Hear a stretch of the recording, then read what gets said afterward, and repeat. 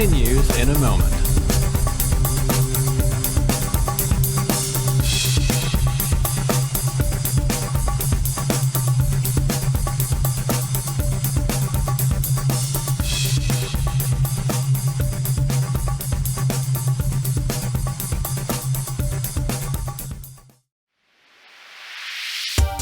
You can follow Force 13's outlets, the website force13.com, at your service at any time with the latest storm updates. You can also find us on YouTube if you're not watching us there already, and subscribe if you've not done so. You can also find us on Facebook, search Force 13 all in text, and it's at Force 13 on Twitter if you'd like to get in touch on those mediums.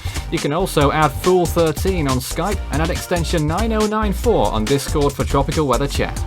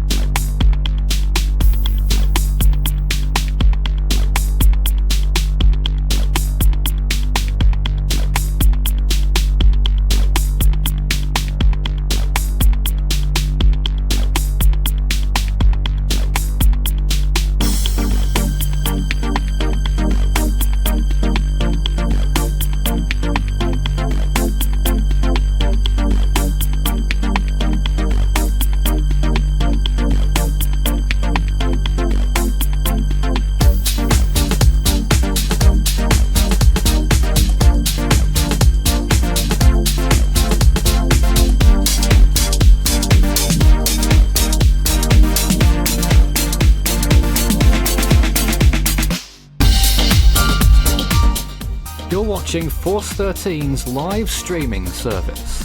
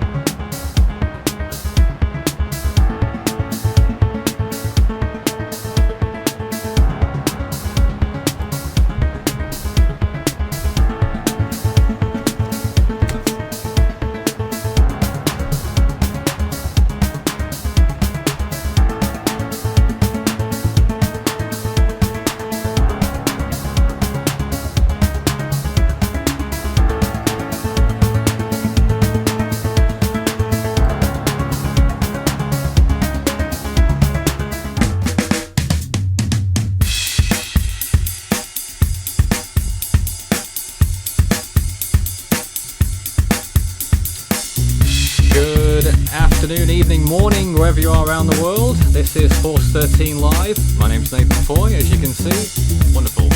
And we're tracking Cyclone Debbie, of course. Why wouldn't we?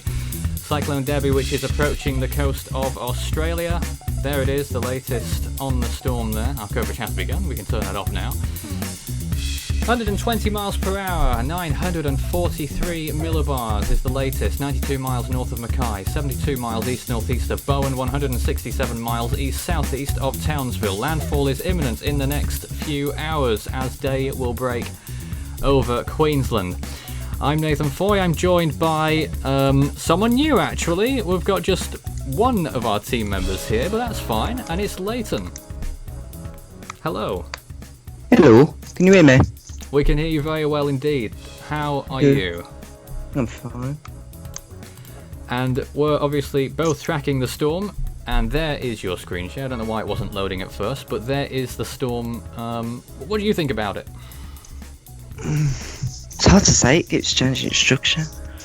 It certainly seems to be struggling though. Struggling to a degree, yet it's a category 4 on the Australian scale. Yep, I'm aware of that. And that it is, and let me just tell everyone what the warnings are right now. The warnings extend from Lucinda all the way to St Lawrence. That includes Townsville, Ayr, Bowen, Mackay, all points in between. Obviously, this is a significant storm. Category 3 on the Saffir-Simpson hurricane wind scale, Category 4 on the Australian scale, winds around 120 miles per hour, just around 5 shy, by our estimates, of Category 5 on the Australian scale, and a pressure to match, I have to say. And there is certainly the possibility that this storm will make a Category 5 landfall, not ever so far away from where Marcia made its landfall, though Marcia was quite a bit further south. But this obviously is the first big threat to Queensland since Marcia. So obviously it's something that we're taking very seriously, and it's potentially going to be worse than Marcia because of where it is. It's closer to populated locations, and we're pretty sure of the track now. At the moment we're expecting it's going to make landfall just south of Bowen by just a handful of miles, and then continuing towards the southwest. Initially we were thinking it would be near Charters Towers, but it's going to be closer to Mount Coolon now, and then curving after that into what day will it be? Tuesday? Wednesday even, into Wednesday, and then out towards the southeast. Leighton, there's the radar imagery, and you can see some of the bands already moving over land. Yep. Anything you... Yes? What do we think of the structure right now?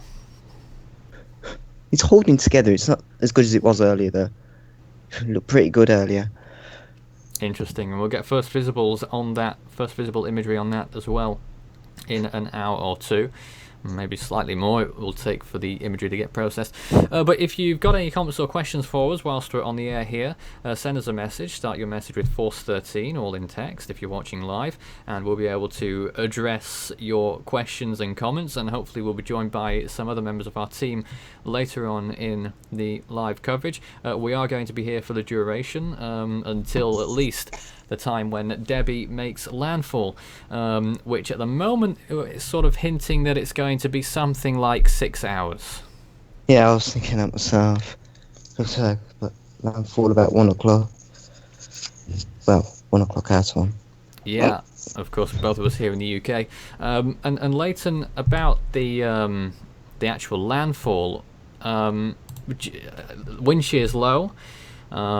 Sea surface temperatures are high. There is the possibility, still a window for further intensification before landfall. Yep. Do you think it has been fluctuating in intensity today? Especially this afternoon as well.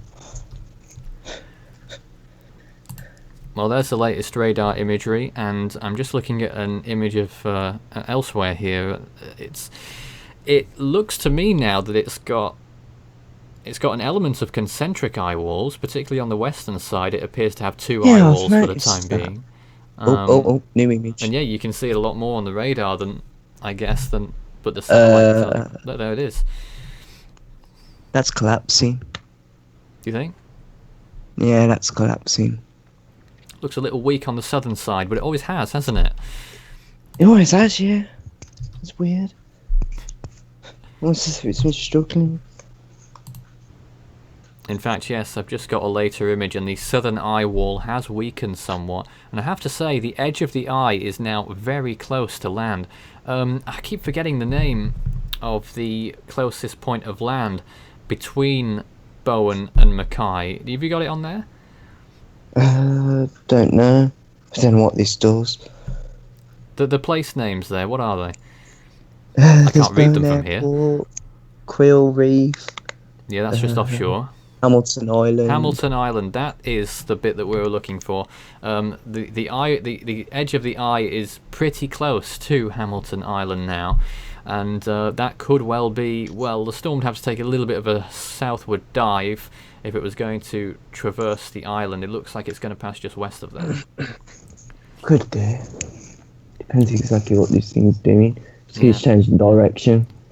But initially we were thinking that the landfall location would be just south of Townsville, then we thought it would be around the Ayr region, and then it went south of there. We're now talking Bowen, and it could end up being Hamilton Island.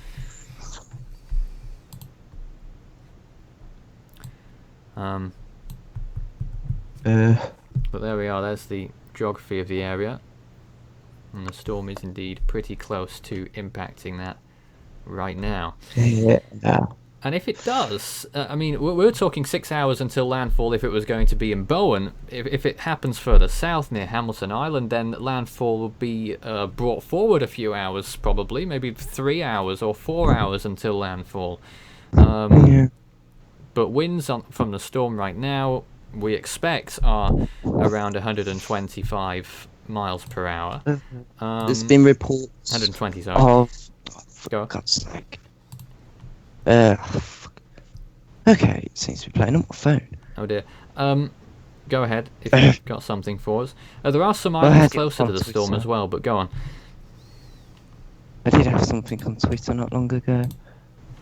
Alright, we'll get to it in a moment. I just want to point out some distances. 32 miles from Hayman Island, 32 miles from Hook Island, and Hamilton Island itself is 43 miles from the centre of the storm, and Whitsunday Island, 37 miles. There's been reports of 107-mile-an-hour winds on Hamilton Island in the last hour. Yeah, I was just getting acquainted with the geography whilst I was on air there.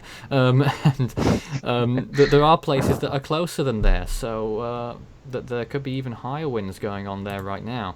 But is that 107 mile per hour gusts or sustained? Gusts. Gusts. That makes sense. Probably around 60 sustained, if that. So tropical storm force already, and it's only going to get worse. What was the pressure? 944 last time I knew. That was about half an hour ago. 944, and that's 37. 43 miles from the centre. Sorry, I thought it was on about the centre. Oh, I know the pressure's at centre 944. What about Hamilton Island? Don't know. Ah. Had a report of that. Well, it's probably not 944. I was getting worried there for a moment. All right, let's see if we've got some questions. Obviously, people were asking about Hamilton Island whilst we were there just then. Let's see. A tropical cyclone weakening as it approaches land. Where have we seen that before? Yeah, every tropical cyclone ever. Yeah. That can, quite often, but not always. Don't forget, Cyclone Yasi didn't weaken until landfall. It was peak intensity at landfall, just short of Category 5 on the Saffir-Simpson hurricane wind scale. So that's not to be forgotten about. There aren't obvious signs that this storm is weakening yet. Obviously, as soon as it becomes apparent, we'll of course be letting you know of that. But at the moment, it's going to be at least Category 3. 115 miles per hour. It's around 180 kilometers per hour. Go ahead. If you look at my screen, 83-mile-an-hour winds. That was on the hour. They update on the hour. So 83-mile-an-hour winds at 7 o'clock. 83 mile per hour winds. I'm going to see if I can get any more observations of those areas, if possible. I'm going to see what we've got here. Some of these websites are a minefield to get round. Let's see. Yeah, Hamilton Island right now has a pressure of 981.7. That's the latest there. And as you said, the wind speed is 83 miles per hour, gusting to 101, but it did gust higher than 101 earlier. In fact, 1.5 hours ago on Hamilton Island, they had a wind gust of 182 kilometers per hour. That is around 113 miles per hour, I think. Yeah, so certainly getting pretty treacherous on those islands, and that isn't even the closest island to the storm, as I just found out. So the pressure's falling there. I think that's the closest observation station to the cyclone. I'm certainly not seeing any lower pressures than that, even in the offshore coral reefs and the like. But you were looking at models just then, were you? Still am, yeah. Well, I don't think there's too much for the models to say, is there? Because we pretty much know what's going to happen. Yeah. And just a note here that the latest Bureau of Meteorology forecast has just come out right now at 4 a.m. It doesn't really say anything new. The storms they expect that it will make landfall pretty much on top of Bowen still in 6 hours exactly, and then it will move inland. They think it will make landfall as a Category 4 on the Australian scale, and then move inland. So let me reiterate the warning zone and all the localities in the warning zone right now. It extends along the coast from Lucinda all the way to St. Lawrence, all points in between along the coast: Sarina, Mackay, Bowen, Ayr, Townsville, and inland locations: Ingham, Charters Towers, Pentland, Mount Coolon, Moranbah, Collinsville, and also Prosperine if you count that as inland. That's not too far from the coast, and very close to Hamilton Island.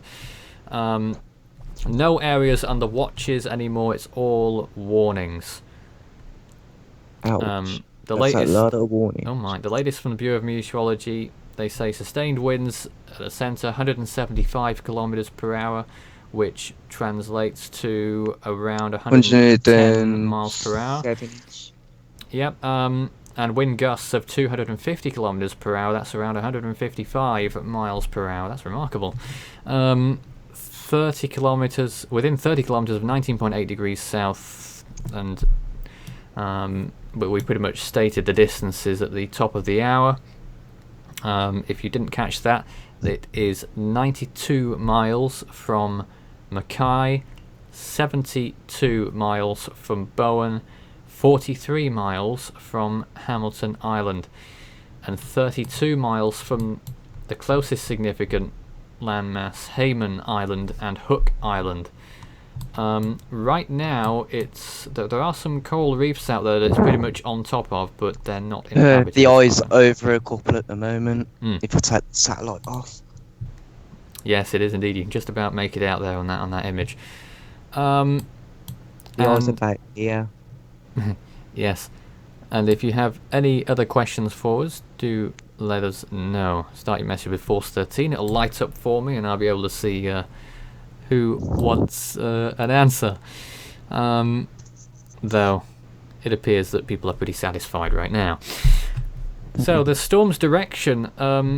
What do you think of its direction right now? Is it still west-southwest, or is it more of a southerly? Yeah, I'd say west-southwest. Yeah. Okay. It's starting to track towards the south there. Right. So that's interesting, because the models have been trending south the whole time. And you do wonder how far inland it will actually go before recurving and then moving out to sea. And the more that models trend south, the more likely it is that we will actually have a system to track when it emerges off Australia again in a day or two. Indeed. So that's the latest on the storm. Of course, we've got other things going on around the world. We had Cyclone Caleb, which is somewhat still going with a tiny bit of convection, the remnants of it. And I don't know that keeps coming back. I don't know how. If later you have any comments at all on Invest 90L. There's not much to say. I could put it up on the screen. That's about it. It's highly. I don't know how to put it. It's not in the best place, to be fair. It's getting battered by dry air. Right. She is relaxed Not over good. it though. Yeah, if I could find a model, I'd put it up. But Nihilist says, "Is this coming to Sydney?" I don't think so. I don't think it's going to be going anywhere near bit Sydney. too far south for that. Even as a remnant, I don't think it's coming to Sydney. Brisbane possibly, but no, not Sydney. And your screen's gone black on us now, Leighton. Oh, there it is. Yeah, I had the window, Skype window. Do you think it could re-intensify into a Category 1 after re-emerging? Category 1 on the Australian scale, yes. Category 1 on the Sappho-Simpson scale, don't think so. No, not on the There's a Sappho. first time for everything.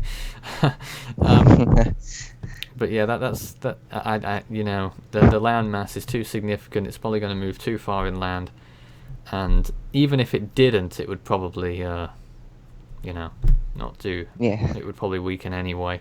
Sea surface I suppose temperatures will it start to matters decrease. what. I suppose it means what conditions it comes out under, really. That's what it really does. I think if it comes out under a favourable environment, it could really intensify. But it depends again how far safe it is as to what it does. That's even if it survives. Okay, yeah. And of course this storm is quite comparable to a few of the other storms. I mean, if it makes landfall at its current intensity, it will be one of the 6 strongest storms to make landfall on this stretch of the Queensland coast. There's going to be a little mini documentary that we've compiled that talks a little bit about that, which you might be interested in seeing a little bit later on. But we'll just tease that for a few moments. But yeah, it's certainly one of the strongest storms to have made landfall in this area if it keeps hold of its intensity. But only 5 Category 3 Saffir-Simpson scale storms have made landfall on the Queensland coast between St Lawrence, or that area where Marcia made landfall, and the northernmost extent around Innisfail. You might be able to guess a few of them. Marcia I already mentioned, that's one of them. And we'll leave everyone else on a guessing game for the others. One of them I'm guaranteeing that you won't be able to get. I'm just looking at that satellite imagery, Leighton, and those latest frames. It's moving west. Yeah. Keeps changing direction, the stupid thing. It's moving west right now. Yeah, it has seemed Let's to be get it on moving the big west. screen here. There you can see the latest frames. And the storm initially west-southwest, but those latest frames, that's westward movement. It's been tracking due west. It's going in a due west direction. Which So- would bring it to Bowen. Is that a jog, or is it going to be Bowen at ground zero here? Just have to keep watching. At the moment, I'm not convinced that it's anything more of a jog, and I do think it will make landfall near that area that juts out the most. Pardon me for not knowing what it's called, but not far from Hamilton Island. The part there that is most prominent along the coast, I do think it might just about get there. Bowen is pretty much due west of the eye right now, perhaps even a touch of north as well. Not sure. No, it is due west pretty much. And Townsville is way over to the west. Townsville's probably just about getting the outer edge of the storm right now. And you can see it on the radar there as well. And further south, Mackay is probably getting... Is it getting significant parts I of don't the know. storm? I reckon so. I ain't got many place names on here. Let me see if I can change that. Alright. No, I don't think I can. Okay, interesting question says, is this coming to Latvia? Well, if there's a place called Latvia in Australia, it's quite possible, but I don't think there is. And also, there was something else. Was there something else? Do cyclones just fizzle out to nothing? They die down, don't they? And what makes them die down or pick up? Well, quite a few factors can cause storms to weaken and dissipate. In this instance, it's going to be land interaction alone. As it encounters land, of course, the storms really need water to keep themselves sustained. They need to be over ocean. That's why storms always weaken over land, except maybe 1 or 2 notable examples.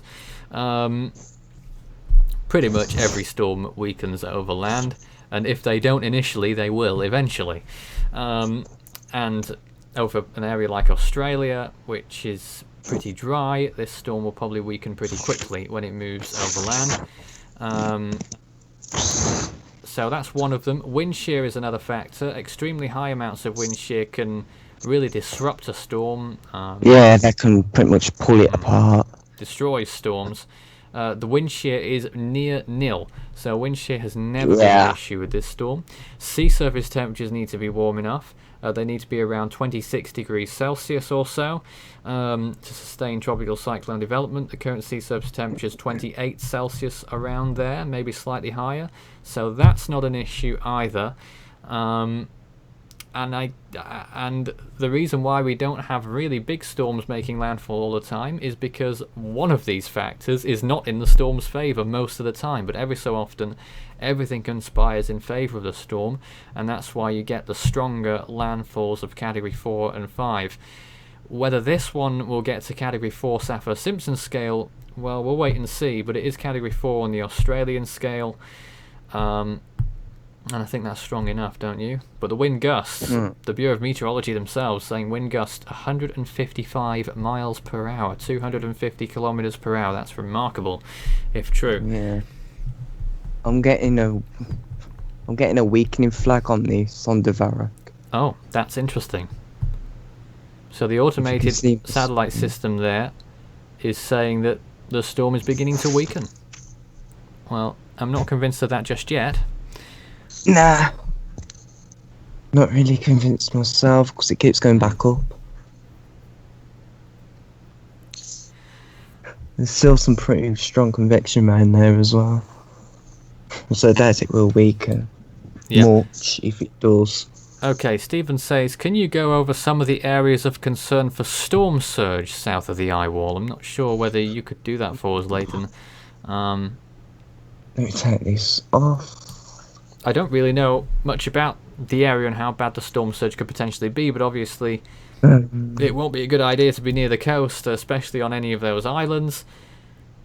And of course along the coast where the storm is about to impact. New image. Mackay could get it. Certainly the islands, if you said. Just basically along that coast, really. As long as you pretty much level with the storm, you should get surge. I mean, up and down the coast, you get rip currents as well. Yes, yes. Obviously, it will not be a good day to go out on the beach. And of course, we will be broadcasting throughout the day as it is in Australia, pretty much until landfall, possibly a little bit later. Of course, it's only 4:24 a.m. in the east coast, on the east coast right now. So obviously things will pick up a little bit more later on. Now let's see, what else have we got? Stephen says Cyclone Yasi was probably the biggest this decade, I would think, for the Queensland coast. Yes, it was, and probably by far. Probably for the whole of Australia, the biggest landfall. Australia this decade has really been pretty quiet when you consider what we had in the 2 or 3 decades prior to that. They had loads of storms making landfall, and if you want to see Southern Hemisphere pandemonium, I highly recommend looking at what it was like late season in the Southern Hemisphere in 1991-92, I believe it was. Remarkable. Within a day of each other, I think there were 4 Category 4 cyclones on the Saffir-Simpson scale in the Southern Hemisphere. Outrageous. That is indeed pretty horrendous. Yes, I had an image coming about. Sorry? I had an image coming about 5 minutes ago. I don't know if you saw it come up. We're looking at your screen the whole time, yes. And we'll obviously keep that up there. CHD Returns says the reason storms hit less often in the Pacific than the Atlantic is because, as a general rule, the Pacific consists mainly of islands. As a result, there's a smaller area for a cyclone to affect. Well, that's true for the Eastern Pacific, and of course, don't forget, most storms in the Northern Hemisphere move in a westerly direction. So, of course, with the Eastern Pacific, the continent of America being on the eastern side, there's hardly any storms that turn around and go east. And then you've got the Western Pacific, but the Western Pacific is very prone. The Philippines, just off the coast of the Philippines, is the cyclone hotspot of the world. Yep. They get up to 30 a year there. Can do. Just to the northwest of southern Luzon, I believe the epicenter of that is. Now, let's see. Yeah, how many foot of storm surge from this storm? I don't know whether we could come up with any estimates at this time, but I do think the storm depends surge on the strength at landfall, I'd say. The storm surge could be significant. I would suggest several feet near the centre of the storm, and towards Mackay probably it's difficult to gauge, maybe a couple of feet, 3 feet, maybe a little bit more than that. I'm trying to... I can't even see Mackay. Mackay's a bit further up, I believe, is it not? There's one of the outer bands. I might be wrong on that. What, these here? Yeah, there's the outer band of the storm, and that looks pretty heavy as well out to sea. Yeah, there is some strong thunderstorms away from the centre.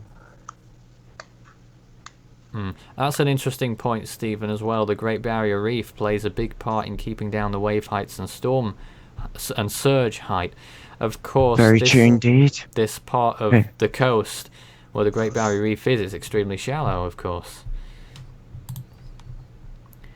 However, if you had a storm that made landfall a bit further north, say north of Cairns, there's less shallow water. There's less run up to land before the shallow water gets there, if you get my drift. But yeah, there is a lot of shallow water in. Let's just say here the shelf between the bit that falls away into the ocean and the actual land area is around 60 miles. So that's quite a lot of shallow water for the storm to traverse, and I think the longer time it spends over the shallow water before it hits land will probably not be a good thing for the storm. But a good thing for everyone else, of course. Stephen says Marcia was only a 2 on the Saffir-Simpson at landfall, ? No, I'm afraid you're mistaken. Category 4, 130 miles per hour at peak by our estimates. And I think landfall was slightly less, 125 miles per hour, something to that effect, but category 5 on the Australian scale, no doubt. Now, let's see. We're mainly taking questions during this hour, I think, because there's just the two of us here and there's only so much that we can personally cover. But Leighton, I don't know if you've got any thoughts right now. I don't know, it's just mainly keeping an eye on the storm, really, and just noting any changes. That's all I'm really doing at the moment. Obviously, the new imagery is coming in all the time. I get imagery every 5-10 minutes, I think it is, on this website. So if you've just joined us, we expect landfall will be in around 6 hours from now.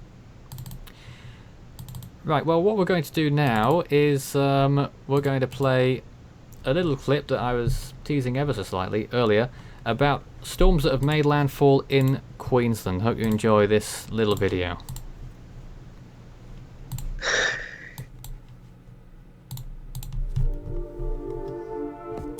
Let's now take a look at 5 notable cyclones that have made landfall on the Queensland coast. Let's start in the north, where Larry made landfall in 2006. Cyclone Larry, for its intensity, was pretty short-lived, forming in March 2006 and making landfall as a Category 4 on the Saffir-Simpson scale near Innisfail. 1 was killed, and the storm caused $1.5 billion of damages AU. This was followed 5 years later by Cyclone Yasi, which made landfall just shy of Category 5 on the Saffir-Simpson scale. It was a Category 5 on the Australian scale, causing $3.5 billion AU of damage and 1 fatality indirect. As you can see, it also caused significant flooding damage too. In 1989, Cyclone Ivu formed, a compact system, making landfall as a Category 3 in Ayr near Townsville. It caused 1 fatality and had damages of $90 million Australian.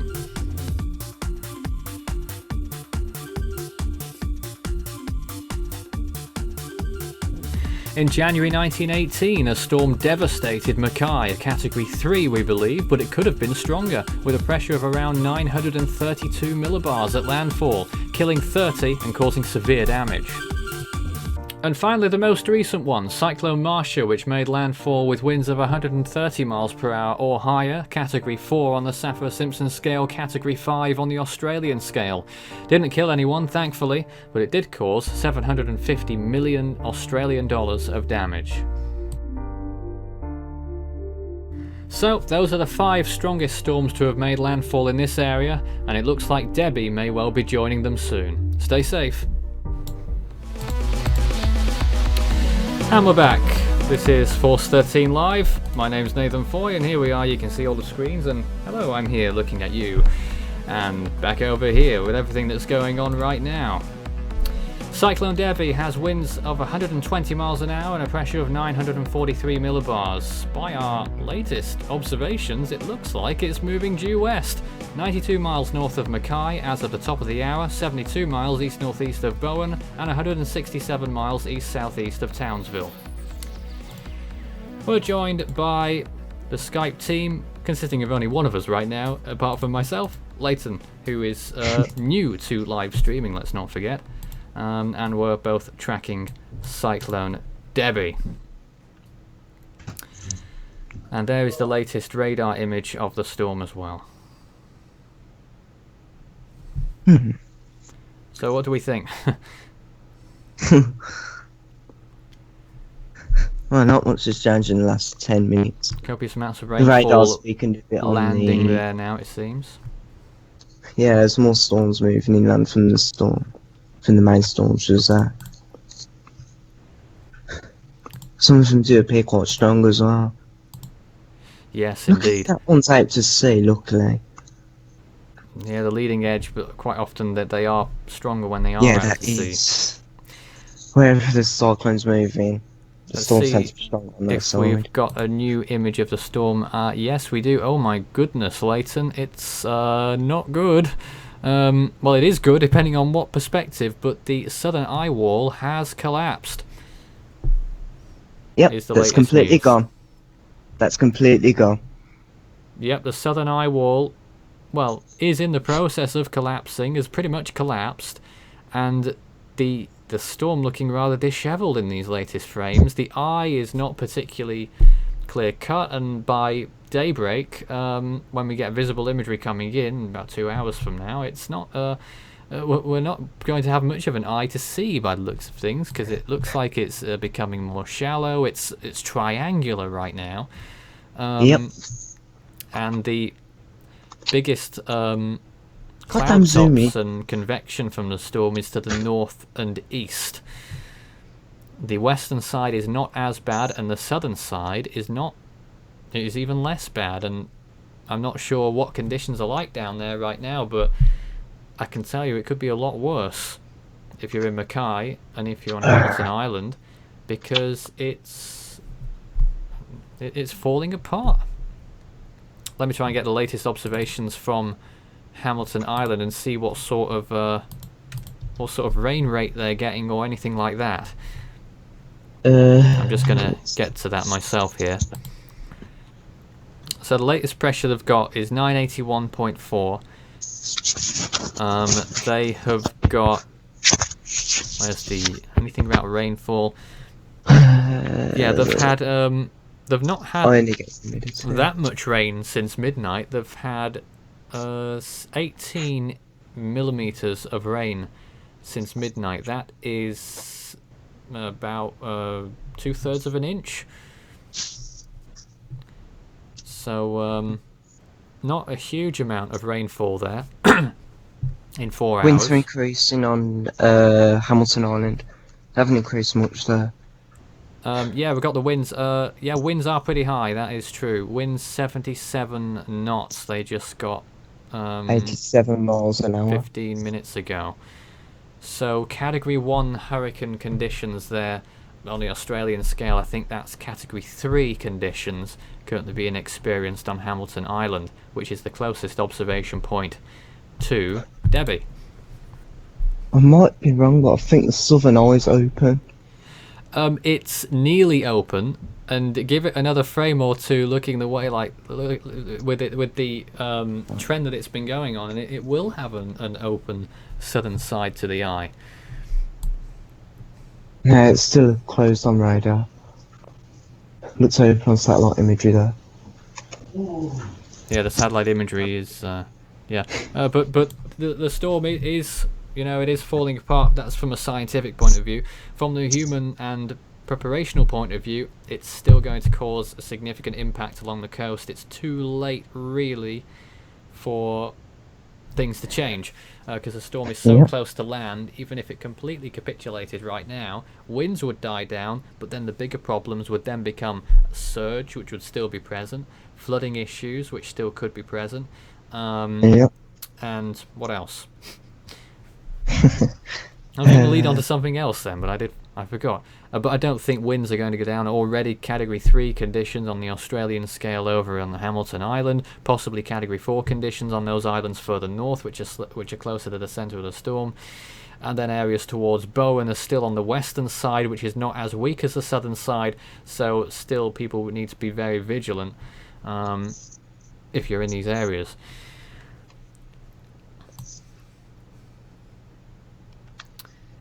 Okay, let's see if we've got any more comments. Mashed Potatoes 2000 says, why is the website broken and is anything being done about it? Well, that is not my department, I'm afraid, but I am told by Jason, who maintains the website, that we are working on a new layout and format, which is probably why it's not being maintained presently.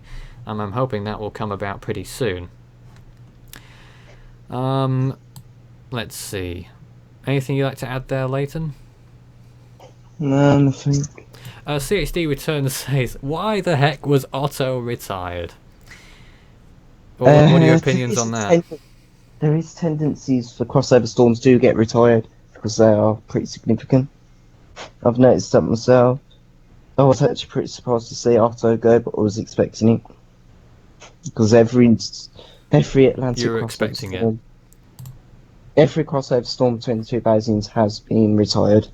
Is that so? Yeah. I didn't know that. Didn't realise that. Every single crossover between. I think they're right to retire it. There was a significant fatality account in Costa Rica and the neighbouring countries. Not to mention it's Costa Rica's first hurricane as well. Effectively, yes, even though it wasn't quite a landfall in Costa Rica, but it did move over its territory. But I think they're right to retire Otto, they're right to retire Matthew, and I think they've made a good call with those two and nothing more. Okay, let's see what else we've got here. Well, some people were surprised that Earl wasn't retired as well.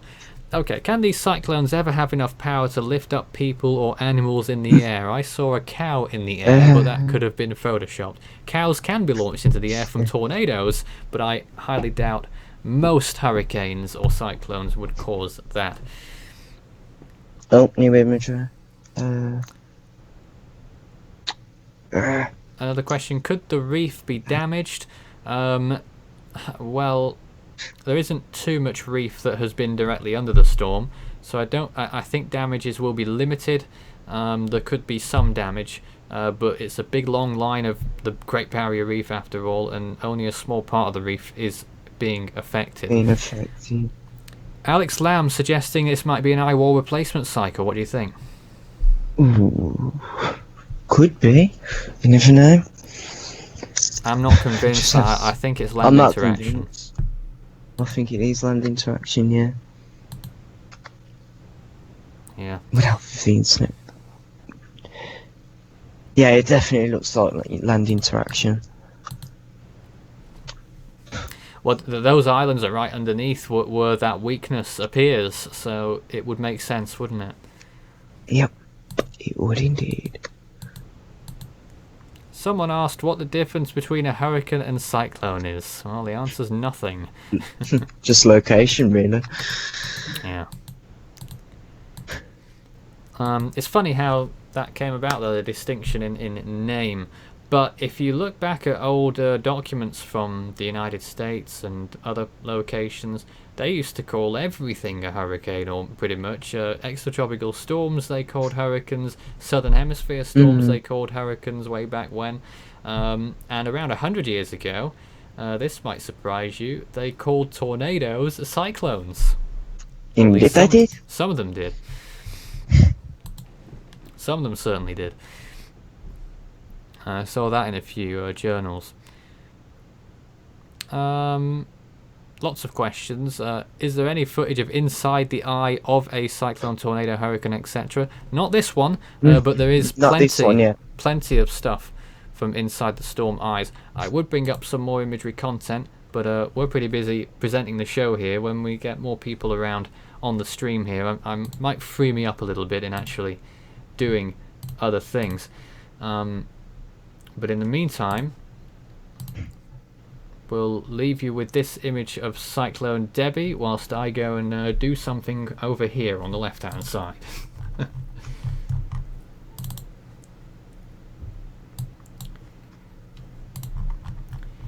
But if you have any comments or questions for us whilst we're on the air, do send us a message.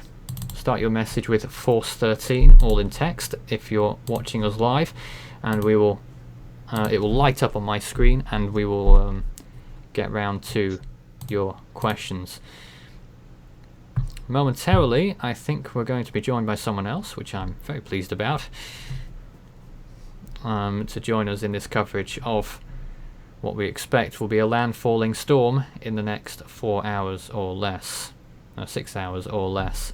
Though it looks to me as though it's going to be less than 6 hours the way it's going. Yeah, so 4, maybe 5.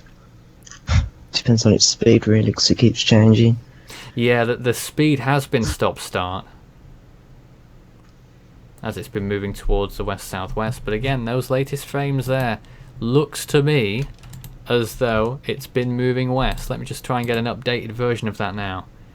This is an updated version, and as you can see, it continues still a westward motion in those last frames.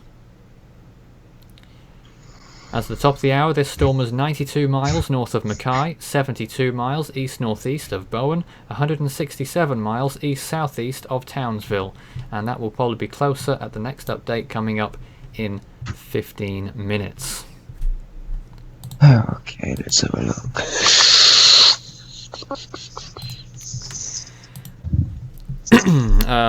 Elvin Lee confirms what we were saying earlier. Hamilton Island observation was 981.4, but more importantly, the wind speed there sustained was 77 knots. That's around 87, 88 miles per hour. Yeah, I've got that on there. 87. And another question there bringing up about why we use different scales. Well, it does get quite confusing because we have two scales.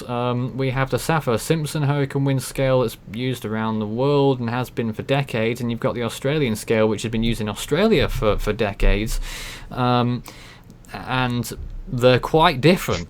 I have compiled a little feature about that as well, which you'll see at 7:30 UTC, that talks about the differences between those two scales.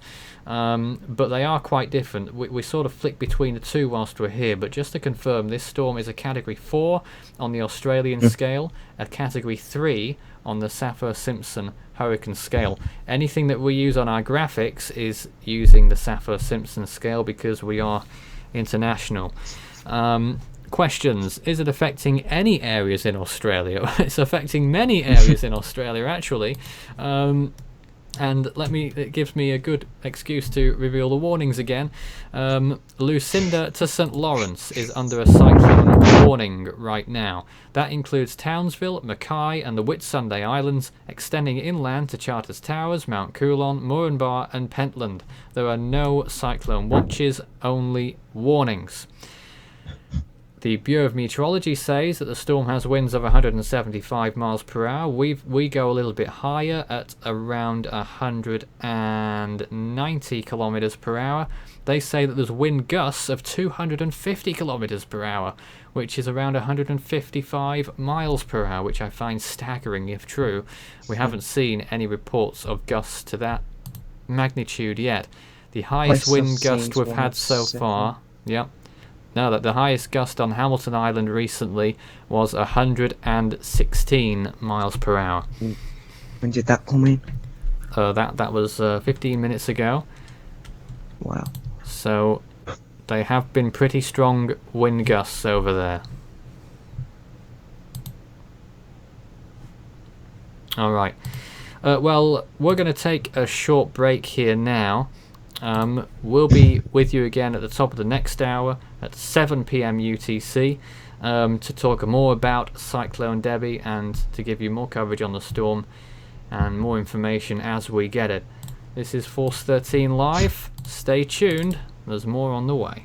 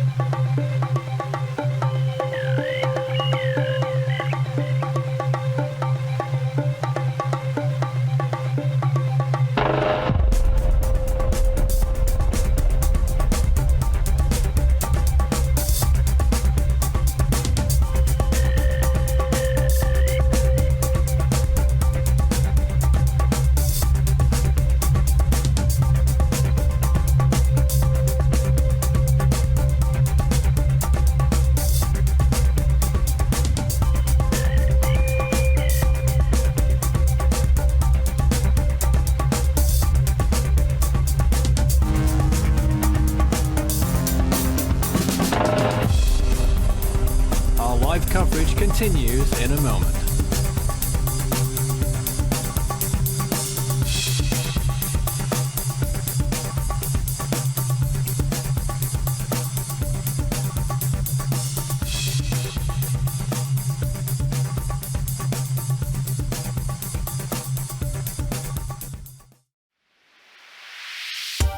You can follow Force 13's outlets, the website force13.com, at your service at any time with the latest storm updates. You can also find us on YouTube if you're not watching us there already, and subscribe if you've not done so. You can also find us on Facebook, search Force 13, all in text, and it's at Force 13 on Twitter if you'd like to get in touch on those mediums. You can also add Fool 13 on Skype and add extension 9094 on Discord for tropical weather chat.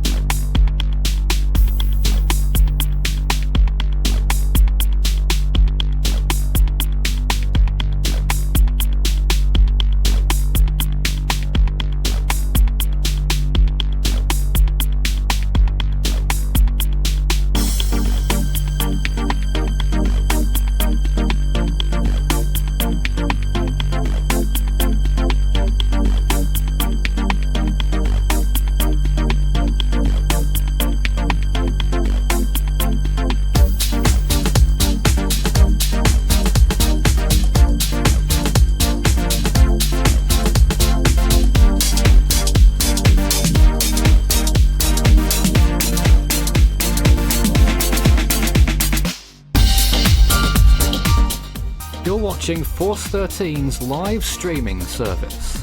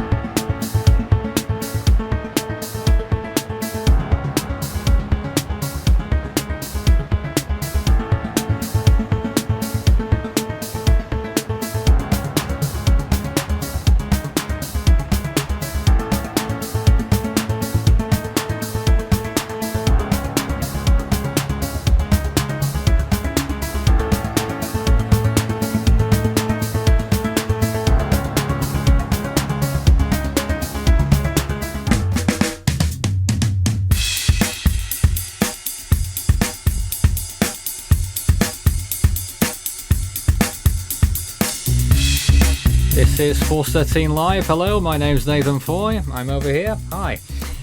You're watching Force 13 Live. This is Cyclone Debbie, which we are tracking right now. Where is it? Oh, it's there. Cyclone Debbie approaching Australia 66 miles from Bowen at the latest update. I'm joined in this hour by Leighton, as we were in the first, but also by David and Craig. David, first of all, hello. Good morning and good evening to everyone. And what does one say about Tropical Cyclone Debbie? I'll be here for as long as needed, but Nathan, I am seeing warnings issued. We have a severe weather warning issued at 18 minutes past 3 a.m. Severe weather warning is in place for the Central Coast, with Sundays, the Capricornia forecast districts. The Capricornia is the entire area south of where Debbie is, right down to Rockhampton, Gladstone. The severe weather warning is for destructive winds, and this is, as I said, 318. Locations which may be affected include Gladstone, Rockhampton, Yeppoon and St Lawrence. So far down. We'll get on to that in a Yes. moment, but I just want to say hello to Craig, who I believe is also with us in this hour. I am alive and present. I am reporting. Reporting for duty. And what are your thoughts of the storm, looking at it this evening? Just incredible how she's turned around. But what do you guys Literally. think of this apparent due west motion? It's very concerning. Definitely very concerning. And it's also going to be interesting on 18Z as well, because going over 6 hours worth of imagery, I wouldn't be surprised seeing this thing going up over the last 6 hours. Right enough, okay, now it's not looking too great, but over that last 6 hours prior to that, it was looking amazing. I'm surprised it wasn't. Nathan, I do have the latest update. Yes? Issued at 5:01. Severe tropical cyclone Debbie remains Category 4 and is approaching the Whitsunday Islands. No change really, is there? No change. Warning remains the same. It's located sustained winds near the centre of 175 kilometres per hour with wind gusts to 250 kilometres an hour. Location 30 kilometres of 19.8 degrees south, 149.2 degrees east, 105 kilometres east northeast of Bowen, and 75 kilometres north-northeast of Hamilton Island. And Nathan, people on that particular island will be bunkered down because if I remember rightly, Hamilton Island was, I don't know whether it was destroyed by a cyclone, but I know it was rebuilt, but I would have to come back with confirmation. And severe Debbie remains a Category 4 and forecast to make landfall between and midpoint. Just got the latest observation from Hamilton Island at this hour. There's a new high wind gust of 102 knots there. That's around 117 miles per hour. That's a wind gust recorded on Hamilton Island just now. Winds sustained have been hurricane force for quite a while now. They've been hurricane force there for 4 hours since 1 o'clock. They've had Category 3 conditions on the Australian scale. And Nathan and the viewers, the Bureau of Meteorology has updated their marine wind warning, issued at 4:45 local time. As we know, the hurricane force wind warning is current for the Townsville coast, the Mackay coast, and the Great Barrier Reef offshore region. Gale warning is in force for the Cairns coast, and a strong wind warning to the south that takes in the Capricornia coast. Now for Wednesday, the gale warning remains current for the Townsville Mackay coast, and strong wind warning will remain for the Cairns coast. We also have a flood warning issued at 4:45, updated at 4:45 for the Don River. We also have one for... I've got an update from Sky News here saying Whitsundays to clock Cyclone Debbie first. Just loading the link now.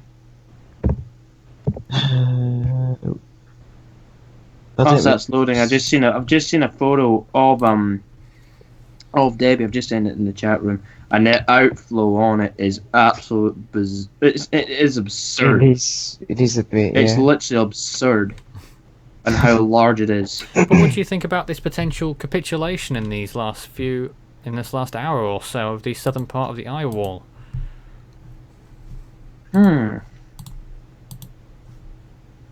It looks open. A glimmer of hope of it trying to start to die out, but mere consolation at this stage. If that can open up more, then it should start waking significantly. But as Nathan said earlier, that won't really do anything, really. No, it's too late, to be honest, but It looks open to me. it's It's interesting closed on that radar. already such high gusts in what appears to be the part of the storm that's capitulating the most over Hamilton Island. Well, looking at the latest microwave, it's incredible. It is literally incredible.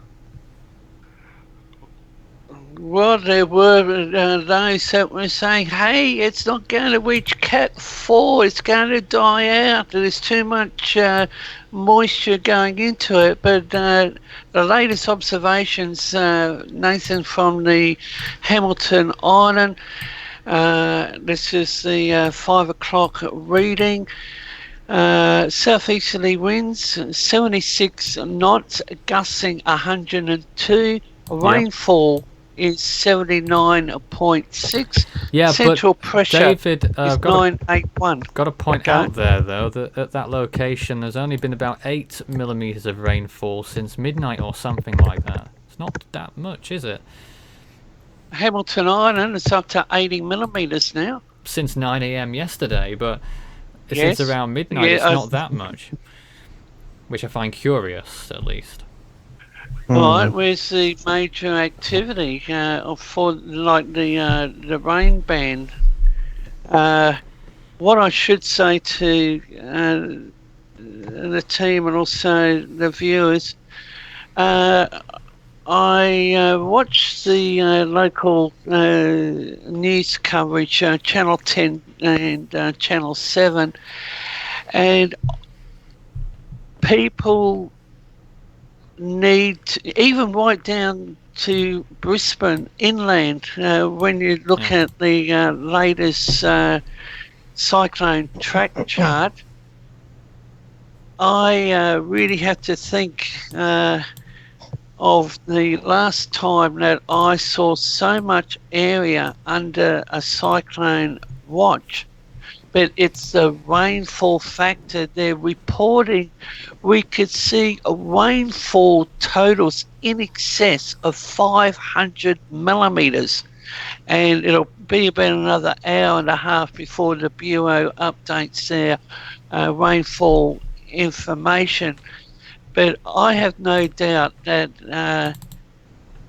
we'll be monitoring this system for quite a few days, even when it weakens to a tropical depression. But what I would like to ask, and of the viewers, when one considers the forecast track, is Debbie going to come back for round 2 by tracking back onto the sea? Now, Nathan, you said that it's adopted a westerly track. Okay, now, what's causing it to adopt that westerly track? Because the forecast information was, west-southwest. So how long... all intense cyclones tend to wobble on the tracks.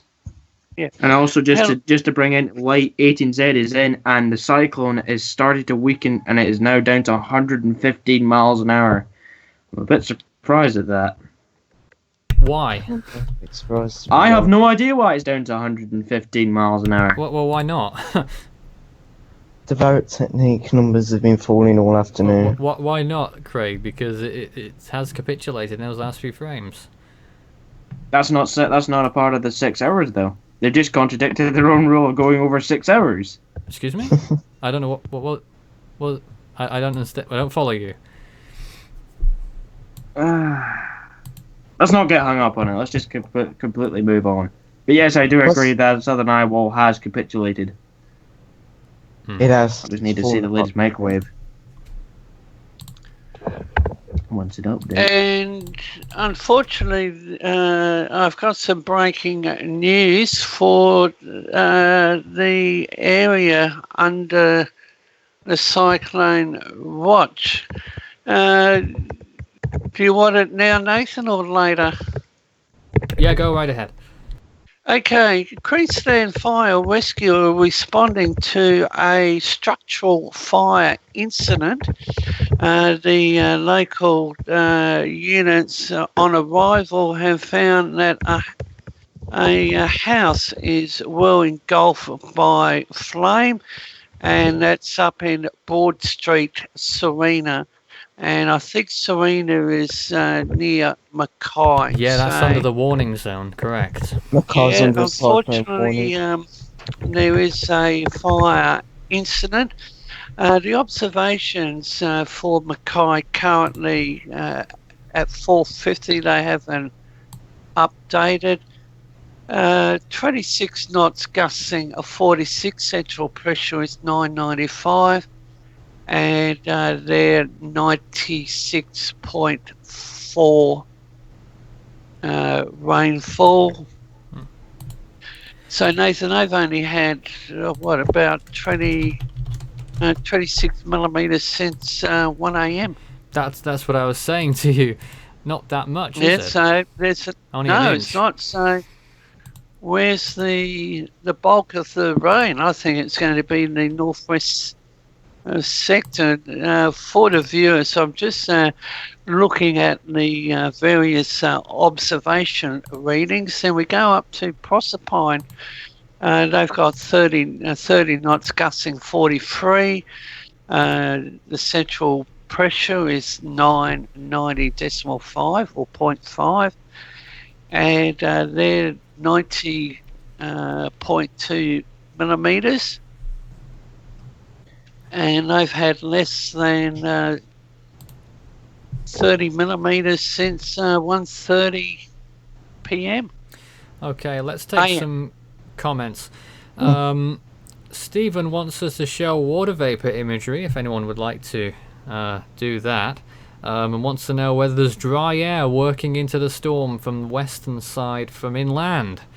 I'm not sure about that. Wither Storm wants to know what's the status on Caleb. Well, it's a remnant low, but it's got a little bit of convection about it, and there's a small chance of regeneration, but it's really not going to be doing anything. Would Hamilton Island be in the outer eye wall? Well, yes, it pretty much is, and it's sort of it's I would call what is a shallow eye now, in where you've got the southern side of. It's almost indistinguishable between the southern side of the eye and the actual eye wall, and Hamilton Island is in that. Let's see, what else have we got? Charters Towers says rain possible 11 a.m. Yes, it's probably going to be sooner than that. Let's see, anything else here? Not too much that I've not already covered, I don't believe. A few people inquiring about fatalities, but what you notice in many of these Australian storms that the fatality count always stays extremely low. David, do you see that being the case again here, or is this going to be a more difficult storm for people? I believe that it might have been more. I know late yesterday, the Queensland Premier in her media conference did say that I think the entire city of Mackay may have been put on evacuation notice, and I'm not sure of. Yeah, I think it might have been 20,000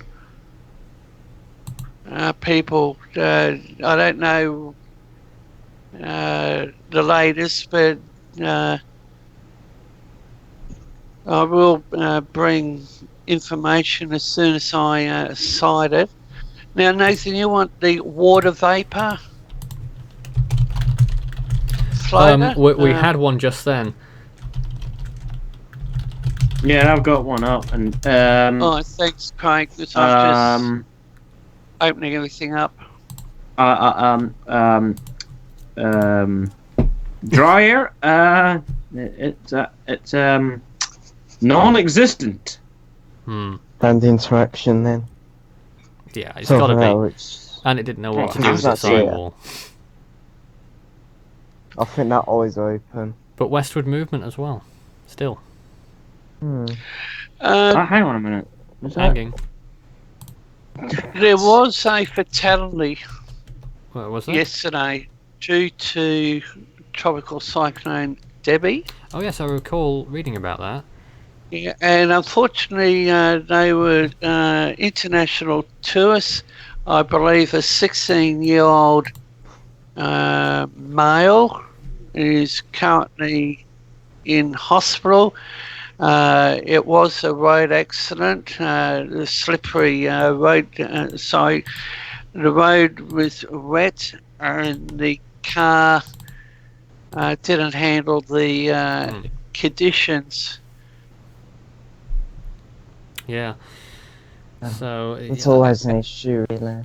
there are a lot of car accidents during storms. Yep. Channel 7 News is reporting that there is damage in the Whitsundays.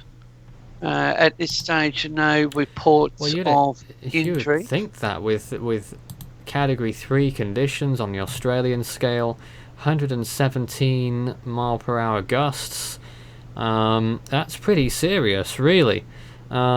Yes. What I can say in response, the Australian Broadcasting Commission, the ABC, their ABC net.au news site, did carry a report last night where a tree had been whipped out the front of the Mackay ABC studios. Oh yes. And they were very, very lucky, the staff. They had done something which has paid off. They moved their cars. Makes sense. And yeah, they actually moved their cars, and guess what happened? The tree Tree fell. came down. So naturally, they've got trees for. Now, David, what are you expecting from this storm, living down there near Brisbane? Well, I'm waiting for around an hour from now to see what the Bureau of Meteorology's latest rainfall is, and I can see more warnings being issued. I think we'll see more flood warnings put in place. I'm looking at anywhere above 100 millimetres of rain down here in the southeast corner. I just want someone to clarify. I can't tell whether on the water vapor, but I can't tell in the last few frames. I might need to update it whether the eye has actually tried to do another jog. We'll get on to And that in a change minute, but I direction. find that curious, David, that you're expecting 100 millimetres, whereas Hamilton Island in the last 2 days has only received about 130 millimetres of rain, and it's right in the middle of the storm. So it's going to be the outer areas that are going to get the rain. I don't know who's had the most rain. I mean, it may not be Hamilton Island. I wasn't looking at it for rain totals necessarily. Yeah, there's a few places that Mackay has had more rain, 98 millimetres since 9 o'clock yesterday morning. But still not huge totals, really. No. When you think about what we're looking at here, a big storm. It doesn't appear to be a particularly wet one as far as they go. So, when's it going to worsen? Is it going to worsen is the question. Well, that's a good point. That's in terms a of good rainfall, question. but of course we're not downplaying the storm because the wind is a big feature on this, already causing damage, as you've told us, on the Whitsunday Islands. And the winds there are of hurricane strength, Category 3 strength on the Australian scale, gusting to Category 4 strength on the Australian scale. So that's significant, isn't it?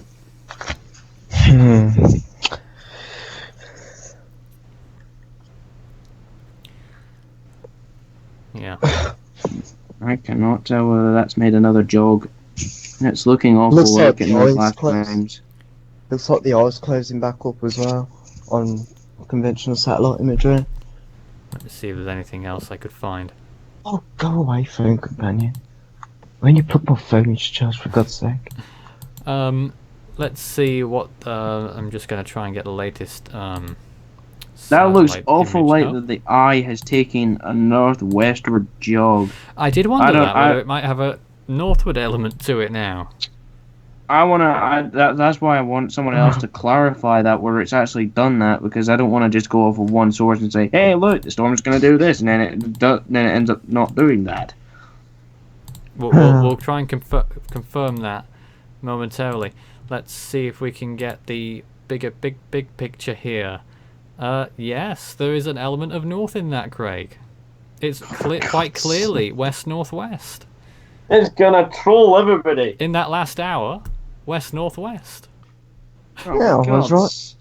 Oh, for God's sake. Oh, There it And is. that You can one's- see.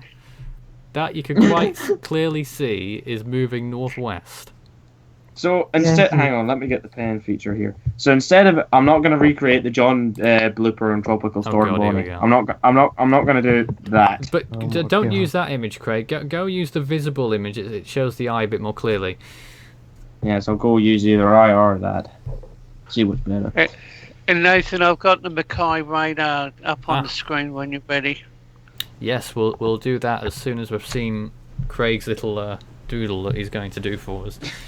It's not a doodle. Oh, sorry, you're not John. I forgot. I'd like. Well, the last time I looked, it wasn't. What was the speed of Debbie? 4 knots the last I seen it. Forward motion. 4 knots last time I knew. Oh, that I'm few going to hours say ago. that she's near stationary or stationary. No, it's not stationary. No, it's not It's not stationary. stationary. She's moving. There's definitely a west. well, we'll see what the But very radar has to slowly. offer in a minute after Craig's. I've got Where the are K you, Craig? radar. Right here. Oh, well, we don't have it on the screen. Give me a minute. got Just the- got it up. Well, it's. Oh, I've got. hold on. It's there now. Good. Yes. Now let me just get the pen feature here. See. Connection's a Anyway. little slow. Yes, just like everything else beings today. Yeah, but instead of the storm being going, as you said, direct west, it's, as I've seen in the last frame there, you can see the storm started doing this. can't Yes, see well, it. we would see it if you weren't still stuck on one frame. 5 years later, which It will I be don't 5 years, I think. Ah, yeah. But in the Once meantime, the I just wind- want to point it out whilst that's not loading on our screen here. Loaded. I know. You can quite clearly see that the storm has got a northward component to it there, and is continuing a general westward motion. But at that current pace, it would miss everything. It would make landfall just north of Townsville at this rate, and would be here for a long time. But I don't think Why that's going it's to staying happen. that long? That's if it continues to keep going northwest. Oh, God. If you've got any comments or questions for us whilst we're on the air, send us a message. Start your message with Force 13. We're here till the storm makes landfall, as we always are with these systems. Of course, we were covering Inawo not so long ago, and this time it's Debbie. David, sorry Craig, we'll have to try again soon, but David, could you bring up your imagery for us? I'll send a screenshot of it. Okay. So what is Debbie doing? I've been checking various observations, and I was just looking at Proserpine, and it's about 43 knots, gusting 43. Interesting. So that's a radar from the Mackay, Now, it and you would've- can basically Hayman Island. It would appear from that the storm has an extremely large eye, or an eye that's beginning to be destroyed, at least on the southern side. It's a triangular eye, and it's barely staying closed on the... Well, it was, but I don't know what shape it is now. It's like a triangle shape. It's barely closed on the southwest side there. And this is the Bureau's Mackay radar.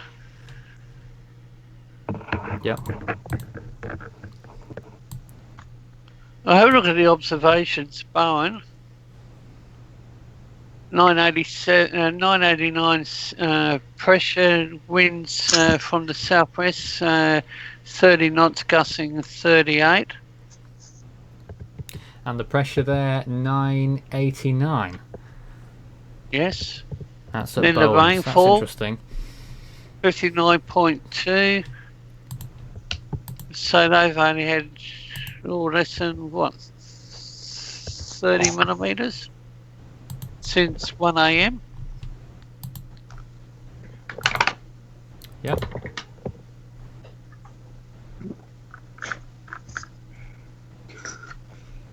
Proserpine,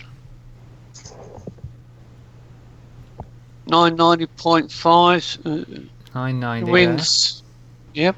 Winds south-southeasterly, 30 knots, gusting 43. Well, that's curious. All right, well, we're going to take a few minutes away, but what we have now is our next feature. Earlier in the live stream, someone was asking about why we use certain scales, and we're talking about the Saffir-Simpson hurricane wind scale and the Bureau of Meteorology, not the Bureau, but the Australian scale. And we've got a short video here detailing the differences between the two.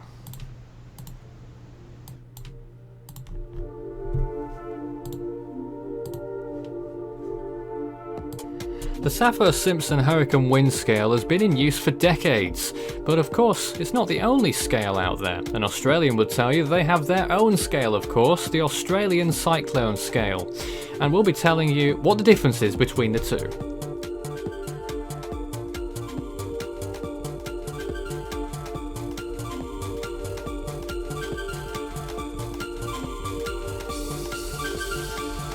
So they both have 5 categories, beginning at category 1 of course on the Australian scale, that's 40 to 55 miles an hour. On the Saffir-Simpson scale, 74 to 95, quite a big difference. On the Australian scale, Caleb just now was a category 1. Category 2 in Australia begins at 56 miles an hour to 73, 96 to 110 on the Saffir-Simpson scale. The last category 2 on the Australian scale was Blanche in early March in Western Australia. Then we reach category 3 on the Australian scale, that's 74 to 98 miles an hour. The Saffir-Simpson scale, 111 to 129. There's one of the category 3s that we've had, Diane, that was, in early 2011. Then we move on to category 4, 98 to 124 miles per hour in Australia, 130 to 156 miles per hour on the Saffir-Simpson scale. There's one of the category 4s, that was Cyclone Quang in 2015. And category 5 is for storms with winds of over 125 miles an hour in Australia and over 157 miles per hour on the Saffir-Simpson scale. The last category 5 in Australia was Marcia. Yes, so that was that, and I hope you found that somewhat informative. We are tracking Cyclone Debbie, which is currently located just off the coast of Australia. It has winds of 120 miles per hour and a pressure of around 943 millibars at our last update, but you can just about see on the left-hand side there our latest graphic showing that it's weakening, 112 and 945 it says now. Very interesting. It was at the last update, what was it? Not too far from some of those locations. I can't remember how far it was now, but it was only around 32 miles away from the Whitsunday Islands and 66 miles from Bowen, I believe it was, at the last update. It looks like it's drawn closer there now, and it looks like it's moving ever so slightly west-northwest. Back to the team, and Craig, you might want to try again. If anyone's got anything else they'd like to talk about, go ahead now, actually. Where is everyone? Silence. I'm talking to myself. The response was virtually deafening. Yeah, I can tell. They let me down, didn't they? Well, the cyclone's definitely weakening. Based on Tavarak, that's all can be said. I'm mate. still trying to All right. find some information. And of course, the viewers are as part of us as anyone else. So if you've got any questions for us whilst we're on the air, start your message with Force 13. We are proactive in responding on air as best we can. Start your message with Force 13, and then it lights up for me, and I can see what messages are directly directed at me or us. How big is Cyclone Debbie? Is a question that's come in there. Depends how you define that, but Yeah. at the last update it was something like 140 nautical miles in all directions or something like that. Well, you gotta take into consideration it is an annular cyclone. Is it? Yes. It has annular characteristics. I don't think it's exactly annular. I think maybe your information is a few hours out of date. Whose? It was annular a few hours ago, definitely. Well, It it's, still is annular. well, Because it's holding the annular structure. It's subjective, but I think that the band on the left doesn't make it completely annular, but it has annular characteristics. That little tail. Yes, but it does appear to be weakening, particularly on the western half. The western side of the storm appears to be breaking down. Mm. Well, you better get a mechanic in then. The tropical storm force. The tropical storm force winds Jeez. extending 160 kilometers from the center. That was done. Oh, that's the 20 to 8 update. 20 to 9 update, even. Oh. As it is here. Yeah. Should we say 20 Yep. UTC? How fast is the movement right now? It was 4 knots, something like that? Not particularly fast. Yeah, last time I seen 4 knots. Nathan, you've got that on the screen? What? It's my screen share. My screen share should be no. Oh my. do bring it up. What do you I have an interesting question there, Leighton. Why was ADT showing 122 knots? I've got no idea. And That before you always go, lags out. before you go on to that, David, I've just got another observation from Hamilton Island. Right now, it has got it's pretty much the same. The winds have gone down slightly. Still hurricane force, 72 knots, 85 knots the gust. So that's around 100 miles an hour gust. Still, so they're not really having much respite there on Hamilton Island at this time, but indication that the winds are going down a little bit might be that they're just on the periphery of the eye. I might need to look at RAM because I think anywhere near the northern sector of the storm, the cloud tops and that are cooling, but anyone's near the land will warm. Debbie, you're awkward. Oh, please. Jake Fuzz says, "What's the strongest storm to hit Australia?" Now, what hour? What year? That's one I could fire back with. We could, Well, the take modern the question on face era? value. I'm guessing they mean of all time.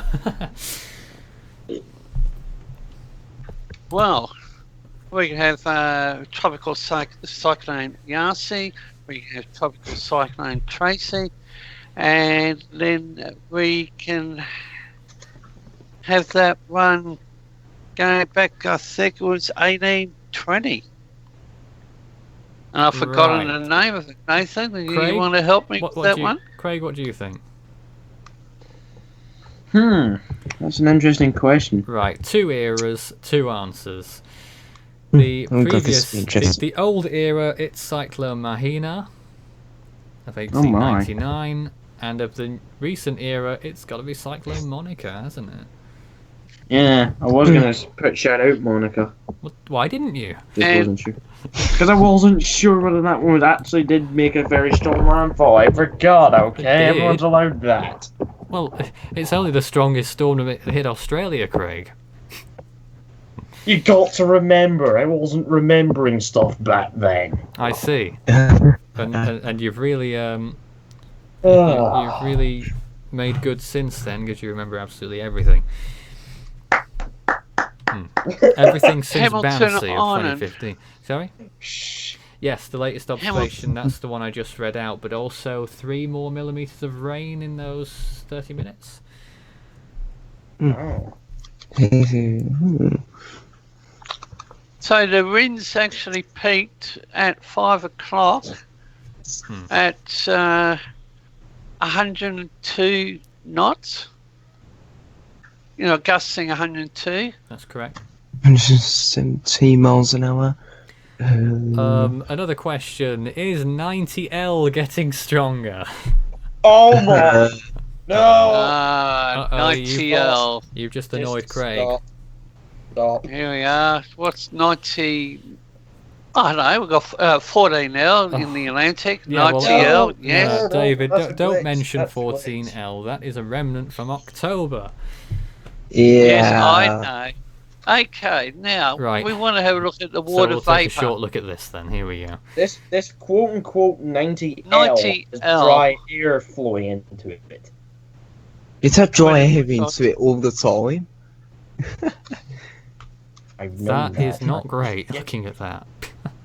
Well, there's 90L. It's literally frontal with dry air inflow. It is frontal. It's been frontal from the start. 25 degrees. 25 Celsius sea surface temperature. Is it? Honestly, whoever thinks this thing's going to become subtropical, I'll be amazed if it even does. It's got a little chance. So would I. It's got a little chance, but I don't think it's happening. What, a 1%? Literally, we'll literally just be giving it Probably- a good old probably wave more than goodbye up 1%. to the north. Probably more than 1% Now- chance, but I don't think it's going to fall. A unanimous decision, folks. God, if it was, It's just an if it was opinion. if it was September, it would have, yeah. Though it's debatable. Dunno. This exact Depends what the wind shear is like. Mm, Oh dear. my Yeah, well, last time I insects. checked the wind shear over there, it was ridiculously high. I don't know if it's still I is. haven't paid It probably- attention this year. And it is. That But system there is is the blatantly Atlantic sheared. system, indeed. It's blatantly sheared. Yeah. It's literally Just getting blaring out. near enough close to 100 knot shear, and it's Oh, is that increasing by 10. Well, let's move on. Yes, let's do that. 15 David- miles Let's an hour. move on to Give up something on that's it. Give up here. on it. David, would you like to read out what warnings are in effect right now? Okay, where are we? Oh, well, I'm in the studio, you're somewhere in Australia, and... I'm in Whoa, Scotland. waiting. England. Yes, I'm looking out the window. I've got a storm cloud Oh, really? moving in. Okay, severe weather warning is for destructive winds. We know that one. Right. That's for destructive winds. We have a flood warning for the Don River, the Lower Isaac River, the Pioneer River. Flood watch for coastal catchments between Rolling Stone to Gladstone, extending inland to the Upper Flinders, Upper Thompson, the Barcoo catchments. So the two new ones are the Don River, the Pioneer River.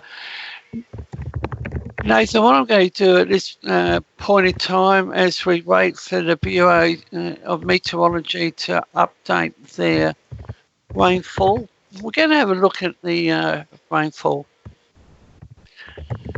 And What is it have we're looking they at? updated? Yes, they have updated. Oh, I'll just go on to some So- comments here.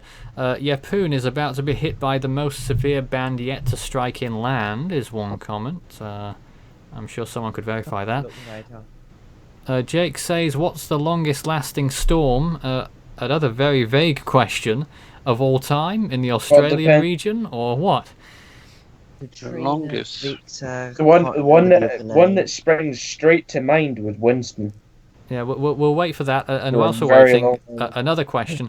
Can an eyewall replacement cycle make a cyclone wobble around like this, I guess they mean? Constantly change course. I've never really seen a tropical cyclone wobble around whilst doing an eyewall replacement. Nah, they tend to be I quite. suppose it's possible, but I've never seen it.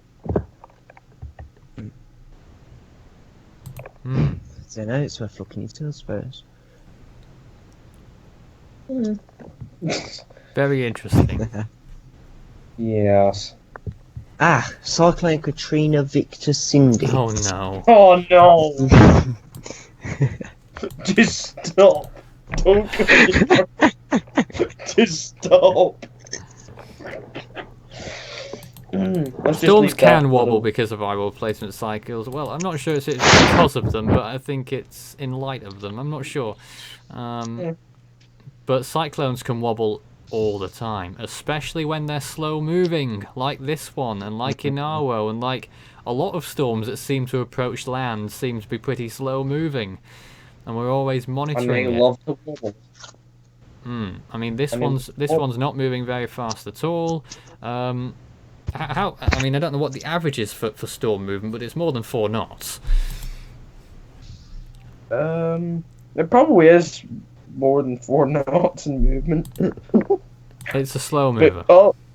But you know, since it's approaching land, it's been barely above 4. At least. Yeah.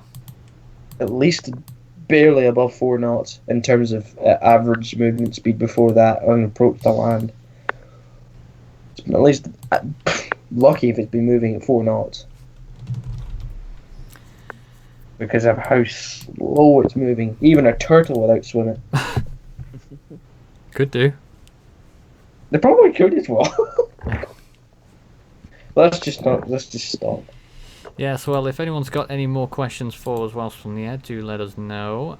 At the moment, I'm just working on the next information that we're going to be showing you at the top of the next hour about Debbie, whether it's weakened in actual terms or not. It's a tricky one. The recent imagery, is that It's recent? showing That's that- not recent. What? How recent are you looking here? No, that image is not recent. I was confused then for a moment. Not very good. No, because the recent one I'm looking at is showing that the southwestern eye wall has started to kill its cloud tops again. Oh, interesting. It's got 2 eye walls right now. I'd really love to see the latest microwave imagery. Now I'm just going to check that right now just to try and clarify that. David, what do you think? It's trying. There is a double eye wall. Sorry, has been for a some little bit time. distracted and looking at the rainfall. But Archer's absolutely useless because guess when it last updated? Go on.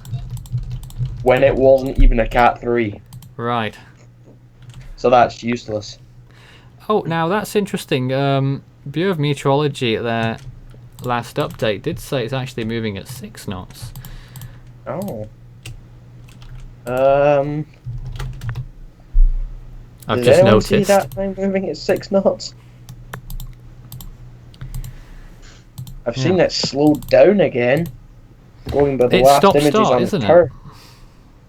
It's literally one of these cyclones that just goes, no, I'm going to speed up. No, I'm going to slow down. No, I'm going to warm my cloud tops. No, I'm going to cool them. Oh, No, I'm going man. to slow down again. You always talk about the Oh. storms as if they're actually people.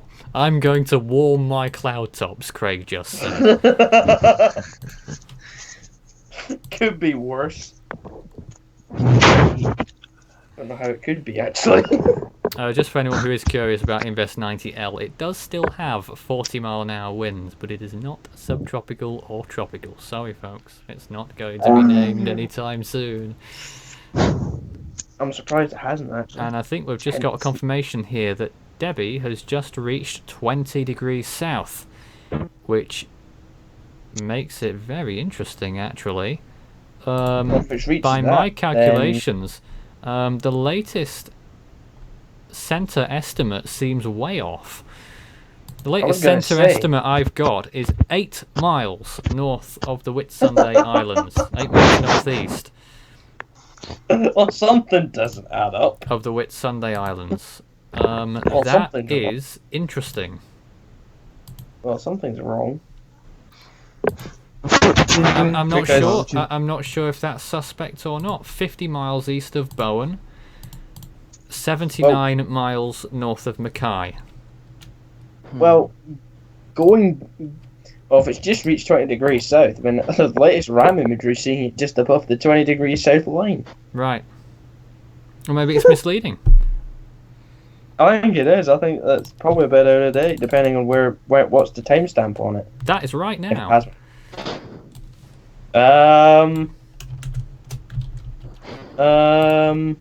So the satellite might be misleading, is what I was saying. Oh dear. Confusing, dear. isn't it? Oh dear. But yeah, according Or to the latest. maybe they're confused. Maybe they're confused about the double eye wall. but You never according- know. They might actually be. Well, possibly. But according to the latest, well, you know, this is what we've got here. It's not even 8 miles. That the storm is 5 miles northeast of Hook Island. David, are you familiar with Hook Island? No, not that one. Oh, Hook. that's a shame. Oh, Yes, I'm just waiting for the Bureau to come out with their next advisory, because I Yeah. reckon it's going to show a lower speed. Weaker storm. It's interesting. Certainly interesting. I'm not talking as much here just because I'm working on things right now as we lead up towards the next hour. But the latest on Debbie is that it's still Category 3 on the Saffir-Simpson Hurricane Wind Scale, Category 4 on the Australian scale. Do you think it will keep Category 4 until landfall? that's if it makes one. If it keeps up this. Well, yeah, if it makes one. I think it'll probably landfall as a 3 on their scale. Right. Maybe a high 3. Yeah, I think that'll make sense if it actually moves towards land. We'll still assume that it will. Okay, let's see if we've got any new questions then now. Start your message with Force 13 to highlight it to me.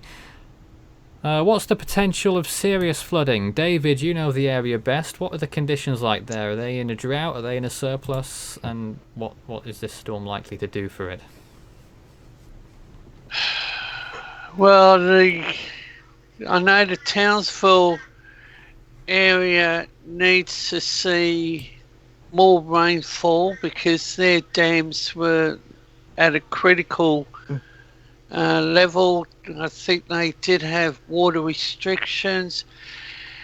However, Nathan, the rainfall outlook, I'm going to say, remains severe from the Townsville, Mackay region right down into northern New South Wales. And David, are you surprised by this latest position update? The change of direction to a west-southwest, yes, but looking at the area under cyclone watch, I've got to do some homework on that to come up with what was the last system tropical cyclone that saw that amount of area under watch. But I think we're going down here in the southeast corner, let's say south of Fraser Island, Bundaberg, Harvey Bay, and Maryborough, the Sunshine Coast, right down to northern New South Wales. We're looking at anywhere up to 400 millimetres of rain. One or two models are suggesting that Debbie will maintain tropical storm intensity through landfall all the way to the other side, so as it were, leaving the coast of Queensland. I think it's going to curve back out to sea between Mackay and Harvey Bay. You think which so? Is inside. But one or two models Fraser suggesting it will hold on to tropical storm intensity for the whole duration. Do you think that will happen? Well, let's see what the Bureau says in its next update due in about 7 minutes. And how's the weather there right now? Sunrise yet? Yes, and I'm looking at a bit of storm cloud tracking in from the east. Very good. I don't know if anyone else would like to say anything at this juncture just before we finish up this hour. I'm just waiting for the BOM update to come out. There's nothing much we can really do until that's out. Right. Apart from answer questions of it. Oh, I think no. From answering questions and being surprised about the storm moving west-northwest right now. And will it continue? That's what it looks like, but yet somehow the position updates from the real-time ATC tell us that the storm has been moving southwest. Doesn't make sense. Something doesn't tally somewhere. No. Well, when it comes to the Coral Sea, it's the most unpredictable basin around, and it's Bureau's David using meteorologist's one of his throwaway nightmare. lines there, as he always does. Yeah. The line And he always Nathan, uses. Go on. I just saw a comment for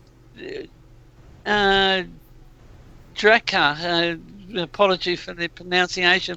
Yes, I have had a strong cup of coffee. He's already had one. So, yeah, I've already had one. Made it a little bit too strong. Really? And yeah, I actually made it too strong, but I'm in full gear and being part of the live broadcasts, and I was wondering whether we would be live, but Debbie, well, she ain't going anywhere.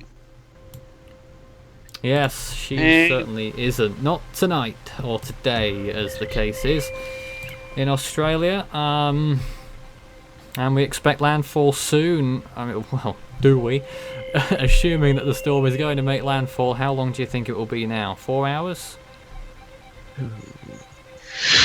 Yes, I think they have put it well, sheer slide, and that's going to prolong the agony for those up in the in her path. But I'm going to ask the viewers and also the team: is she going to completely stall and go back out to sea? That would be such a relief. That would be funny, wouldn't it, if it went back out to sea? I just don't think that's going to happen. It is. You could say it is already stalling, however. Have we covered the Joy Typhoon Warning Centre's position? What's that? The Joy Typhoon Warning Centre. Has anybody mentioned what they're saying about this system? No, that won't come out not until particularly. 22. Do you have that? All right. Well, JTWC releases their update in an hour. Yeah, they're due. 2100 UTC. But we're going to wait on that. We're going to take a short break here. We'll be back in around, well, on the other side of the hour. This is Force 13 Live. Stay tuned. We've got a lot more on the way. Debbie is approaching.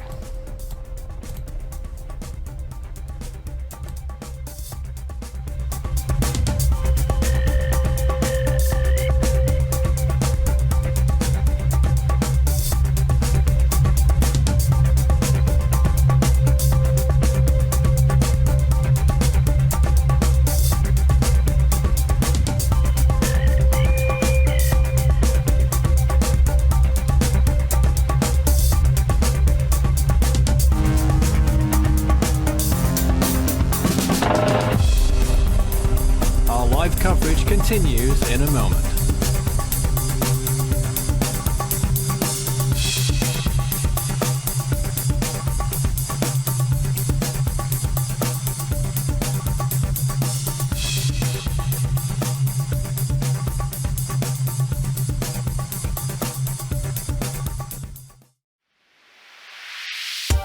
You can follow Force 13's outlets, the website force13.com, at your service at any time with the latest Storm updates. You can also find us on YouTube if you're not watching us there already, and subscribe if you've not done so. You can also find us on Facebook, search Force 13, all in text, and it's at Force 13 on Twitter if you'd like to get in touch on those mediums. You can also add Fool 13 on Skype and add extension 9094 on Discord for tropical weather chat.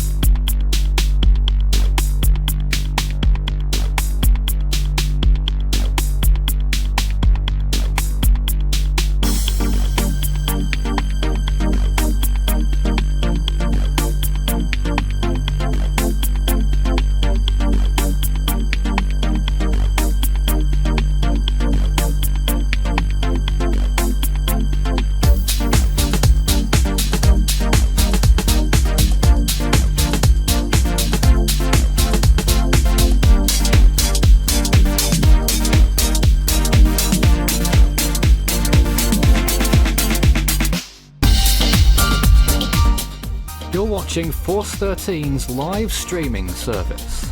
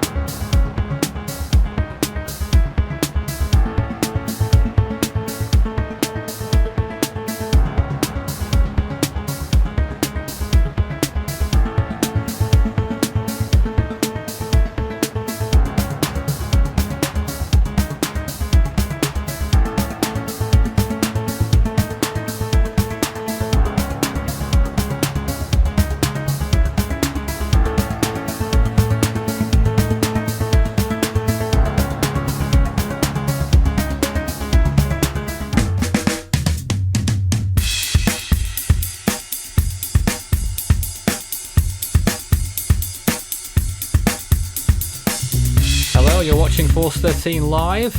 The rain's falling. I'm here. My name's Nathan Foy. Hello, and we're joined by the Skype team as always during this hour. In this hour, we're joined by Leighton, Craig, and David, just as we were in the last. Before we get on to them, I believe I've just got word that the International Space Station will be going above Debbie, flying over Debbie in 10 minutes. So we'll get that to you if and when. I'm assuming it's a when that happens. Guys, hello. Hi Nathan, and we have the latest on Tropical Cyclone Debbie issued about 2 minutes ago. The warning area hasn't changed, there's no cancelled area. Tropical Cyclone Debbie remains Category 4 with sustained winds near the centre of 175 kilometres per hour with wind gusts to 250 kilometres per hour. Location within the 30 kilometres of 19.8 degrees south, 149.2 degrees east. Estimated to be 105 kilometres east-north-east of Bowen, 75 kilometres north-north-east of Hamilton Island. So it's north-east of Hamilton Island, Nathan. Right. And movement is west-southwest, but 8 kilometres per hour. So has she slowed? 6 knots. Still 6 knots. Well, I don't know. I don't know what to make of its movement right now. Only And what it appears on unfortunately- satellite and radar imagery. Unfortunately, landfall has been pushed back to midday. Really? How? Oh God. Severe tropical cyclone Debbie, as we know, remains category 4. Forecast to make landfall between air and midpoint late this morning towards midday. Yeah, they still think it's going to pretty much go right over Bowen. Yes. That is what they're saying, as a category 4 on the Australian scale. And yeah, you're right, they are saying that will be at 12 p.m. Interesting. 2 o'clock our time. So we'll be here for a long time, it seems. It always ends up that way, doesn't it? Well, Nathan, there's enough information to support that position, isn't there? But the destructive core is now starting to impact the Whitsunday Islands, as we know, and the system is forecast to cross the coast. Yeah, sorry guys, between midday, towards midday, with wind gusts potentially to 260 kilometres Now they're saying an hour. 260. 160 miles an hour. Pretty much. So what does that mean? Are they indicating I think they're nuts in saying possible something like that. But intensification? yeah. For the wind gusts to increase to category 5 Saffir-Simpson, I think they're nuts in saying that, but maybe. The current highest gust recorded is 115 or 117 miles per hour. There's a long way between that and 160 after all.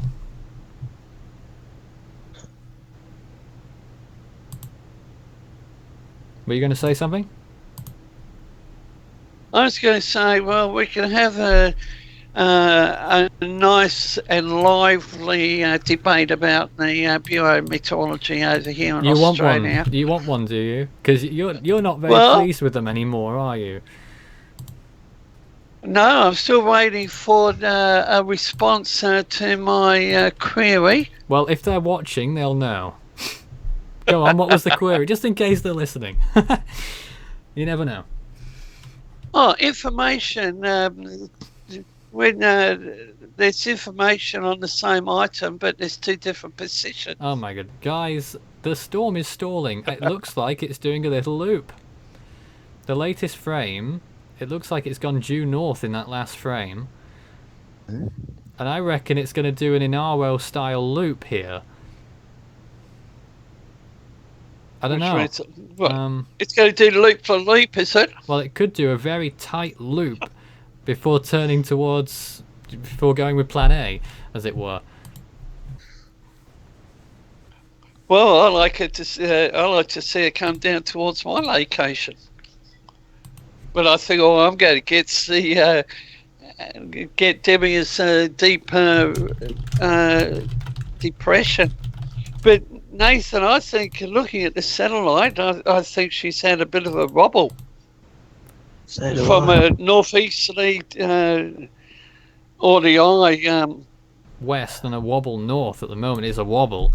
It's not a. Well, what about a northeast trend? Well, not yet, but I don't know unless radar tells you something that's more up to date with regards to that. But if you got any evidence to show that, you can screen share it, of course. I've got radar on it at the moment. Just need to find the sky. But at the moment, David, I'm not seeing it. I'm not seeing it yet. I'll put it on there. Yeah, I'm just looking at it from my other computer. Yep. I'm on. I'm just having a close look at it. That looks very near the Earth. It's tantalisingly close to land.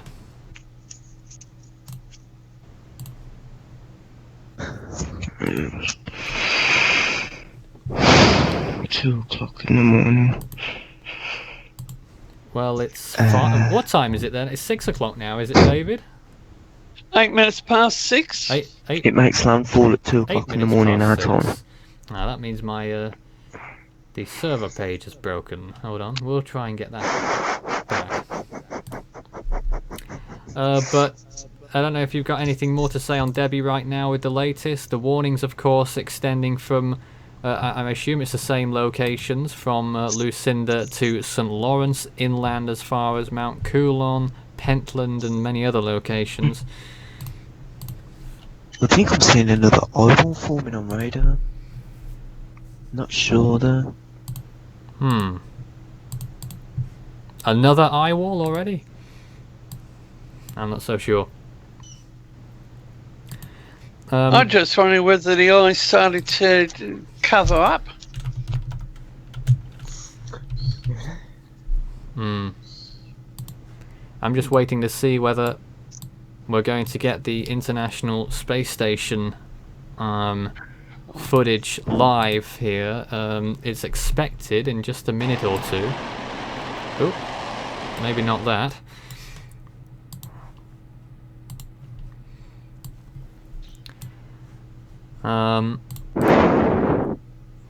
But yeah, I'm just waiting for that right now. Not seeing anything at the moment though. Sounds like it's windy somewhere though. Yes, sounds like it's at Leighton's place. Nope. Yes. Certainly is. Nope. Now, I think the microphone's a bit close over there.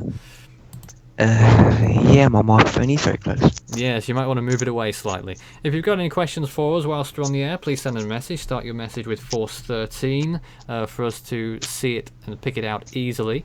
Any questions in particular about the storm we can try and assist you with.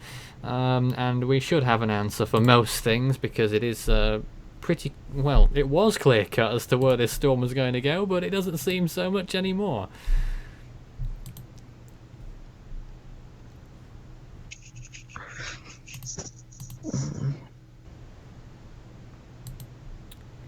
I'm just looking at the ISS, but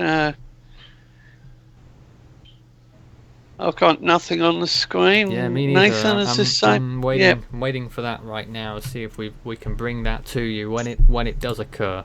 That's sort of where my attention is at right now. But there's the latest loop of the storm, and what is it doing in those last frames? Is it going to do a little loop, or will it turn back towards the west and west-southwest in those next frames? Only time will tell.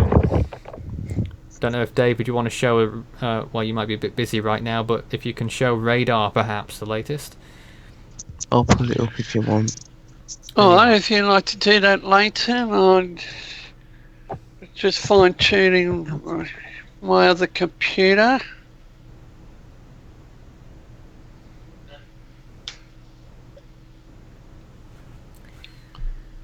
But as we say, I mean, the positioning... One position update had it 5 miles northeast of Hook Island, which itself is only a stone's throw away from the Whitsunday Island. Whitsunday Island, 10 miles. I get the impression that they're called the Whitsunday Islands, but there is one distinct Whitsunday Island as well. Is that right, David? Oh, gee, now you got me on that one. Well, regardless, I'll come back to... regardless, it's 23 miles from Hamilton Island. That was at the last update at the top of the hour.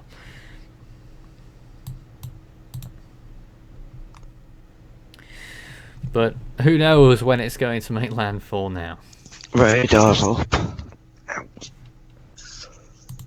I pulled up Bowen. There's the latest radar. Okay, questions. Some interesting questions. Let's begin with the first one. Where's the first one? I'll get there shortly. Okay, yeah. Daniel Barber suggests direct hit in Townsville, ? I don't think so, but you never know. Sometimes the conditions in Charters Towers, 75 degrees Fahrenheit, mostly cloudy. Winds expected to get to 40 to 60 miles per hour. Someone else asked me a question. What do you think to the Met Office starting to name winter storms? Oh God, how's that related? You can It's answer a good it. idea, Rob. You can answer the question. I think it's outrageous, personally. How is that outrageous? But I'm in a minority on that one. I just don't think people love naming everything, and it just I just don't like the sensationalization that comes with naming everything and everything, anything and everything. Winter storms seems to be the in thing right now. Next they'll be naming tornadoes and dust devils. Could be. Maybe you could start it, Craig. What variables cause No. a cyclone to swing away from land? Craig, any thoughts on that? Rob could do it. Well, it's many different factors. It could be high pressure. It could be, Yeah, high pressure pushing anything. it. It could be a trough picking it up, as you often see in the Atlantic. It's not that in this instance because it's turning north, which is not polar.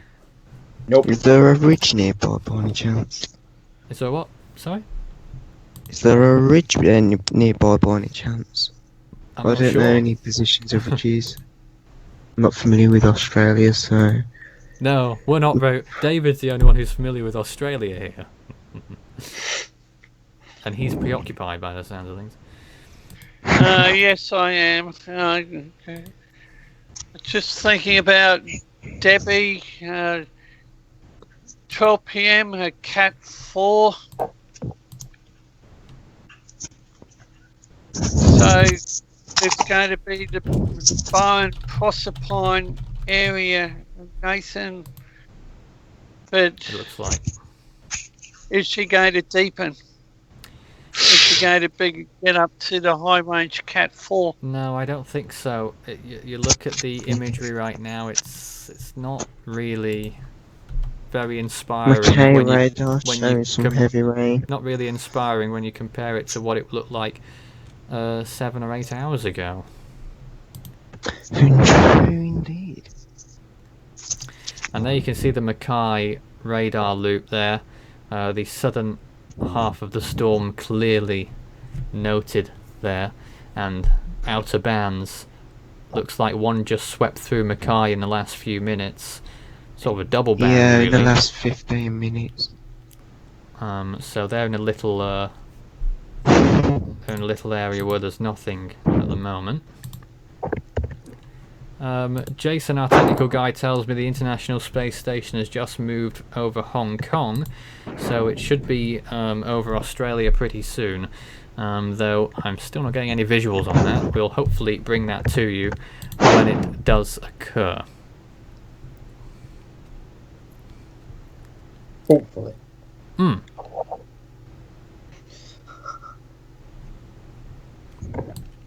But how soon? Well, in the next 5 minutes, I hope. We're sort of hanging Oh. till then. We've been hanging for 15 minutes here. Now, what we're hanging from? We a don't. thread or? Yeah, indeed. We don't really have much new news to bring you anyway, as it happens. I don't know whether, David, you've got any news of anything that's happened on land, damage reports, or anything new with that in that regard. Just looking for any news now. It's been reported that Debbie has slowed.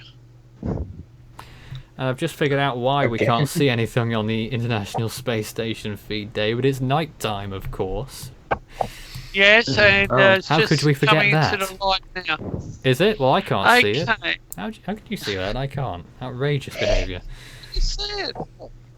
It's coming over the horizon. Well, it's not now. on my screen yet.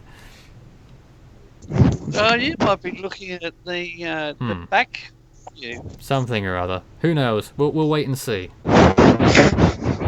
Radio New Zealand is reporting that this is the headline. Cyclone brings wind like a freight train towards the Queensland coast. Oh. The most powerful cyclone for years is showing no signs of weakening as it barrels towards Australia's North Queensland coast with wind gusts of up to 75 Pressure's kilometres up. predicted. Just to reiterate there on that headline, when you said it shows no signs of weakening, it sort of did. Just a little It's bit. 31 minutes ago on the Radio New Zealand's website. Oh. And thousands of North Queenslanders have been evacuated as winds of more than 200 kilometres an hour, possibly a 4-metre storm surge, guys. Wow. That's about That is 12 the other feet. thing, the storm surge. And if it doesn't reach Just repeat 4 that for me. meters, possible 4-metre Wow. storm surge predicted. And when I watched the news last night, they were saying anywhere above 2.5.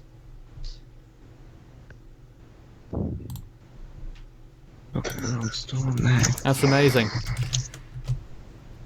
That sounds pretty bad. Oh dear. What now? Nothing. Oops, wrong button. Right, now I think we can bring to you the feed from the International Space Station. Here's the latest that it's getting right now. As you can see, it's just about to reach first light. And at some point we may get to see Debbie on this. I'm not fully sure that we will, but I'm hoping so, certainly. If not, we've just got a nice view of this beautiful blue marble that we're on. You can always be optimistic. So that's the latest from the International Space Station as it approaches the light. And we say to, in comical words, don't go towards the light. Literally, this one is. Well, the satellite is, anyway. Oh. Ow. Oh. Oh. And there you can see the sun has just risen above the curvature of the Earth and has lit up the International Space Station as it does.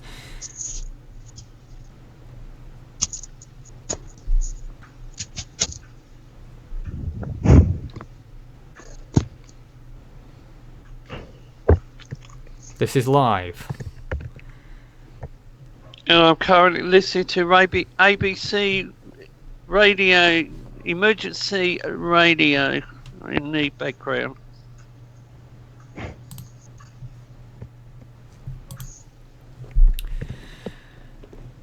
The International Space Station has just passed over the Philippines, I believe, and is now heading towards the Australian region.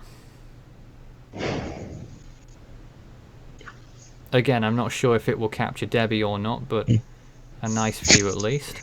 Whilst we wait for that, let's go back to the latest radar that we've got on the screen share there. Anything you can tell us about what's going on there? Where's the biggest rainfall? I'm looking rain over rates? Townsville at the moment. That's Townsville.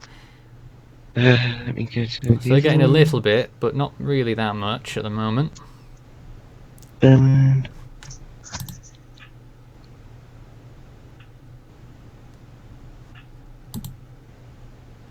Looks like some heavy bands moving into Bowen.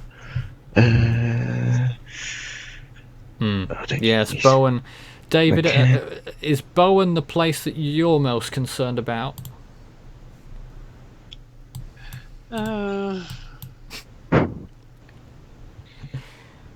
Between Bowen and Proserpine, so the area south of Bowen. Yeah. Well, there's the small area there, Airlie Beach. Yes, which is, that's which is pretty much the bit that is on the bit that juts out just off the Whitsunday Islands. But there's the latest from the International Space Station, and it will reach the horizon at some point, where the sunlit part of the Earth is in the distance. Thought it might have happened by now.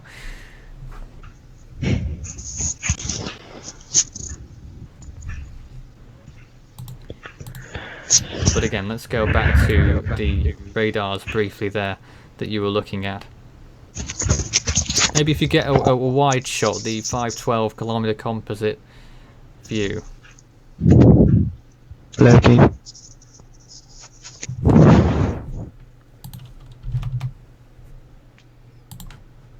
Oh, there we go. You got full sight though. There we are. That's better. So there's the wide view of what's going on there.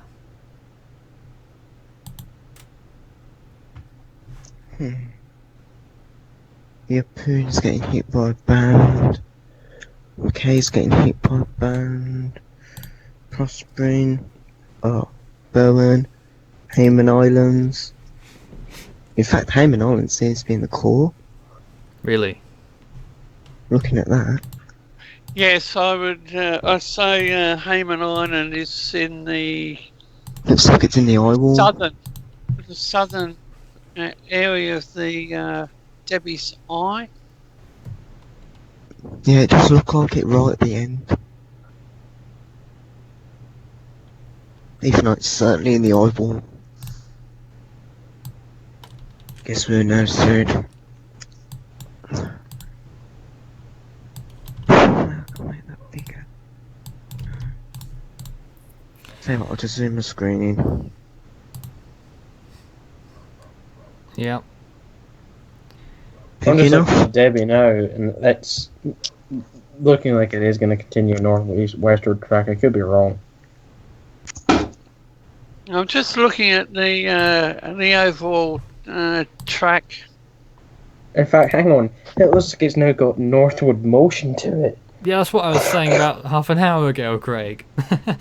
Well, remember, I This could be went a away for a bit. It could be executing a tight clockwise loop here.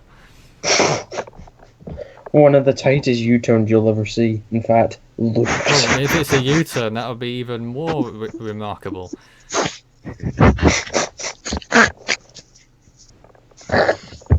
And quite hilarious, apparently. No, we're just laughing at the fact that it's for God's sake. Oh. So it's almost like hysterical laughter there from you. Anyone on radar seeing a double eye wall? Yeah, well, Yeah, I'm seeing a double. it looks That's like what I was thinking. looks like it's had a double eye wall since we first went on air 2.5 hours ago. No, it's near enough. Looks like it's just near enough complete as an eye wall replacement. Really? Because the old eye is practically in half. And just get ready to merge. And the newer eye is huge. As you can see, the International Space Station the new edging one's closer to the sunrise on Earth, that is. And I can see quite a bit of cloud cover, but nothing more to tell yet.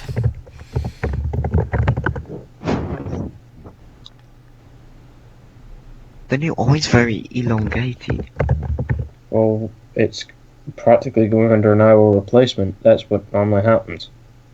Oh crap, with the radar there.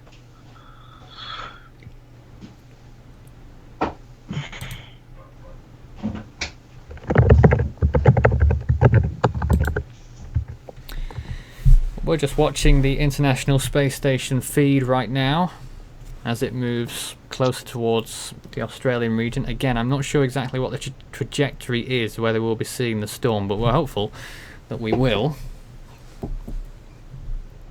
As we should be. And we've seen plenty of historic storms, well, storms that may become historic in the future on the International Space Station. We saw Matthew on here.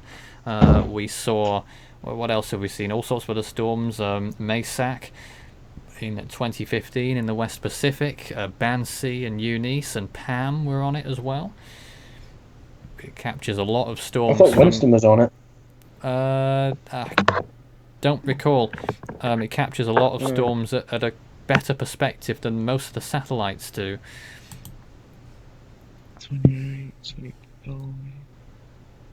Nathan, just looking at the total track for Tropical Cyclone Debbie, I think she is attempting a very tight recurve and is possibly. You're calling it a recurve. Well, So I'm you think it looking is at going to the, make a U-turn? yes, and it's going to possibly cross back out the sea to the south of Cyclones. You really think it's going to do that? I'm not convinced it's going to do that yet. Well, it's Well, I'm certainly not moving look, its forecast just direction. factored in all the coordinates from the Bureau's latest advisory on the system, Are you still talking? and it takes. Fucking cut the conversation. Whoa, who's that?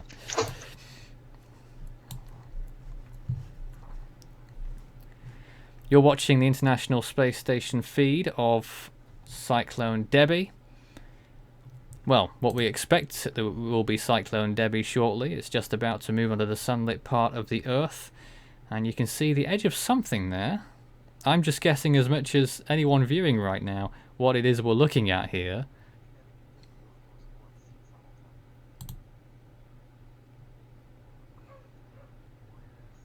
But I do wonder whether those are spiral bands.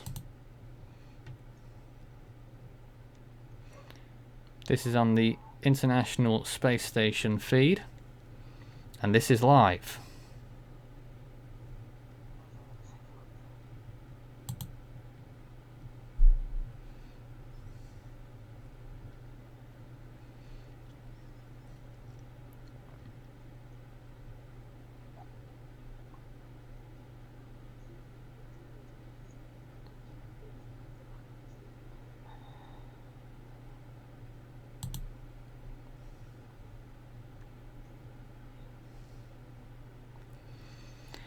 The current time, 8:30 UTC. This is Force 13 Live. We're tracking Cyclone Debbie, and that looks to be the centre of the storm, if I'm not mistaken, at the very top of your image. I'm not sure whether that is Debbie or not. It's difficult to discern, but it looks like.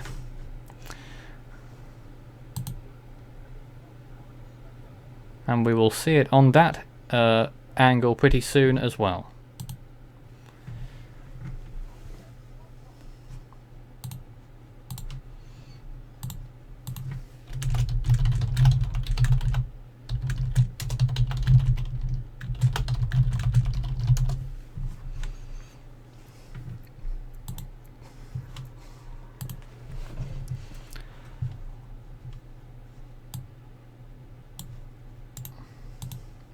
It just caught the very edge of the cyclone eye, just off the right hand side of the screen there.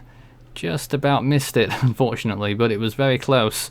But you can see that is all the very edge of the storm, and there's the side of the eye wall and the storm's influence there.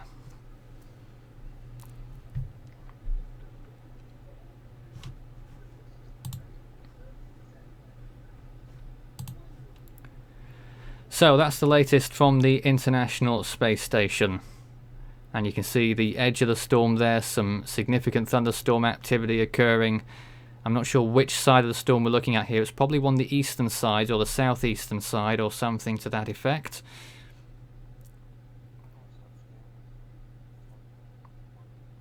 And that's what the system, the edge of the system is looking like there.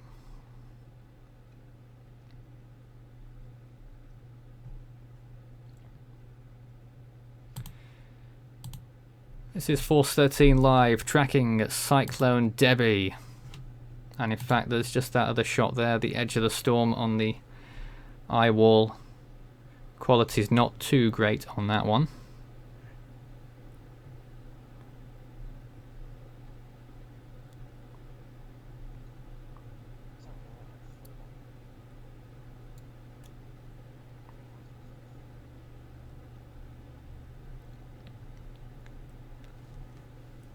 And the edge of the storm going off the bottom right hand side of your screen there as the International Space Station moves over. Well, let's return to the actual coverage then, whilst we were enjoying that just now. And if you've got any comments or questions, do send us a message. Start your message with Force 13, all in text, and we'll respond. Okay, questions. How long is the live stream going on for? Well, we're pretty much committed until the storm makes landfall. Now, who knows when that will be? If it doesn't make landfall, then we're going to have to do something else. But it's looking almost as if it may not make landfall, as David suggested earlier, but I think it's going to. I would not say that the storm is not going to make landfall at this point, but it has quite clearly stalled at the very least, and possibly turned towards the north at least briefly, possibly undergoing some sort of loop right now. We're just speculating as much as anyone else.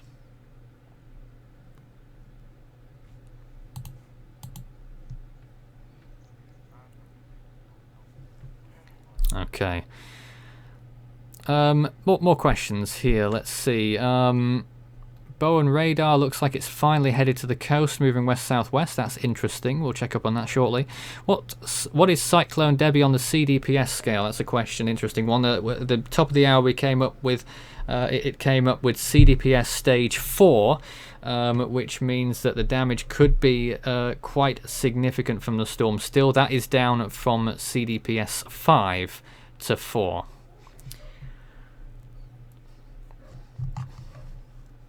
So as you can see, the latest satellite imagery shows the storm was moving west, and those latest frames are possible northwestward movement.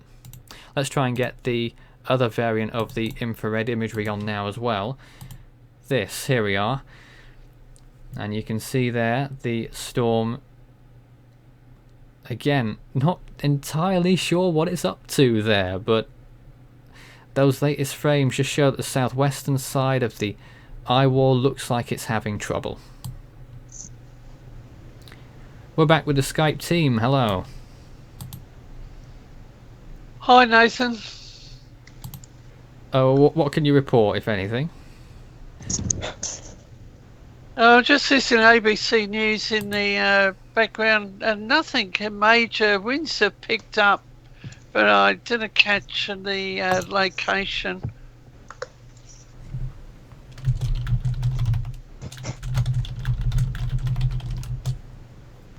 Very good. And there is the radar as well. Let's try and get a close-up on that radar again if we can, just to see where exactly the centre of the storm is. Closer? Yes, please. So we can possibly see where the centre of the storm is right now and try and discern its movement a bit more. Closer. Big enough? Yeah, I wasn't thinking necessarily in that regard, but on the actual range of the radar at the top of the screen, where you have the options to change. Highest is 512. I'm on 512. Yeah, that's the most zoomed out version. The other ones are more zoomed in. We're looking. I'd like to see one of those right now.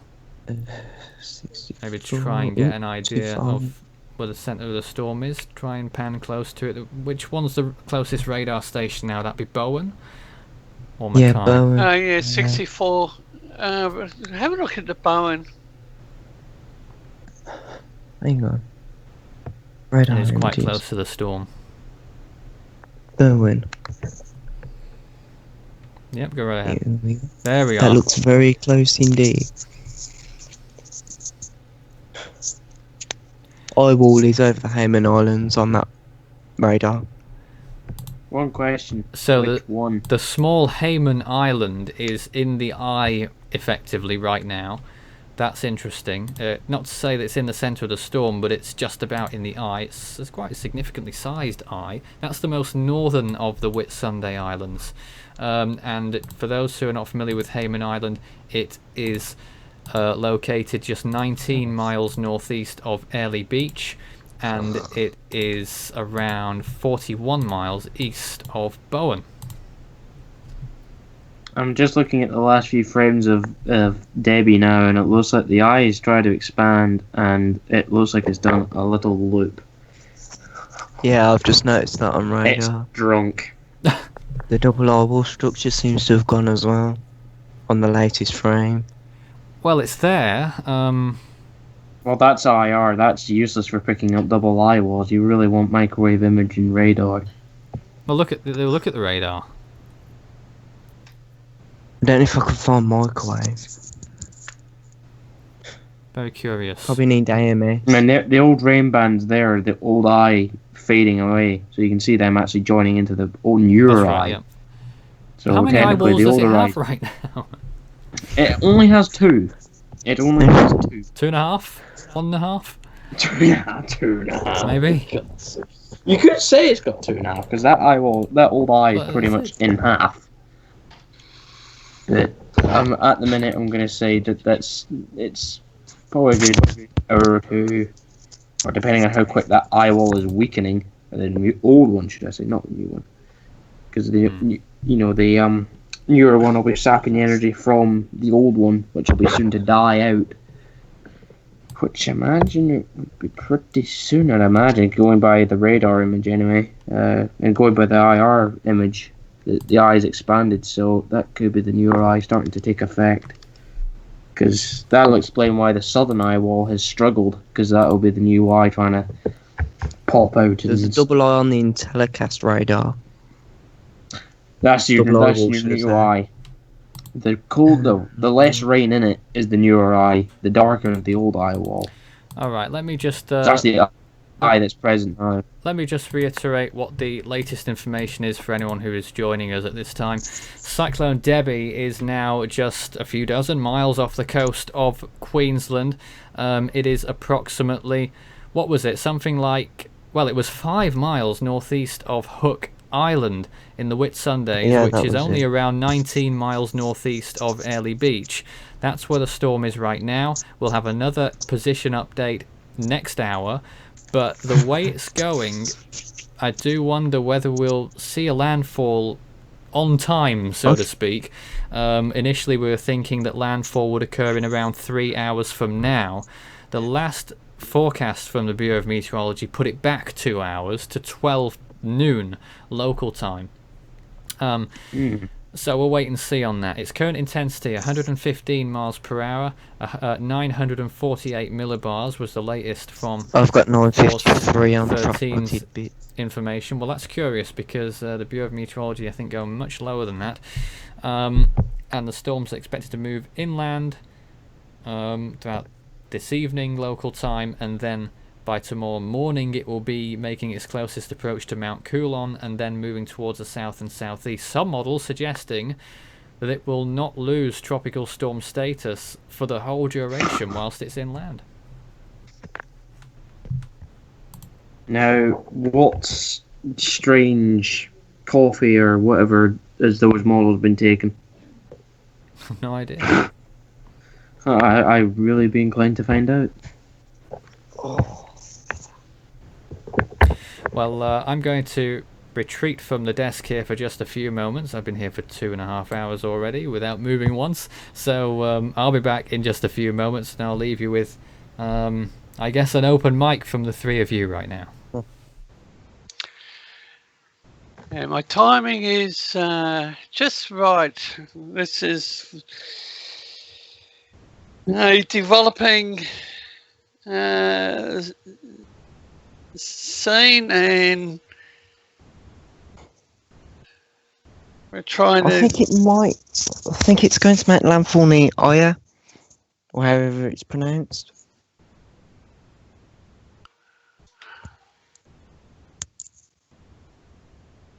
It seems to be moving in that direction. The next update from the Bureau's Tropical Cyclone Warning Centre here in Brisbane should be in about 15, 17 minutes from now. That's fine.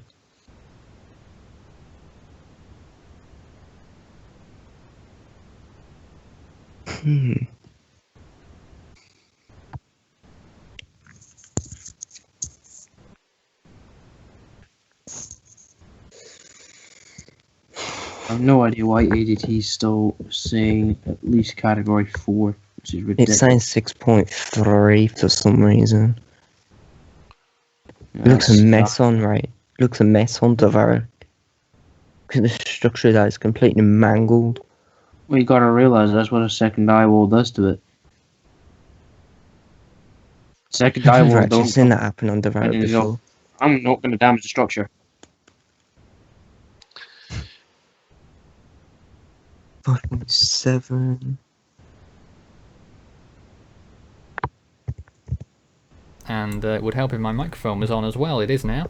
I'll just repeat what I just said. Cyclone Debbie. I'm back, by the way.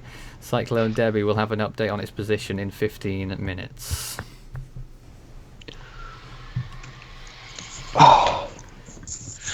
And a flood watch remains current for coastal catchments between Rolleston to Gladstone, extending inland to the Upper Flinders, Upper Thompson, the Barcoo catchments. And apology for the traffic noise out in the front of my place. Tropical Cyclone Debbie is expected to result in widespread 24-hour totals between 150 to 250 millimetres from late Monday. This is the current advisory from the Bureau. It'll be updated around 12:30 local time today. Isolated event totals in excess of 400 to 500 millimetres is possible, particularly in the coastal catchments within the flood watch area.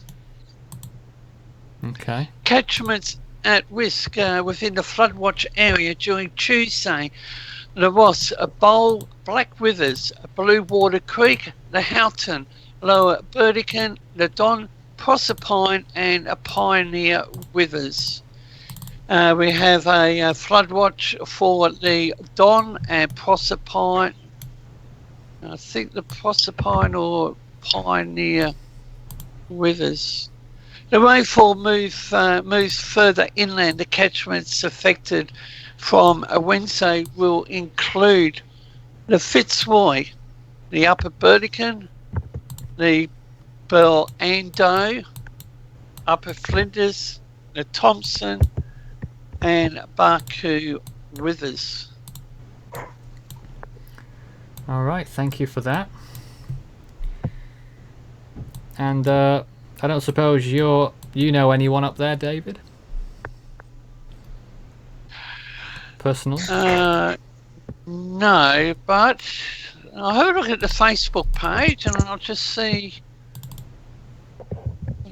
if anything's being added. And of course, our viewers, you can always connect with us whilst we're on the air as well, letting us know what conditions are at your place if you're in the area.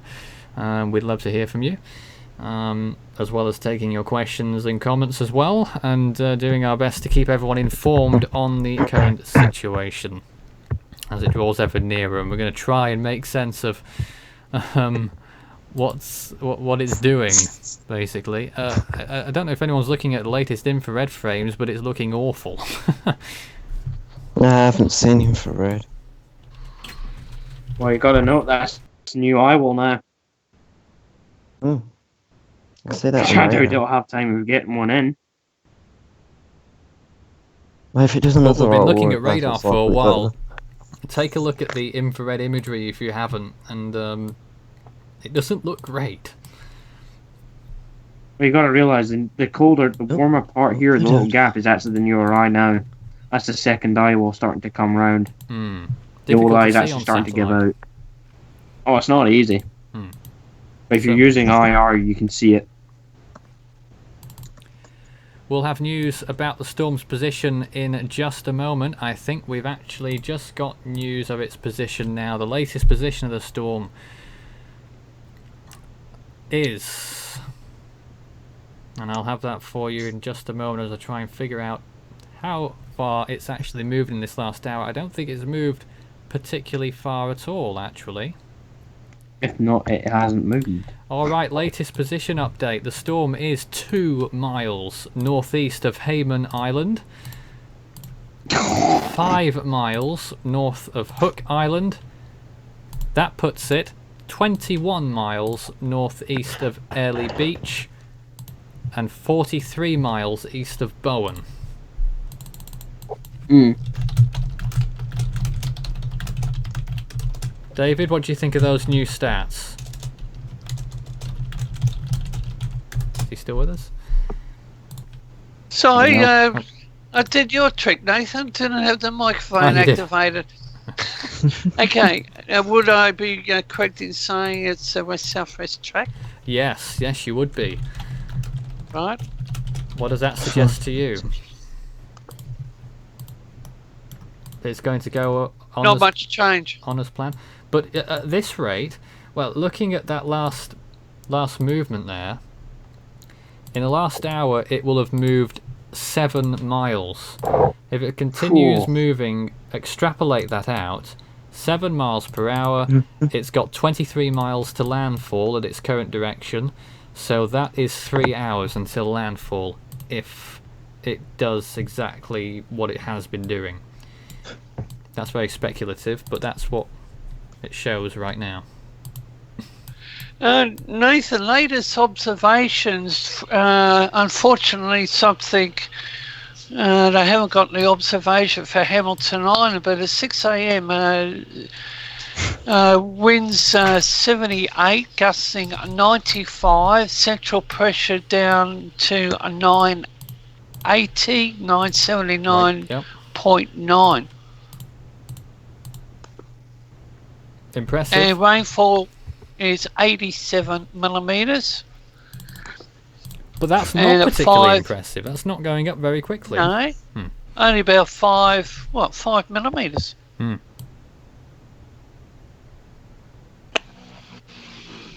Okay, let's see. Questions. Do you think it will be able to make an eye-wall replacement cycle and re-strengthen before landfall? What are your thoughts? That's on going to have that? to be one of the most. Probably not. It's going to have to be one of the world's quickest landfalls. Landfalls, eye wall replacements I've ever seen. Literally. Something that can take a day, can't it? It can take a day or it can take 2. And Nathan, observations from the automatic weather station, Bowen Airport, at 6:30, 989.3, 29 knots, gusting at 37, wind southwesterly. All right. So we continue to watch the storm as it moves towards land, and we'll have more information for you at the top of the next hour when the latest observations come in about what we think of its intensity. But the west side of the storm, what's going on with that right now? It's open, I believe. It's opening up, if anything. It looks like it's opening up on this image particularly. Now, we're not able to see that image, I'm afraid. Hang on, let me get tangled up in my earphones.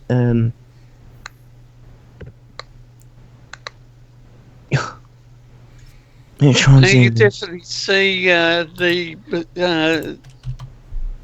rain bands where the rain is developing.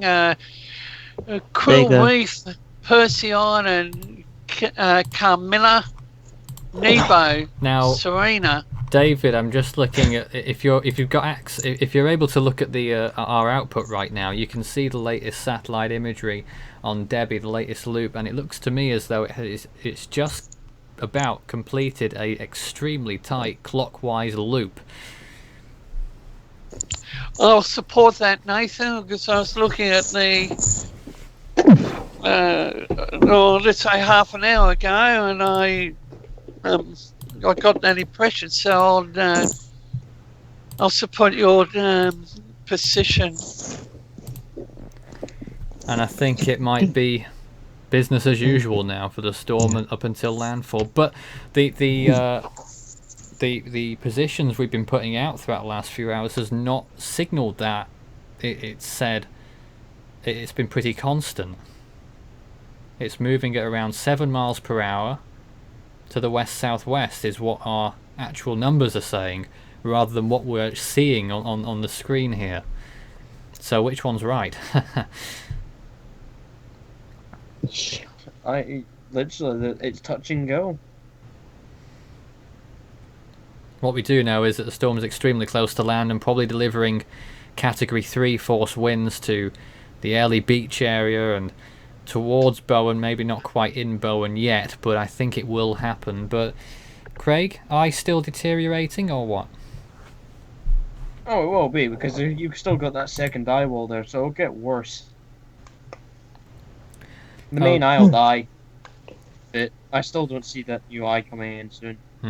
A question. Unless it literally does it, say, well, if it was to be getting the eye wall replacement done, it actually should have been probably close to finishing it about now. A question. I'd have any chance of strengthening. Any high terrain near the coastline that would cause the west side to weaken? Not really, just that Australia is, it's as far as the tropics go, it's a very dry place, this part of Australia. But yet, for some weird reason, as the water vapor went, it has no moisture on the side where Debbie's attacking. So it's got to be landing direction, I mean, surely, or it's that eye wall replacement, which my money is actually on both. If that makes sense. No, it doesn't. Damn it. Anyway, that's the latest. We don't have anything else to bring to you at this time, just to reiterate the warnings, which extend from Lucinda in the north all the way to St. Lawrence in the south, and includes all points in between. Serena, Mackay, Airlie Beach, Hamilton Island, all those places, Bowen, Ayr, Townsville, and many of the other places along the coast there. And of course, a few places inland: Charters Towers, Pentland, Mount Coolon, Moranbah, Collinsville, Proserpine, not Proserpine. I wanted to make that. You've mistake. done well, Nathan. You've done well. I did make that mistake. I wanted to make that mistake. It just sounds like it should be Proserpine rather than Proserpine. Very strange. Anyway, there's the storm moving towards land, and we'll have more news for you after 9 o'clock UTC, coming up to 7 o'clock on the east coast of Australia. If I'm not mistaken, David, time zones have been really wacky recently because the clocks went forward here in the UK last Sunday, and it was like the world of confusion. Certainly. And the clocks come back 1 hour for the southern states: New South Wales, Victoria, Tasmania, Queensland doesn't play. That's with, even more confusing. Yeah, that's the good thing about Queensland. Doesn't play with the clocks. That is good. Yes. And there'll probably be a few more years before it's decided. We went to a referendum a few years ago where the vote was negative for daylight saving. And looking at the radar, the 128 loop, Hamilton Island, Lindeman Island, Midshire Point, Airlie Beach to less for rainfall. That's the northern area. And then we look at Marion, Elton, Serena, Kumala, Camilla, Eugenia, Cannon, Mount Carlton. Question, is it going to possibly go up to Category 5? On the Australian scale, it's a minor possibility. On the Saffir-Simpson scale, I really don't think it's got a chance. It looks like it's weakening. We'll be back in a few minutes. This is Force 13 Live. We'll have more coverage of the storm as we enter our 4th hour. As it approaches land, by the looks of things, it could be as little as 3 hours until landfall, if it keeps going the way it's going, but there's no guarantees on that whatsoever. Back shortly. That's if it keeps doing the loops. Sorry? That's if it keeps doing these loops. Yes. Okay, back shortly.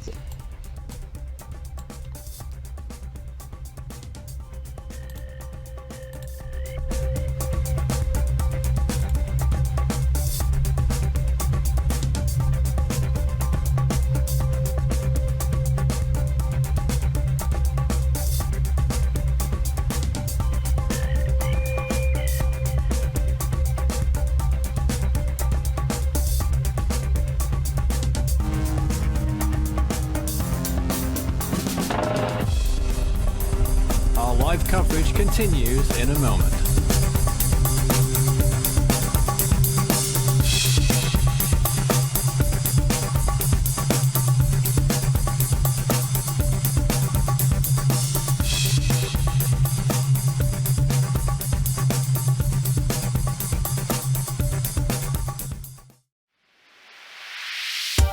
You can follow Force 13's outlets, the website force13.com, at your service at any time with the latest storm updates. You can also find us on YouTube if you're not watching us there already, and subscribe if you've not done so. You can also find us on Facebook, search Force 13, all in text, and it's at Force 13 on Twitter if you'd like to get in touch on those mediums.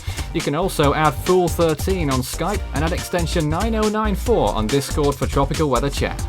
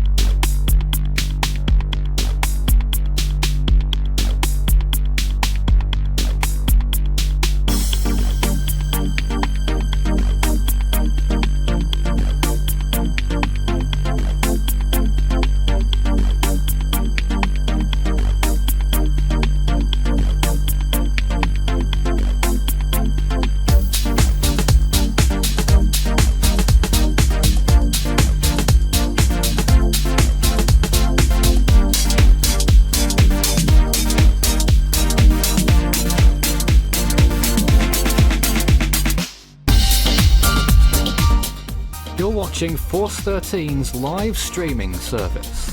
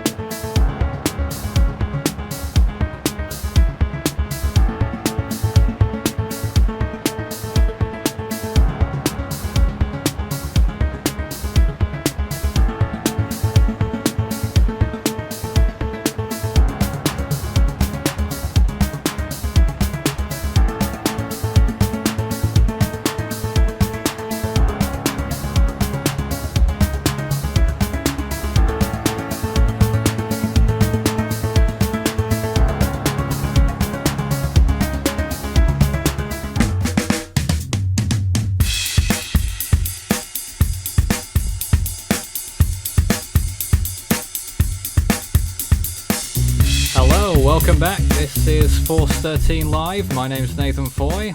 Over here, camera 1, camera 2, over there somewhere.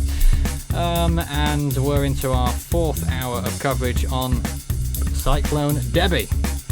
And of course, I'm joined this evening, or this morning as it is in Australia, by our Skype team, consisting of David, Craig and Leighton. Good evening to the three of you. And maybe we'll get one or two other people joining us later on, but at the moment we're fine just as we are, I think.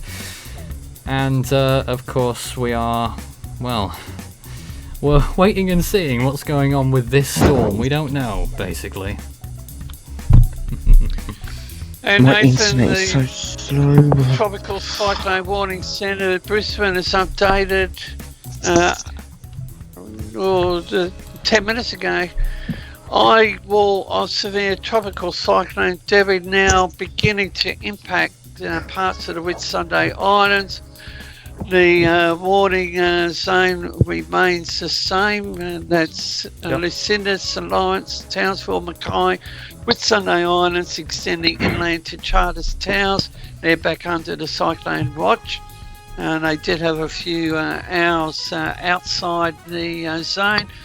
Mount Coulon, Moranbah, Pentland, and the details Sustained winds in the centre of 175 kilometres per hour with wind gusts to 250 kilometres per hour.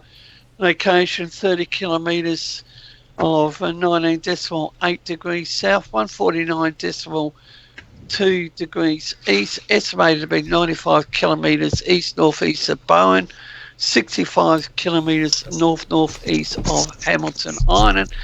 Nathan, Debbie has changed to a rest of the track at 6 kilometres an hour. Well, the numbers are telling 4 us knots. it's west-southwest right now.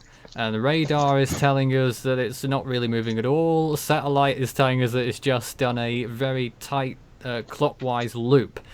Rather strange that we've sort of got 3 almost conflicting sources here. Let's get some questions before we pick out of that one. What is the expected damage of the storm, and could the storm survive inland and cause extensive rainfall and flash flood damages across Australia as a low pressure system and depression? Well, David, you sort of covered that, didn't you, with what you're expecting rainfall wise? Was it 200 millimetres or more? 200 millimetres for some areas, could see in excess of 400 Really? millimetres or 500 millimetres. And Nathan, I'll bring up the rainfall info. I'll do the screen share. All right. At the latest update, the storm had winds of 115 miles per hour and a pressure of 950 millibars. The pressure's gone up slightly according to the latest SATOPS. And the satellite there telling us that the storm is pretty much stalled and it's doing a loop-de-loop by the looks of things. That's what the satellite says. Visible imagery is arriving very soon. That will help us out a lot. And we're looking forward to that.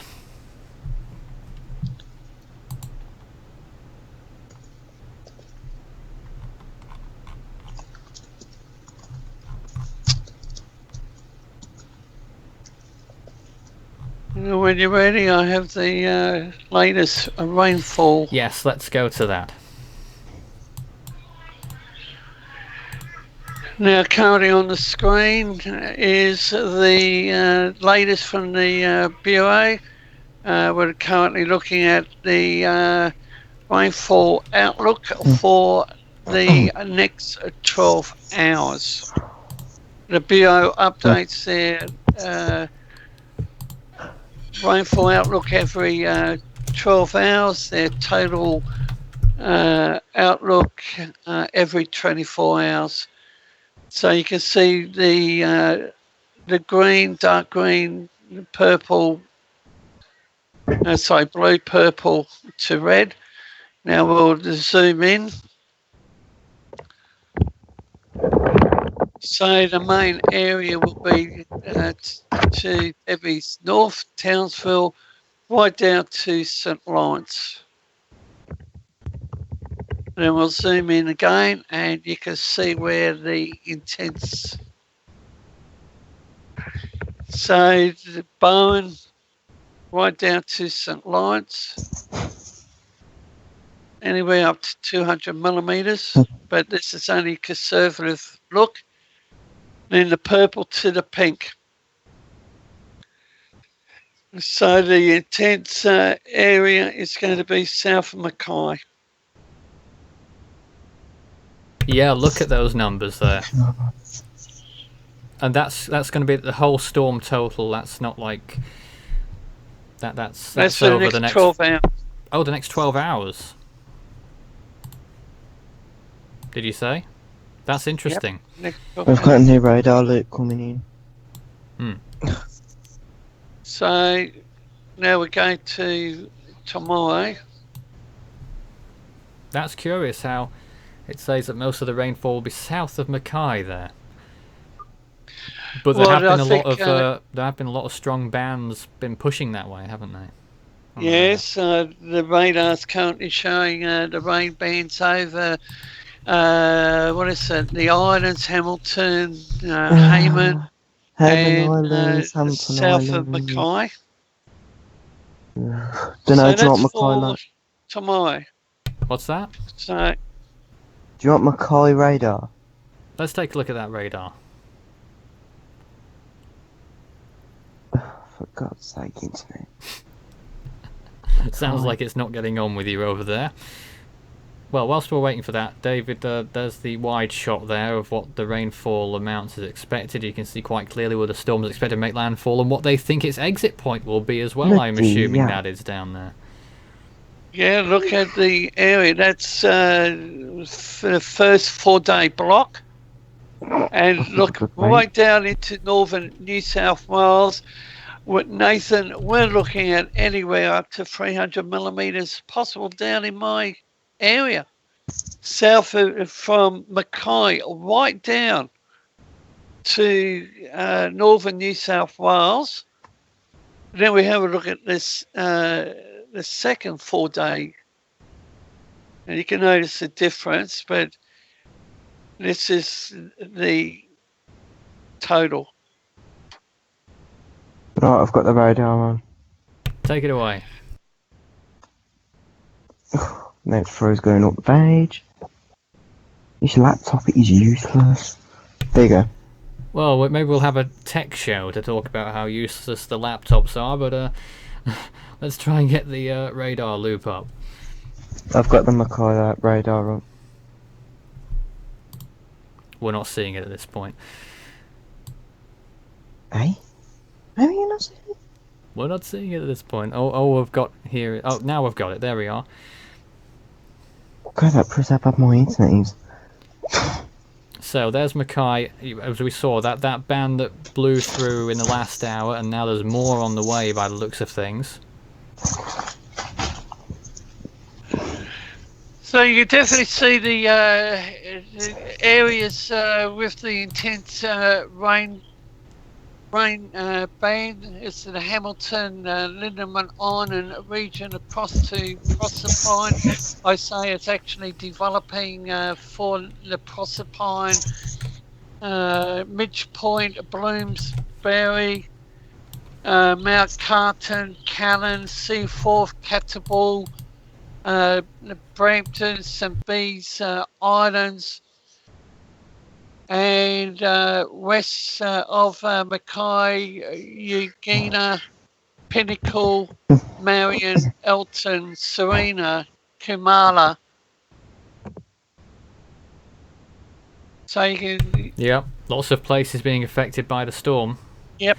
David, what sort of populations are we talking about here in the worst zone? Population, I believe the entire population of Mackay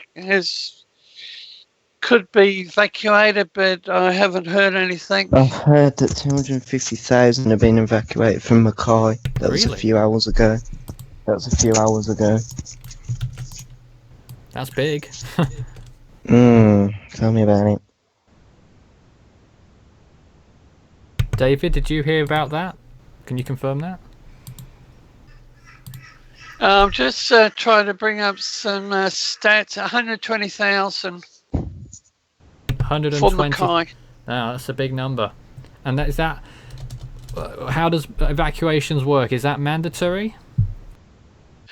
No.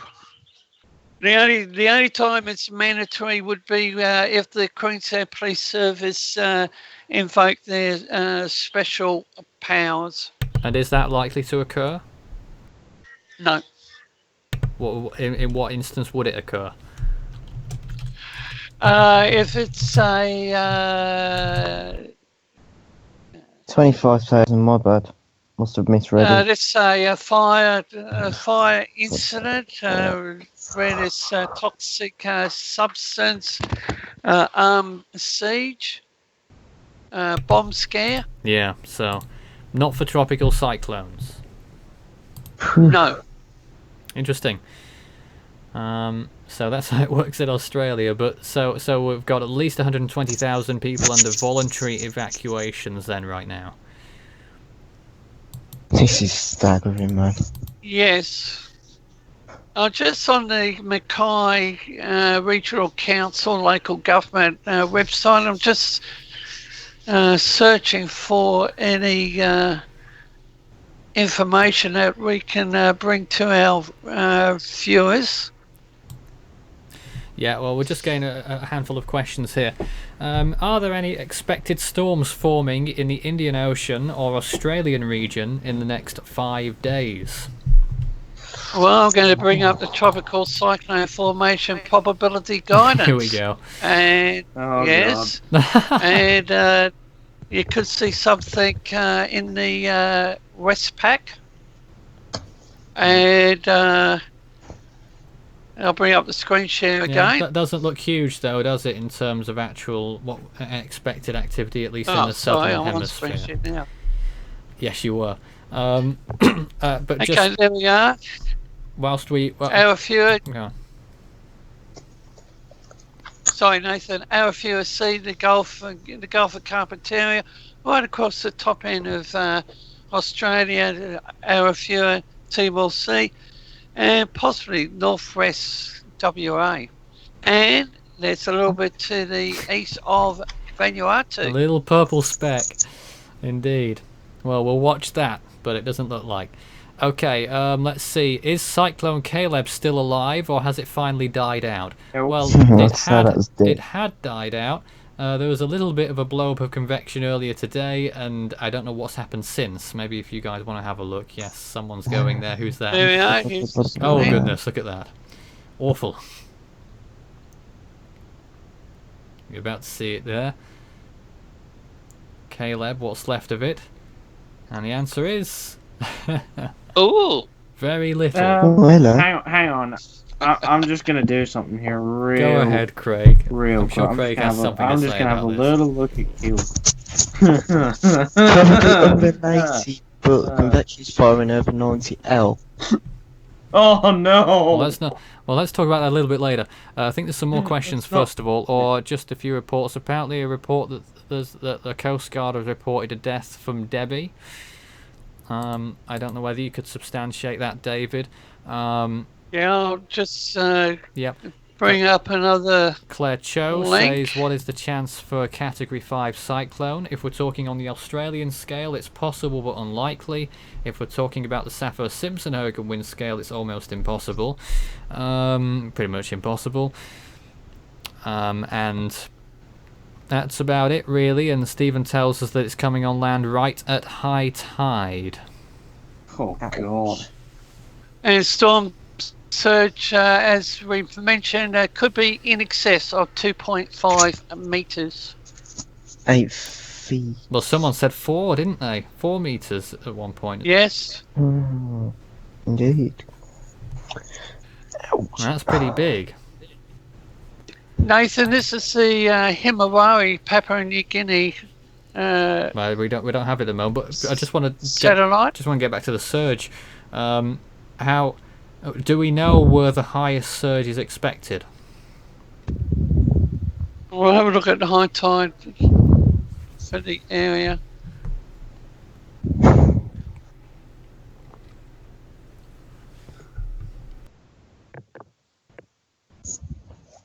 Anyway, but look at that sort of My screen share, Nathan, should literally be showing a stalled out Caleb. Or what? Yeah, we've been looking at it for about a minute. Yes. Just making sure that it was up. Go right I don't ahead. try anything. My thoughts on it. Done. say goodbye to it. Right. It's no. Because that's never been done before on a live stream, Craig. I wonder who. No, but it's just been added scribble. Right. So no one's done it. All right, High tides, go ahead. Oh dear.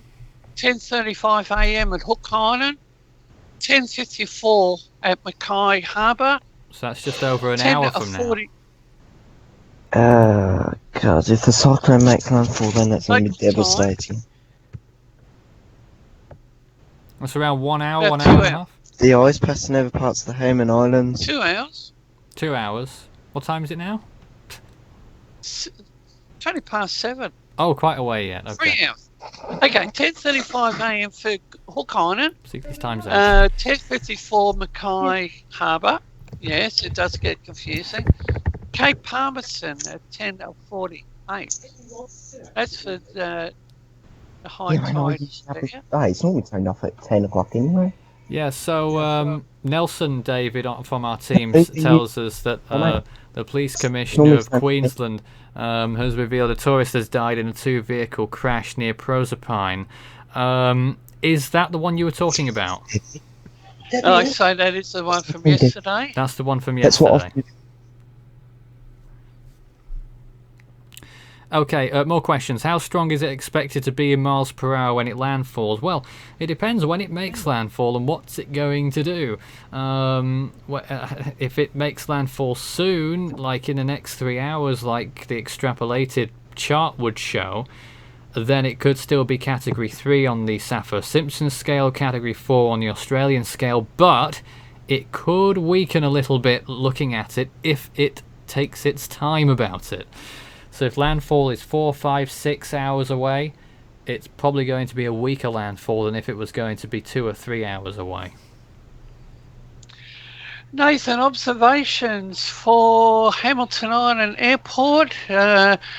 Wind speed is 82, gusting 106, 979.5. That's southeasterly winds, and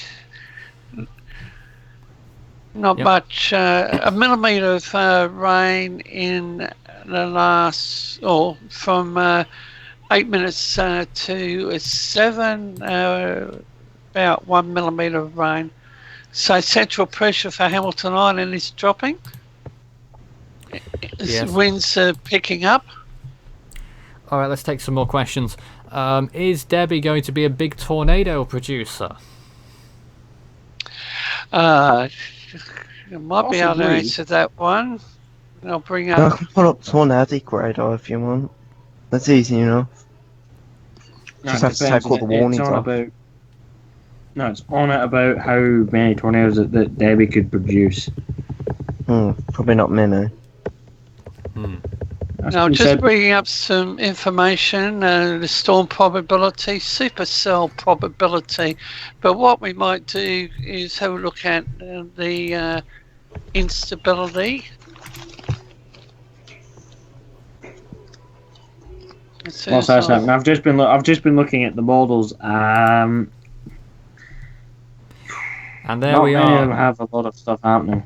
We have our first visible image of the storm on the NOAA floaters. You can see there the first visible of the storm. We'll get some Himawari 8 footage to you shortly as well. I think there were one or two more questions that I had to bring up to you. Oh, just this one. Could the Atlantic system develop? We had that in an hour ago or so, but we can answer it again. Craig, be honest with us, please. 90L. I've seen models, and they're hinting at something, and I'm not happy. You're not happy? No, because I completely disagree. Yeah, I was I going to it's say forming at all. The thing's completely frontal. It's got a drier inflow, which it's had for pretty much since the date was picked up. Yep. Yeah, but if you look at Even when satellite it was images, designated as still an falling convection, invest. So you're not happy when I buy it? No, and I honestly don't see this thing becoming subtropical, but because it's too frontal, and it needs to lose it if it's got any hope. Which hopes of it doing subtropical. I'm struggling to think of a chance. Oh wait, it's gone then. What do you mean? Chances of formation? I don't even think it's got a chance. No. I mean, okay, yes, I could be wrong, but looking at it... Well, a lot of people have been getting excited about it, haven't they? Calm down, everybody. Calm down. It's just a storm. God. It's an extra cyclone that's failed to develop. Well, I don't mind you guys saying this, because if it does form, no one's going to be shouting at me as much as they're shouting at you. Oh, is that why you've been quiet? I don't think it's going to form either. Nathan, how... See, there you go, Dan. I don't think you just brought you to it. Yeah, but, you know, I'm a little bit more, I don't know. Really? A little bit more measured, perhaps. I don't think it's going to form. Really? Very good, very good. Okay, so there's the latest imagery of the storm. Now, if you've just joined us and want to know the latest, we've got it for you. It's got winds of 115 miles per hour, our estimate, 950 millibars, 21 miles northeast of Airlie Beach, 45 miles east of Bowen, 147 miles east-southeast of Townsville. That's as of 20 minutes ago. And the storm is, we believe, going in a southwesterly west-southwesterly direction. Does everyone agree? It looks like that on radar. It looks like it's passing over parts of the Hayman Islands at the moment as well. And now we've got a new image from the Himawari satellite, one of the first visibles of the storm from the Himawari 8 satellite. Guys, if you're able to view the stream from where you are on the team here, take a look at what we've got on it right now.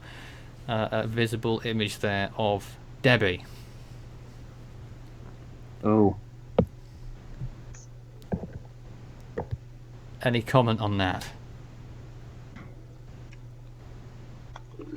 Oh, God. No? Oh dear.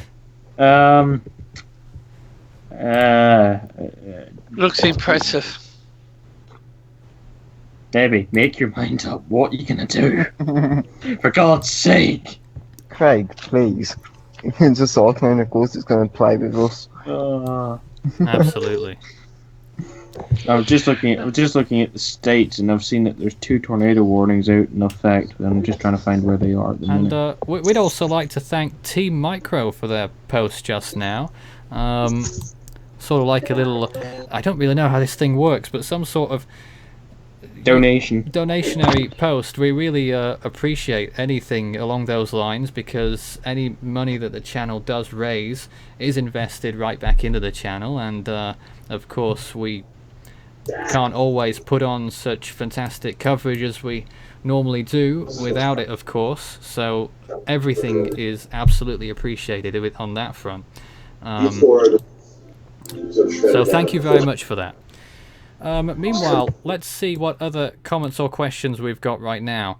I think one just went by somewhere.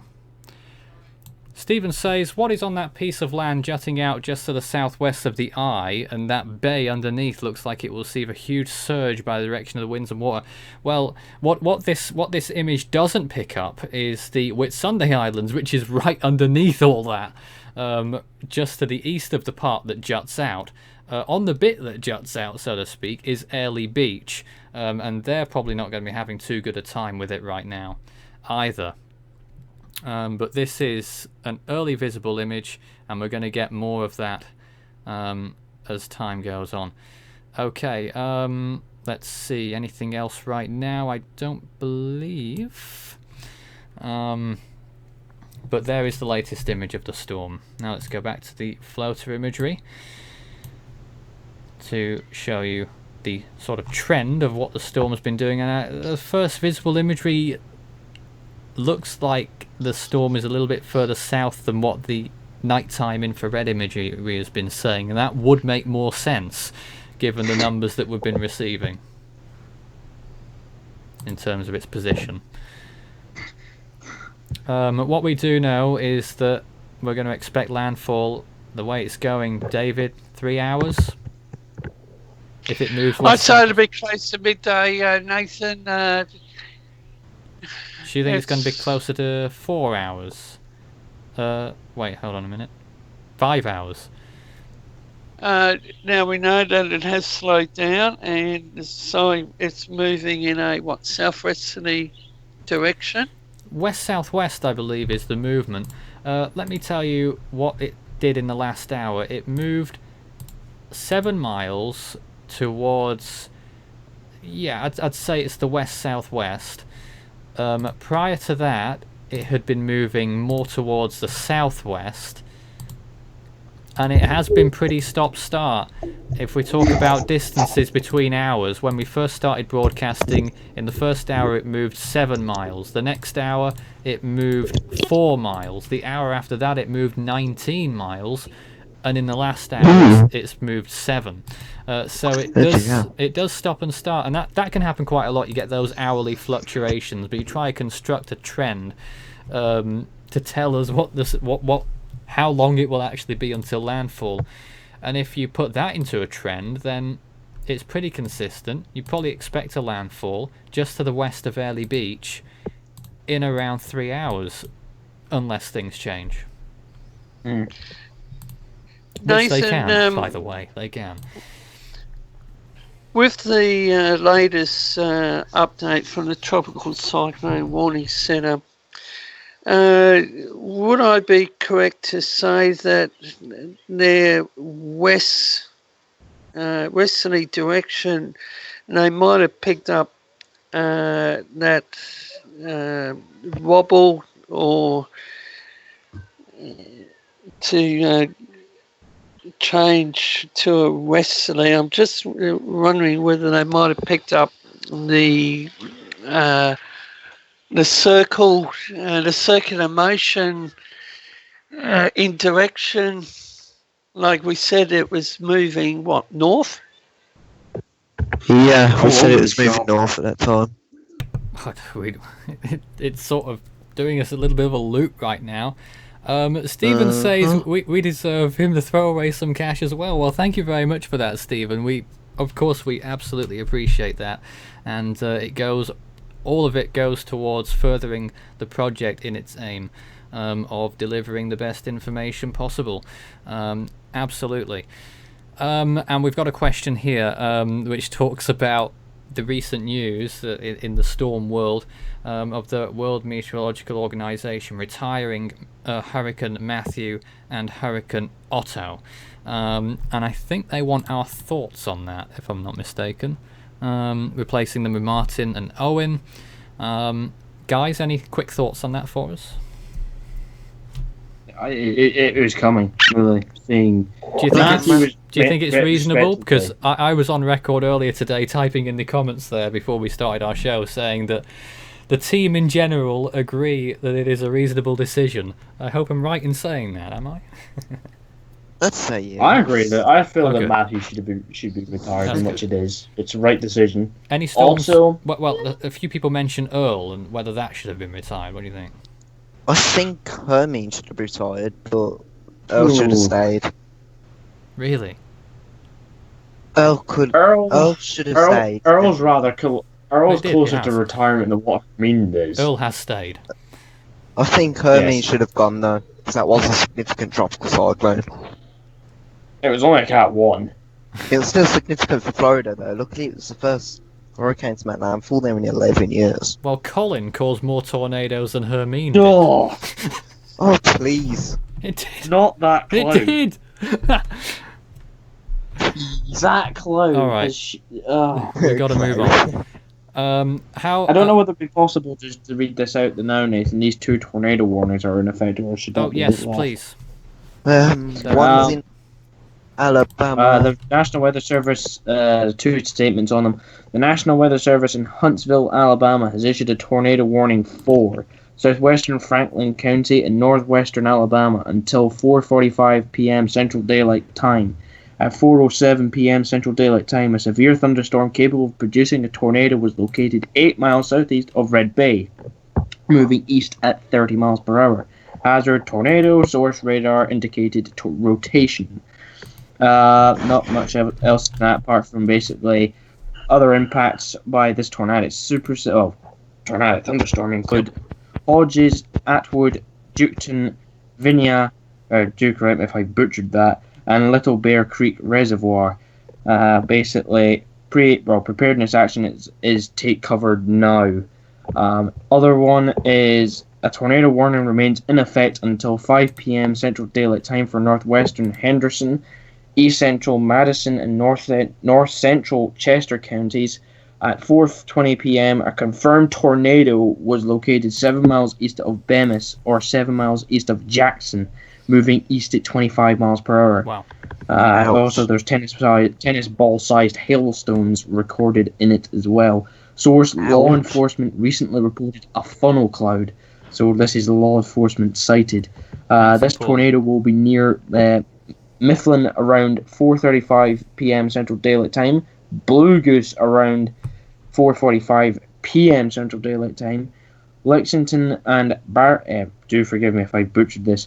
Is it Barrington around 5 p.m. Central Daylight Time. Other locations impacted by this tornadic thunderstorm, I was tempted to say supercell again, include Claybrook, Cedar Grove, Mount. Is it Gilead? Do forgive me if I am butchering these. Scream at me in chat and literally just scream it as if pronounce this. Beach Bluff, Huron, Russell Crossroads, Palestine, Union Cross, Juneau, and Sand Ridge. Sounds good. And also they repeat the impacts of a tornado, and basically what to do is take cover now. Of course. And what to do during the event of a tornado. We'll keep you up to date with those, but we've got to shoot off to some questions here. Obviously, people come in and out all the time. We were talking about the surge earlier, and the question here is, how high is the surge expected to be from Cyclone Debbie? We were talking something like 4 meters, potentially, especially with the storm expected to hit at high tide. David, do you have any concrete numbers for actual locations there, by any chance? Not at this point in time, but I believe that a boy off Mackay recorded the highest wave height. I don't know for what period, but right. I will check that with Nelson in our team when he comes on board. But I did see that on the, I think it was the TV news last night, that Mackay did record its highest wave. That's remarkable.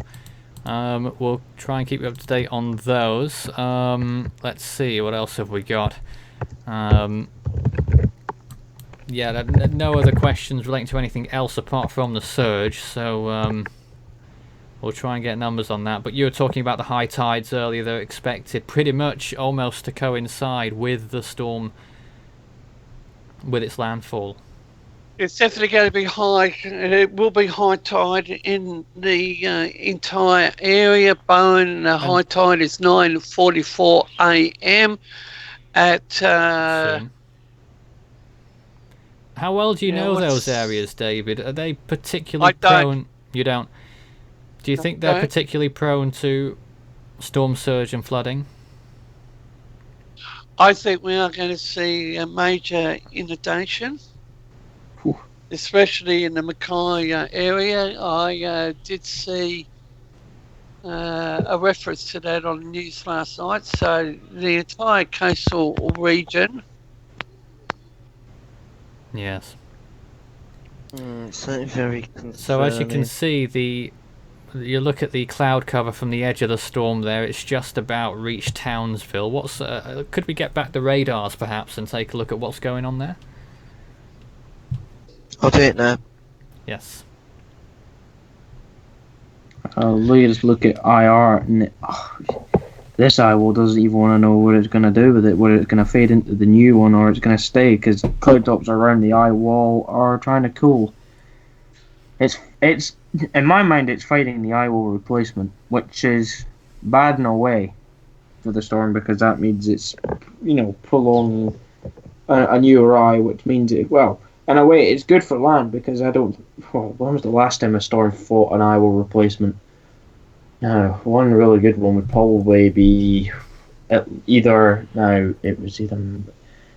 probably need to go back and check the tropical cyclones I'm thinking of. I probably would actually need to reference back to see which ones it was, but I know it's happened before. I want to see if it was with the certain tropical cyclone that I'm thinking of. Don't you think this storm just has one or two similarities within Narwhal?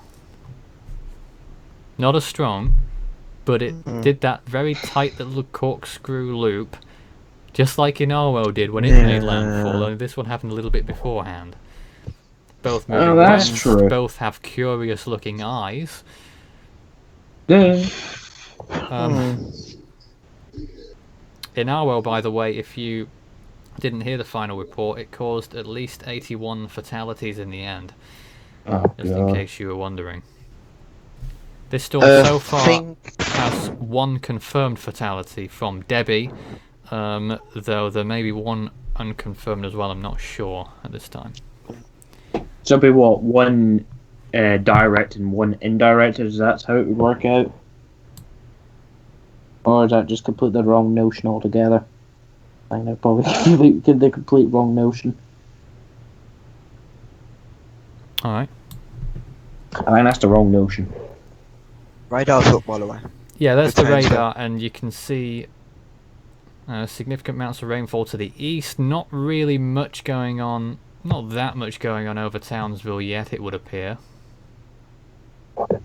But the cloud cover will surely be increasing from the edge of the storm. Now, if you could click on one of the directional arrows and move closer to the east, southeast.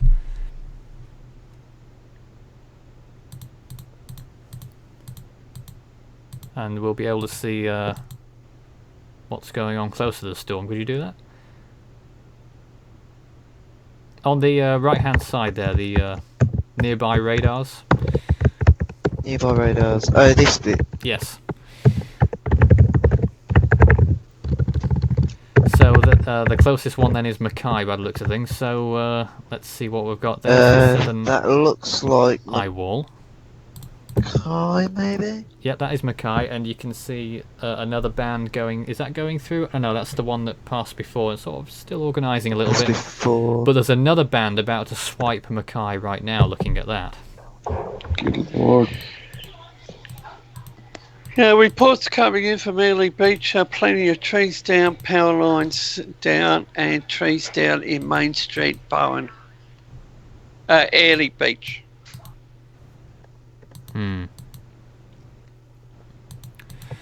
Okay. Just reading through the comments, and not much else going on. Again, a similar question than we had earlier, but we'll reiterate the answer to it. What is the chance of a Category 5 cyclone? I'm guessing you mean out of Debbie. That is unlikely on either scale, really, but exceedingly unlikely to be a Category 5 Saffir-Simpson. Category 5 Australian scale is a small possibility. It can't be ruled out, but I don't think that's going to happen. Not unless it does probably one of the quickest intensifications ever done. But I honestly don't see that. And that fatality, by the way, was the vehicle accident that occurred. I think they're usually attributed as indirect fatalities. Non-direct yet, as far as we're aware. Now, I do get confused about this and how indirect and direct fatalities work. I just don't get that. Go on. Well, how so? Oh, it's just that, you know how they, if you look, say, at a hurricane season, you know how the fatalities there have direct and indirect. Yes. Try, like, for the viewers that probably, don't know what a indirect and direct fatality is. I'm sure they can guess. Well, it depends on how you work it, really, because it could mean totally different things. I mean, in this case, say, I don't know, you could name a ton of a direct fatality would be someone who loses their life as a direct result from the storm's winds, from the storm's flooding, from the storm's well, for instance, I do understand what you mean. For instance, would you call something like electrocution with power lines and water? It's not completely related to the storm, but the storm caused that situation to arise, didn't it? Oh, that's true, yeah. There's one such example. But people who get washed away from the coast, of course, drownings and whatnot, those are completely direct, of course. Yeah, it's a curious one, but I think I think that indirect fatalities should be counted, because if the storm hadn't have happened, it wouldn't have happened. Yeah, that's true. And quite a lot of people have, you know, in the past, quite a lot of people have succumbed to heart attacks and the like during storms. Yeah, I've heard about that. Or in the evacuation from a storm, and some have indeed, and some instances where emergency services haven't been able to reach people as well, of course. So it's a curious one. Anyway, let's move on if we can. And yes, Martinez makes the example there of the evacuation from Hurricane Rita. Most of the death toll for Rita was during the evacuation during a heat wave ahead of the storm. Jesus. Oh yeah, I remember that. You remember that? Yeah, vaguely, but still. So there we are. I'm not sure what you guys would like to move on to next, but I'm just slowly gathering the information required for the next hourly update, which of course is going to be pretty interesting to see how much closer it's moved towards land, how much progress it's making. David, what are your thoughts? Winds are picking up in Bowen. As I mentioned, power lines are down there. Outages. Sorry, mustn't have heard that. And so power lines are down. Oh, there's a radar loop there. Trees are down.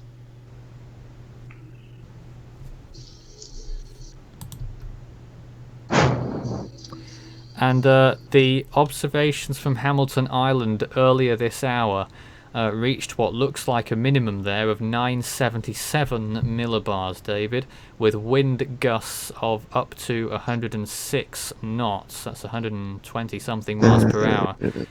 Wind gusts. Just over it. 122 miles an hour. And in fact, briefly they recorded sustained winds of 85 knots. That's Category 2, Sappho-Simpson, 100 miles an hour. So that is pretty impressive on Hamilton Island, and there could be significant problems occurring there and in the vicinity.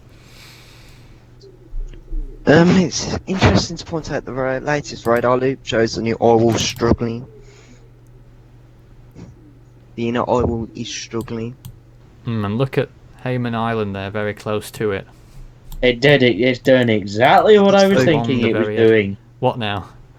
Debbie is not giving into it. Debbie is literally fighting an eye wall replacement. Not many. I have not known many tropical cyclones to do that, and I'm physically impressed. Really? I've not known many tropical cyclones to do that. To literally try and fight an eye wall replacement, or trying to prevent it from happening. It's weird in how that happens. Are you sure it's actually happening? Yeah, it's trying to happen. Normally, this storm has never really. This storm has never really known what to do with an eye, has it? It's been, you know, it's always had an incomplete eye wall or an incomplete eye and whatnot for the whole duration until around 2 or 3 days ago when it actually got its act together. And now the latest frame's just showing it. It's, I'm not sure what to make of it. I've honestly not known many tropical cyclones to hold out an eye wall replacement cycle, because that's what looking like it's happening here. But the southwestern side of the storm as a whole is not looking too great in terms of the storm. It's not looking good for the storm. It does look open. I still think the last tropical cyclone that I know that's tried to even remotely hold off of an eye wall replacement cycle was probably Now that cyclone's name, Oh dear. It was very strange in how this one's come about, because I think I'll still need to go over it just to confirm it for myself. In fact, I'll do it right now to even be sure that I'm not making an idiot of myself. Actually, just saying, this hurricane, typhoon, or cyclone actually did this, but it didn't. Oh well. The latest numbers from ATCF have just come in, and they're really strange. Go on. Define strange. To the point where I don't think it's true. It's now saying that the storm is apparently, what was it, 6 miles southwest of Hayman Island, suggesting that the storm has crossed directly over it. Interesting. And hold on a minute. And how many What's it say? miles from Airlie Beach? 13. No, Right. 13 Weird. miles northeast. And from Bowen, it's 39 miles east-southeast. Right. Does that not sound strange to you? That doesn't actually add up. Does it not? No. No, that sounds very weird. Is it true? How does that happen? Are the numbers then? true, or is the what we're looking at true? If you're Satellite still keeping true up, or radar true? We have no idea what's going on here. What's going on? Only that the storm is drawing ever nearer to the coast every hour. Hey, we don't know what to believe here. We don't know whether to believe radar or satellite. David, which one are you believing right now? I certainly don't believe that. I believe that it's as the official position. Well, that's what it's going to say at the top of the next hour. Whether there'll be a correction to that later on remains to be seen, but that's what it's going to be running with. So that's very curious. Very. I'm still keeping up with tornado. But I guess only time will tell us whether it ends up being correct or not. It's going to be a mixture here. It really is going to be a mixture. But landfall is expected pretty soon. 3 hours, yeah, you I'd could say. probably expect I'd that. personally say 3 hours, but I've got a new radar loop coming in. Well, I better check the tornado warning, see how they're doing. yes, I'll there are pull that tornado up. warnings. There's a in tornado effect. on the ground. We will be There's a giving tornado on them the mentions ground. whilst we're here. Oh, that helps. Got a radar indicate tornado. Right. Oh god, hang on a minute. Oh, it's gone now. It's possible damage in winds now.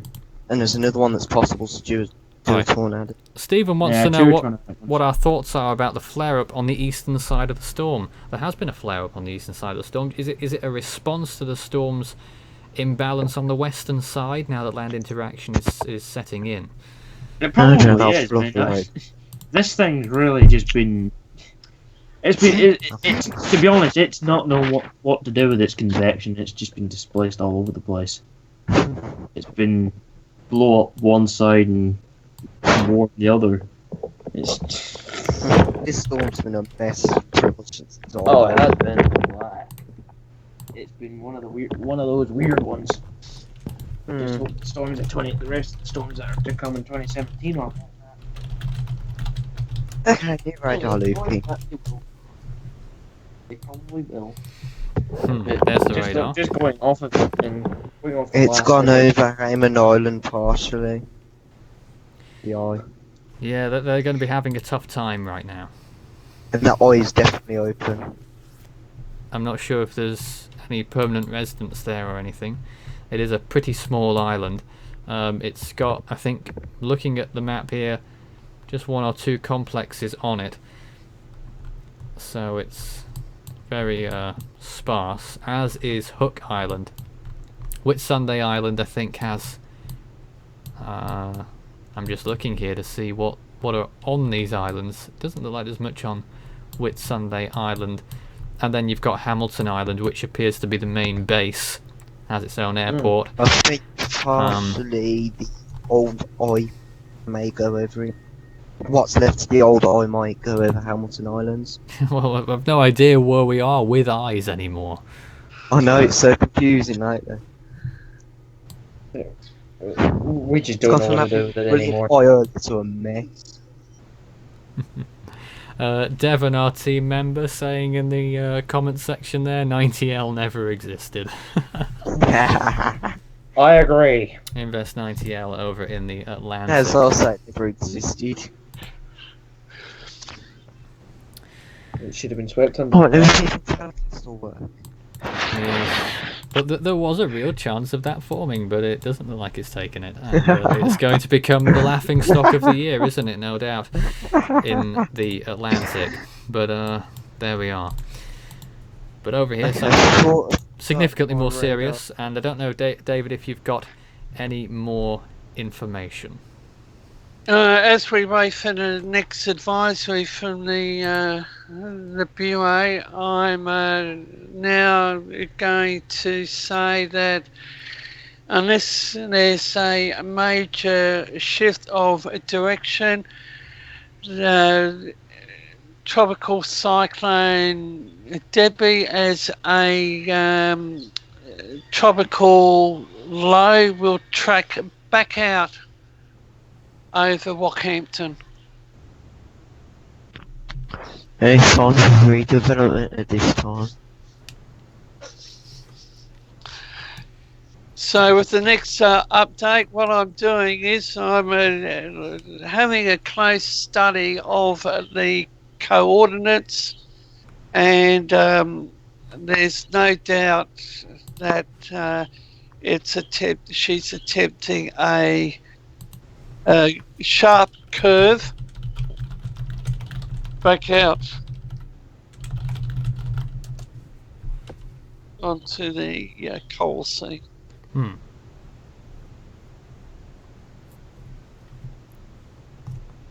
Okay, I've got it up on Telecast. It does look a mess. And Nathan, an update to that breaking news re the fire incident. Emergency services remain on site. This is Serena, and the property has been completely destroyed. Really? Jesus. So already some significant Jesus. damage occurring. Oh, So whether that's Debbie related, should get an update sometime this morning. Okay. Well, there we are. That's the latest on Cyclone Debbie. We'll have more news coming up on the storm. Now, for some reason, something happened with the stream just there, but I've no idea what. Nothing at this end was an issue. It must have been a problem with YouTube, as it typically is. But Yep. we are trying to be here, but nothing to Blame do with YouTube us. for everything. Nothing to do with us. I've got another radar loop coming in. Absolutely nothing to do with us at all. So The that's all just technology's YouTube. fine. YouTube isn't. Had a green light. We keep going. as YouTube long had as there's a decided to green give light. it a red. Yeah. No, I think something Wait. happened somewhere else. No, Yes. over here. You didn't miss Okay. much, by the way. We're just about to come up to the top of the next hour. It's going to be our... Which number hour? Is it our 5th hour of broadcasting coming right up next? On Cyclone Oh. Debbie, which continues towards landfall. Could make landfall near Bowen and Abbott Point, maybe. But the big question is when? I'd say 1 or 2 hours. Well, probably 2 hours or more. That depends. Coming if up it's just at a 8 big- o'clock, it'll definitely be midday, although it could even be pushed further out. I mean, this thing is I'm gonna try and even depict where it's gonna go now in these latest images. I think it's stalled by going by. The model run would help. The model runs would have gone up on Tropical Tidbits about an hour ago. That might help in the short term. Yeah, I'm where not it's sure. gonna go. I'm not Yeah, Stephen tells us Debbie moved 9 feet whilst the stream was down. Ah, You sure it wasn't an inch?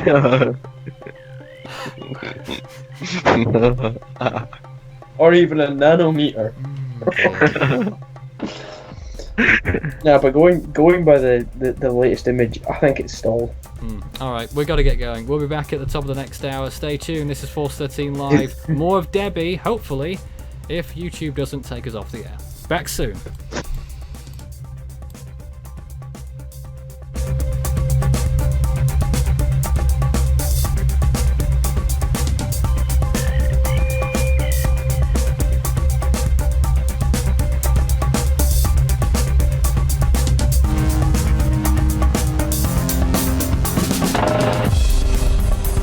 Our live coverage continues in a moment.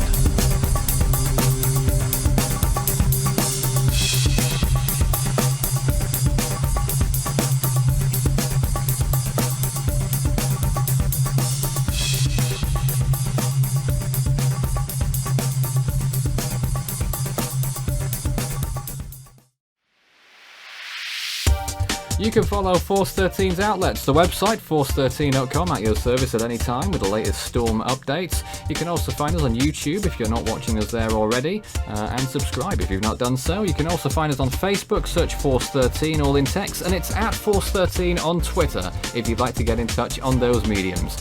You can also add Fool 13 on Skype and add extension 9094 on Discord for tropical weather chat.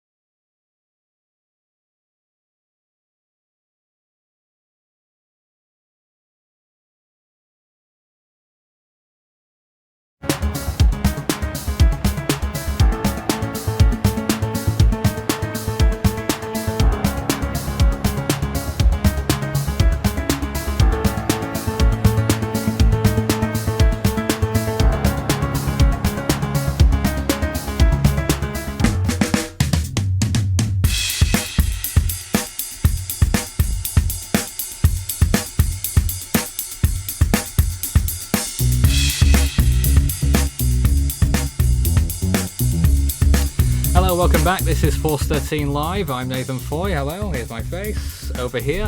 And we're also joined by the Skype team. It's not about me, and it's not even, to be honest, about them. It's about Cyclone Debbie, and we're just bringing to you the latest information on the storm as it comes about.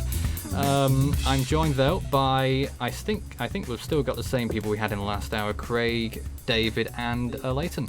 Hello. Hello. Hello. And you want me to read out the latest information? Got another radar alert Yes, coming read in. out the latest information. The warning remains for St. Lawrence, Townsville, Mackay, the Whitsunday Islands, extending inland to Charters Towers, Mount Conan, Moranbah, Pentland. Tropical Cyclone Debbie remains Category 4 with winds near the centre of 175 kilometres per hour with wind gusts to 250 kilometres per hour. Location 30 kilometres to 19.9 degrees south, 149.1 degrees east, estimated to be 85 kilometres east northeast of Bowen, 60 kilometres north of Hamilton Island. Movement west-southwest at 6 kilometres an hour. Tropical Cyclone Debbie is forecast to make landfall on the mainland between air midpoint around midday. And Nathan updated observations: 194 millimetres of rainfall at Strathdickey near Proserpine in the 1 hour to 7:45. Nearly 200 millimetres in an hour period. I've got an observation. Hold on a minute. Where was that? 194 millimetres of rainfall at Strathdickey near Proserpine in a 1 hour period to a 7:45. Wind gusts of nearly 200 kilometres an hour reported at Hamilton Island Airport at 6:52.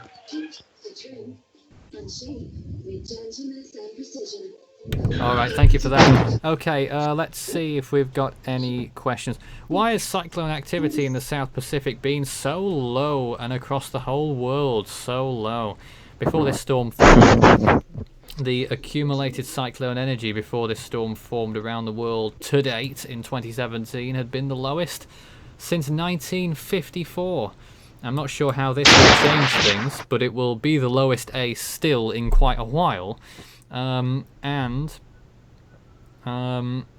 know, it was remarkable leading up to Inawo. It was almost going to be the first time a major cyclone had not formed in the first 3 months of the year ever, we believe. But Inawo averted that, and so has Debbie. Anyway, here's the latest imagery of the storm, and you saw another visible image that came out not so long ago at the top of this show. In fact, let me see if I can bring that to you. There it is. That's the last visible, one of the most recent visible images from the Himawari satellite. That was around 20 minutes ago. That's how the storm looked back then. We really don't know where exactly the centre of the storm is, but the edge of the storm is probably going to be very close, if not maybe even over some of the land areas now. Certainly over Hayman Island, and you take a look at that radar image. That is up to date, right? Yeah. 7:50 Eastern time. Is that up to date, David? Yeah, sounds like it. Okay. Yes, Nathan. I'm just looking at the Debbie's track. So Cat 4 right down to Serena now. So it's gradually coming down. The systems are known to come down to St. Lawrence, and it is edging itself towards St. Lawrence. This is turning out to be a rock. I'm just going to take a little 3-minute vacation from the stream here. I'll leave you guys to an open mic just for a few moments whilst I conduct some operations elsewhere, briefly. Right, so whilst Nathan is away for 3 minutes, Jason, who is our technical expert, and myself, we operate the 4th to 13th Australia Oceania channel. I would like to send out via this live broadcast a special thank you to those who have supported the channel, the content being posted. And for me personally, it is a challenge in producing the video content, but the support is much appreciated. Craig, do you have any information on the tornado situation? Turned now. Yeah, as I was listening there, Craig. There was a tornado confirmed in Tennessee. There was. That's the only one I'm seeing. Alright. Let's see if any wind reports. Here's a question that's come in. On a scale from 1 to 10, what would you rate the severity of this storm? Well, it's an interesting one because the new CDPS scale that we use is a 10-tiered scale, and at the moment it's stage 4 on that 10, but that only really covers the strongest of storms, indeed. So in terms of actual effect on land, I would say it's pretty more significant than that, probably 5 or 6, because it's not a storm that's going to cause the biggest impact in the entire world. But it is going to cause some problems, you see. So as the storm continues towards the west, the landfall becomes imminent, and we'll wait to see what happens. Obviously, if the storm's moving more slowly, it's going to cause more problems, and there's a lot of variables when you talk about rating it from 1 to 10. It is quite a simple thing to ask, but not the simplest thing in the world to answer. But there's the latest radar imagery of the storm moving towards the west, and that is the last, one of the most recent Himawari 8 images of the storm in the last hour or so. Current time 9 minutes past 10. If you've got any questions or comments for us, do send a message. Start your message with Force 13 all in text to get in touch, and we'll respond. Hopefully with our team to answer that question if I can't for you. Yeah, that's it really. Storm's moving pretty slowly. I'm not sure what the speed is right now, David. There's the latest update on that? Apology for the interference. No one heard it, David. Okay, thanks, Nathan. Apology. Now you want the wind speed. The current movement. How fast is it going now? The latest update. The latest update was west-southwest at 6. Still 6. Still 6. Wow. Okay. Would you say it's stationary? Near stationary, quasi-stationary? Don't ask me these questions, because it depends what source you're going by. If you're going by satellite, it doesn't appear to be moving very quickly at all. If you're looking at radar, it seems to be almost stalling, 2 or 3 knots. If you go by the numbers that I've given, which sound very fishy, it's 8 miles an hour. Fishy. Good one. 8 miles an hour to the southwest. But to be honest, the latter seems to be the most reasonable as to what you'd expect. But I don't know. For our viewers, I'm just going to throw this bit of information. I've been following severe weather events for probably nearly 10 years. The first system that I really tracked was Yasi, and we have been in a drought. I think the last major system in the Coral Sea, Nathan, was 2 years ago? And Debbie, she actually broke the Coral Sea drought. What was that? The stat that if we didn't see a system in the Coral Sea, it would have been the quietest period since 1947. Well, the last time we had a whole season that didn't have a storm in the Coral Sea. Last time that happened was 1924. I didn't think it was going to happen. It hasn't happened, and there's no real surprise there. I think it was 2004 that came close by having only a weak tropical storm to form in the Coral Sea in that whole season and nothing else. So it came close that year, but this year, obviously, this has bucked that trend, of course. But it must be quite some record even to say that this is the latest start to a Coral Sea season, as it were, in a long time.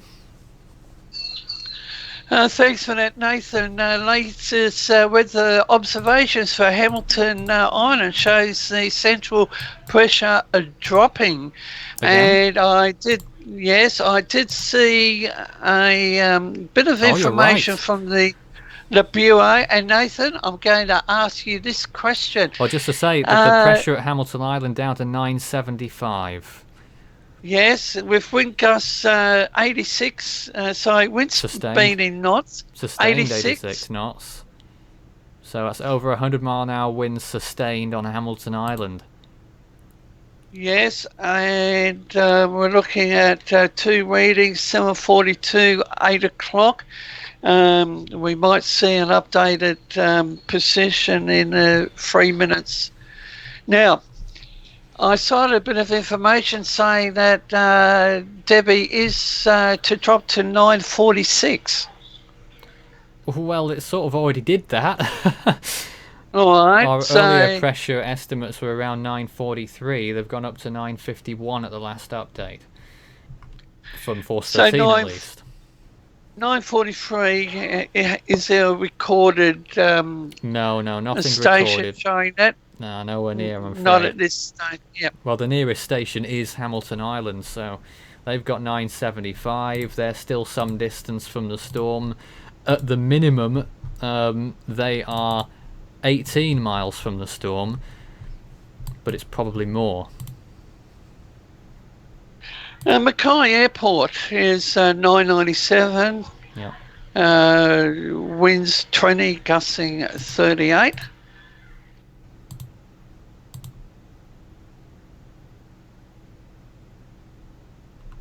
Percy Island, which is slightly down the Great Barrier Reef, 1003.5. And they've got winds 15, gusting 31. And there's the radar again. You can see Hayman Island just inside the eye there, and Hook Island there, half of it at least, is just inside the eye as well. And then it's difficult to see the other locations marked on that map there, but Bowen isn't. It is in one of those eye wall bands, the outer eye wall, of possibly 3 eye walls. They're looking at that, but 3 bands before the eye at least. Yep. It's going to have it's having some heavy weather right now. Proserpine is 989, winds 39, gusting 56. South-southeasterly winds. That's Proserpine. All right, thank you for that. I think we had this question earlier, but it's been asked again. Obviously, we get new viewers every so often, so we'll respond to that. What chances are there for tornadoes from Debbie? Give me a couple of minutes. I'll bring up some further information. I'll screen share, and we'll have a look at the supercell, the instability, storm probability outlook. All right.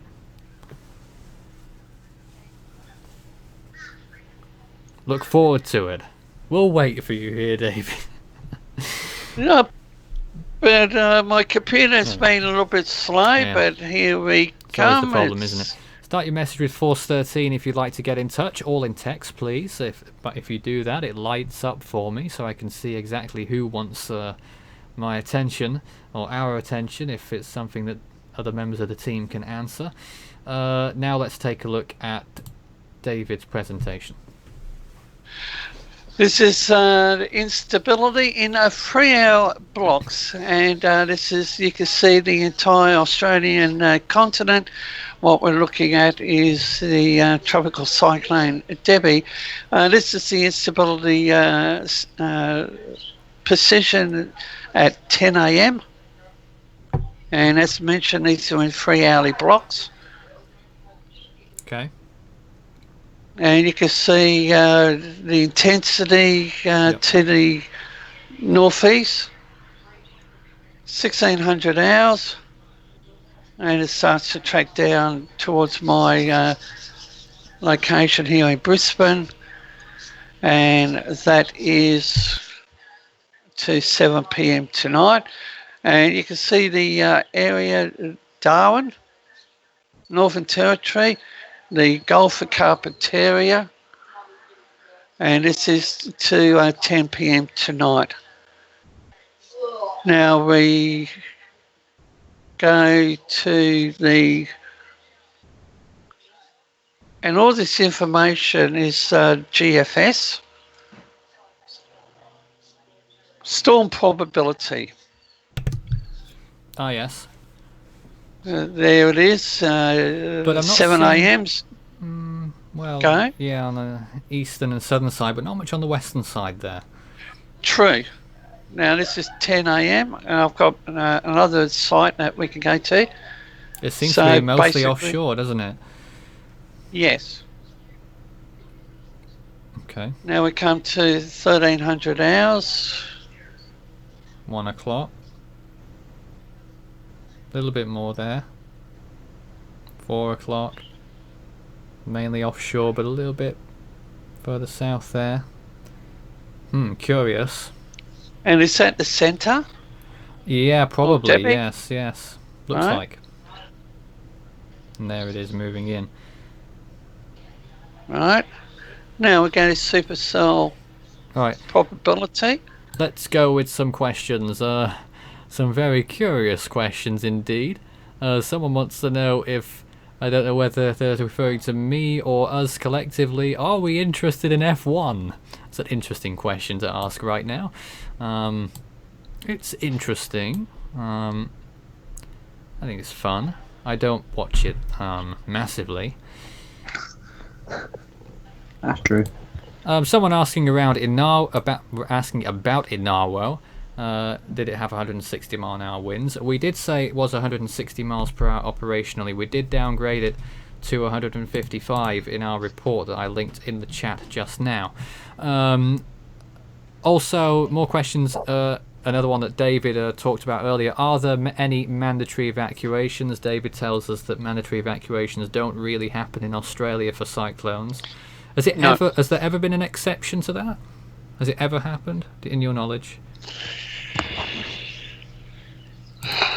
Not to my knowledge, Okay. Nathan. leave it there As then. I said, Also, why are we so interested in cyclones? Well, for some people, it's lives on the line after all. But for people who aren't in cyclone areas, we have a little bit more to answer for. But, well, the more people ask me those types of questions personally, the more I don't have an answer for them, because the main reason I'm here, I guess, is to inform and educate people about what is the current situation, the news on the cyclones, and because I'm good at it, I guess. Not so much because I do still like it, but not as much as I used to. But there we are. New radar coming. I'm sure we'll see that somewhere. Okay, someone else asking, let's see here. Do we think Debbie has weakened to Category 2 on the Saffir-Simpson scale now, 110 miles an hour? Questions. Answers, sorry. I'd say it's about 105. You do? You think it's weakened that much? Yep. Alright. Looking at the structure, it's very poor for a category 3. I think it's not got long left. I think next hour it could see a downgrade. We still said Category 3 on this hour. Another question, what are the chances of Cyclone Debbie becoming Category 4 equivalent on the Saffir-Simpson scale? That is absolutely a Category 5 on the Australian scale. Well, I think it's unlikely. It's not impossible, but I don't think that's going to be happening here. People asking about nowcasts. Well, I don't personally make the nowcast, but Jason is the person in charge of that. I think I heard one or two rumblings about him bringing them back at some point, but we do have lots of other priorities at this time. And Devon telling us on the stream here that Debbie is on a weakening trend and not likely to strengthen before landfall. That's what he told us in the chat. Devon, part of our team. David. he did indicate yesterday that it was back on the radar. Yes. Let's now cast, but is Debbie going to come back for round 2? That's question. That's what you always talk about. Oh, is it going to come back for round 2? Is what you always say. I don't think it will. Well, I'm thinking of Depends a what you mean by system round 2. Well, it's doing that curve. That curve is becoming more tighter. It's going to. No, David, the new imagery's out here. It's been pretty much westward according to the satellite, apart from that little tight loop there that it did, and now it looks like it's gone back west again. Right, but it's still going to. As a tropical depression, Or maybe it's west going southwest. to do that. It's going to do that curve. It's going to come back out. It's going to come back out, but it's not going to come back for round 2. It's just going to go off to the extratropical zone and die. I'd say it'll go extratropical over. But it might get pushed back up into the central cold sea. It's not going to go there. If it's going to hit any other land areas, it's going to be New Zealand, isn't it? Indeed. Well, I can remember when a tropical cyclone did a complete figure 8 along the entire Queensland coast. A figure 8. Yeah. I don't think that's going to happen, though. I think the storm's too far south for it to happen. I think it would have to be a bit further north. Yeah, I know. Sea surface temperature. Well, we know sea surface temperature. Tropical systems can I just think still it's gonna survive get, in what? It's The high 20 Celsius? It's going to get dragged polewards. David, if you could show us a graphic of a massive area of high pressure in the southern Coral Sea, let me know. But until then, I'm sticking to my story. You're funny, you are. I brought out the devil's advocate position. But well, there we are. Let's see if we could get any latest observations. So the last we heard from Hamilton Island is that the pressure was 975 millibars, and that the 4 millimeters of rain dropped in just 15 minutes there, David, over that period of time. And wind speed sustained at 86 knots, so that's pretty significant as well. That's around 100 miles per hour. All right, Nathan, can you bring this one up for the viewers? Well, I don't know. What is it? And just to let you know, Bureau of Meteorology still thinks that there's another 5 hours between us and landfall right now. 5 hours, so it pushes it out. Well, I did make the comment. It'll They're saying probably 1 get o'clock pushed now. out. 1 o'clock now. 1 o'clock. Colour forecast map for the next 4 days. The Bureau of Meteorology. Let's have a look at the troughs and where Debbie is located. And that trough is going to... It's going to track right down into northern New South Wales, and looking at that trough for Thursday. And there's Debbie as a 1001, possibly tropical low. And when I look at that, it reminds me of ex-tropical cyclone Oswald. I was waiting for that. Who, yeah, well, he formed, or he formed up there in the Gulf of Carpentaria, and didn't survive very long as a TC. But when you look at the trough for 10 a.m. Thursday out to 10 p.m. Thursday, Oswald came right down and went across back out the sea over Brisbane, northern New South Wales. And that's David's tail, depression. long tail of the legend that is Oswald for David. Or as he calls it, Oswald, as David calls it. It knocked the power supply out.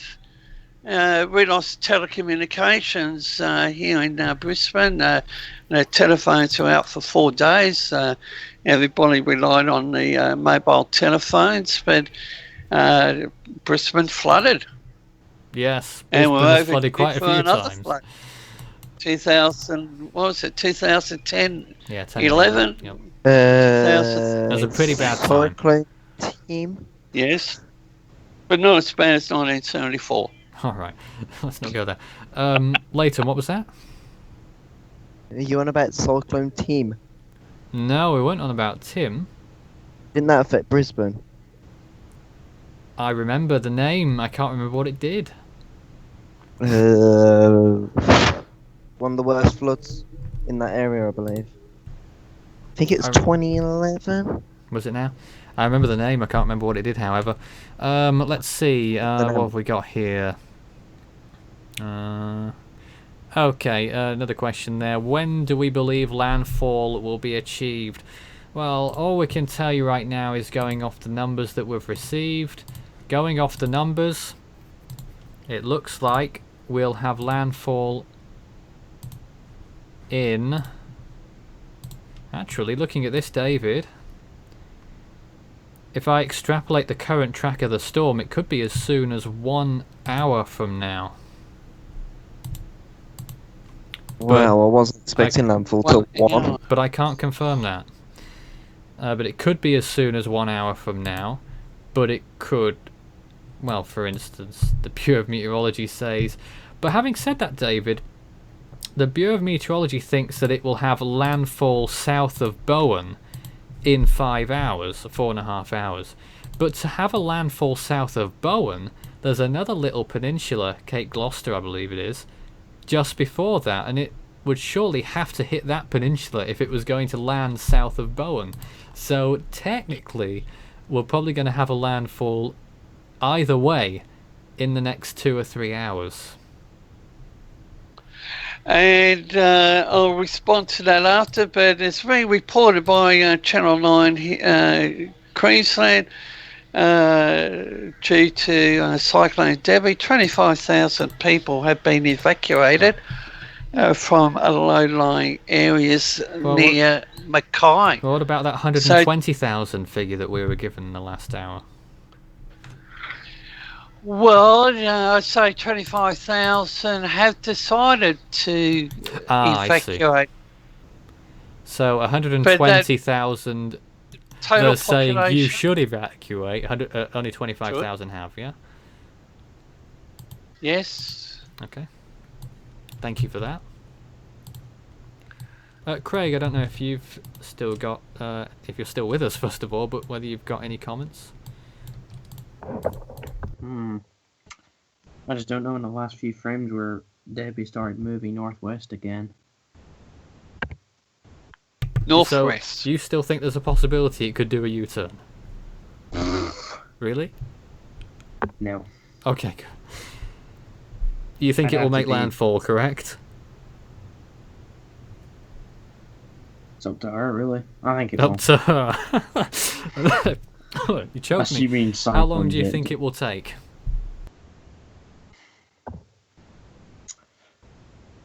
It's about, what, 3 hours away from landfall? So you're going with 3 hours. David?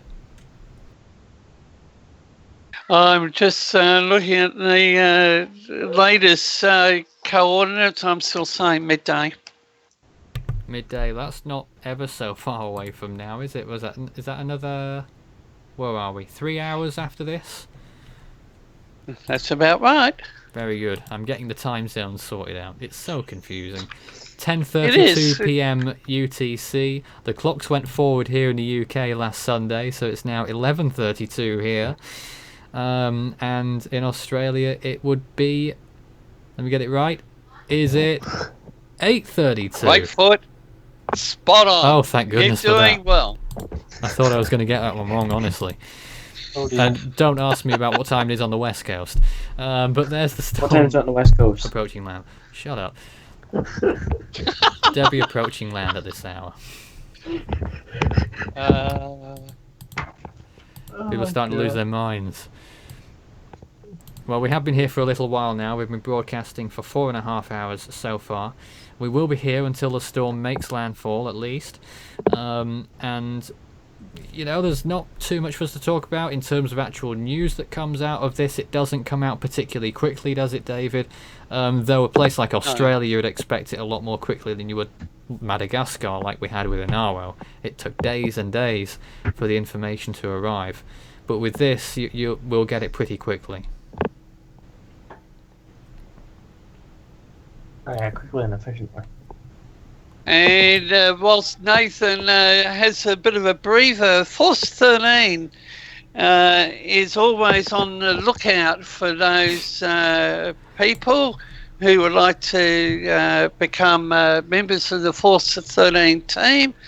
And we are currently looking for anyone that would like to lend support to our technical support team. Make it sound like we fix computers, David. Technical Well, I support. got to put that. I got to put that in. Don't fix computers. Craig, you think it's still a Category 3?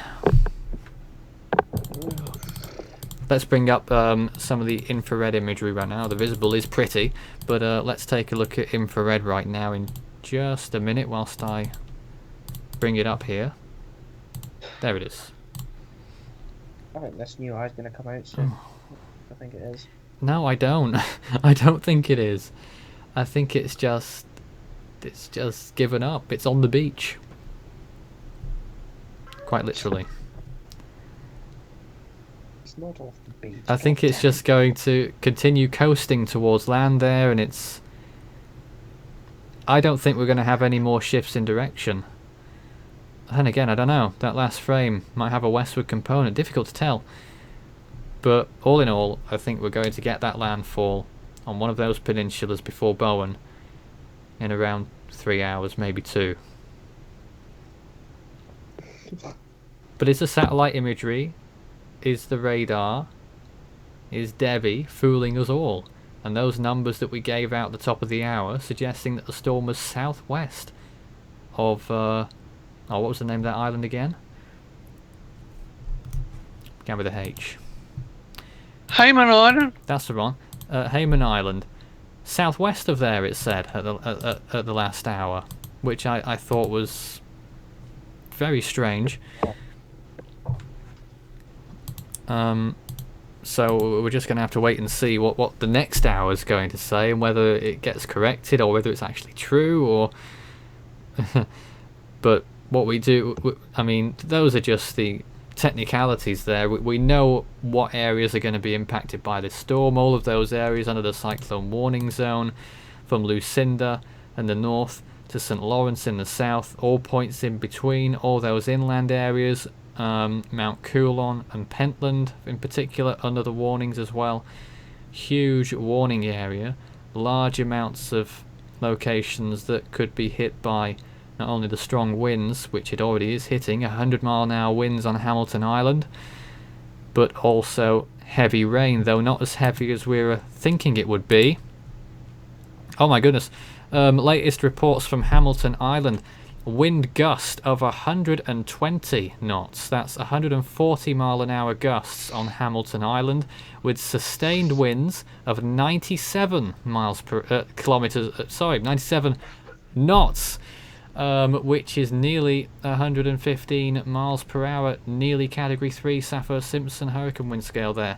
So that's very interesting, and the pressure remains at around 974. Where was that reported in terms of storm location? Yeah, so that's Hamilton Island. If you use my numbers just now, it's 18 miles from the centre of the storm. If you go off the satellite imagery there, I'd say something around 25 miles from the centre of the storm. Nearly Category 3 conditions Saffir-Simpson, nearly Category 4 conditions Australian scale. Probably is Category 4 actually. Yeah, Category 4 Australian scale conditions being reported on Hamilton Island. David, your thoughts of that news? Well, I think it's going to... Do you think based on that information, Category 4 conditions, 25 miles from the centre of the storm, is this being underestimated? The Queensland Police Commissioner earlier this morning said that Debbie is very erratic. I think history supports that, and I'm indicating a landfall to the northwest of Hayman Island. Wetray Island, Gloucester Island, Mid Island, Grassy Island, but to the southeast of Bowen. Indeed. But that curve is tightening when looking at the overall track. It could even she could recurve to the north of St. Lawrence instead of south. Wasn't that a given? No, I said to the south of St. Lawrence, but oh wait, I'm looking at. Sorry, yes, the recurve. Oh, you're talking about it. I see. That's interesting. If that's true. And as we await the 9 o'clock update, yeah, the information really hasn't changed. So we're now relying on the satellite, the radar, the observations, which aren't working very well at the moment. They all disagree with each other. Not much else to talk about right now. I'm just going to take a moment's break here. David, I'm not sure if you want to bring up anything at this time, but it'll be really quick. I'll be back in just a moment. I'll wait till you come back. So, as I just said, we rate the 9 o'clock update. We know that the movement officially west-southwest at 6 kilometres an hour. Significant rainfall near Proserpine in a 1 hour period of nearly 200 millimetres. The Bureau is forecasting isolated areas of anywhere up to 500 millimetres. Wind gusts recorded at Hamilton Island at 6:52 local time, nearly 200 kilometres an hour.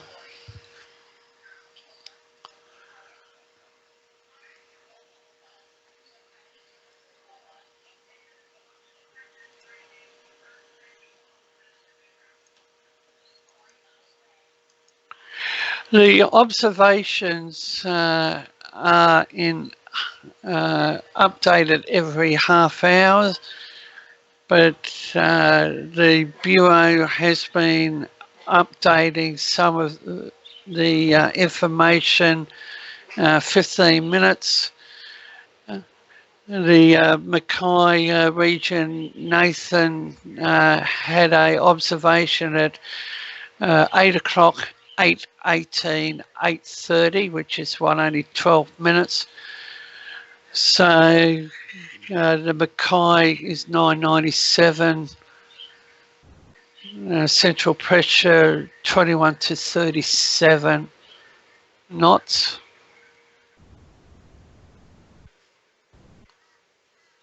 Yes, indeed. I'm back, by the way. There's the latest shot of Debbie as it moves ever closer towards its landfall, which is inevitable, but the stream rolls on with the storm not moving particularly quickly. And it's another waiting game, isn't it? Yes, Middle Percy Island, which is just to the south of Mackay. The wind speed. I've lost the link. You lost it. Well, I doubt it. Is it hurricane force? I doubt that. 40, gusting 40.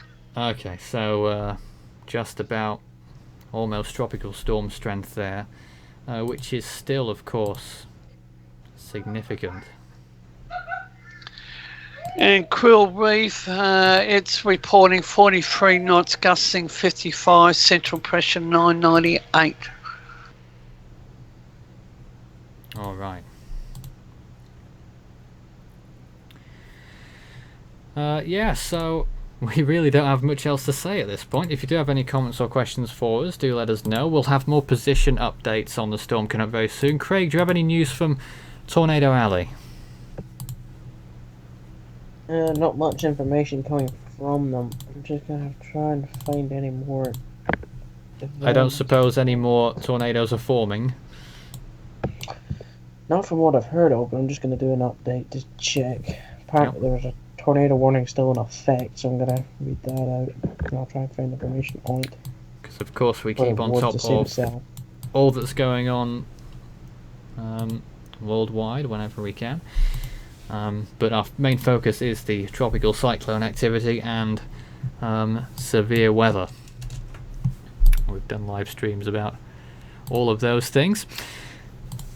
But we will have position updates on Debbie pretty shortly. And as far as intensity goes, it's a strange storm now that it's somewhat impacting land. Its land interaction is affecting the storm a little bit. It looks like the significant cloud tops are still going on the right hand side, Craig, and that is where the strongest part of the storm is now by some distance. Oh yeah, by far. There's no doubt. Just looking at the latest frames there, it looks like the northwestern side is now looking like it's ready to really fall apart. Would you agree? I honestly have. I literally gave up with the storm now. I just don't. You've given up? I've honestly Give up gave up now? with it.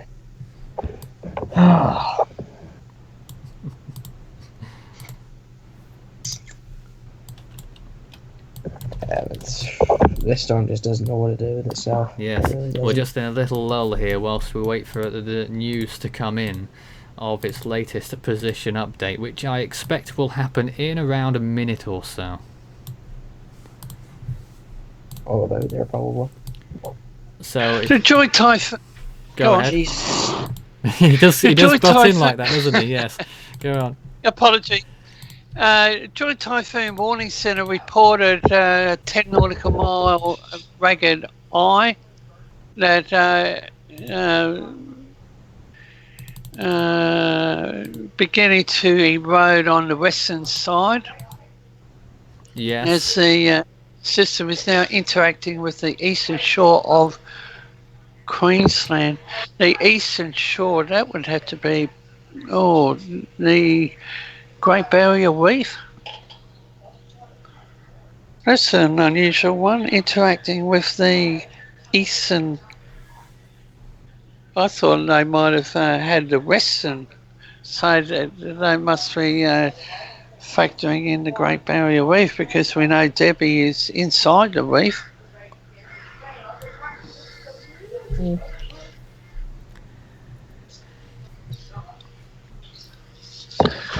And wave height 27 feet. Yeah, and we've been talking about surge, of course, and Yep. I don't know if you've got any news coming out of surge beginning to impact the coast already. It must be doing so by now with it being so close.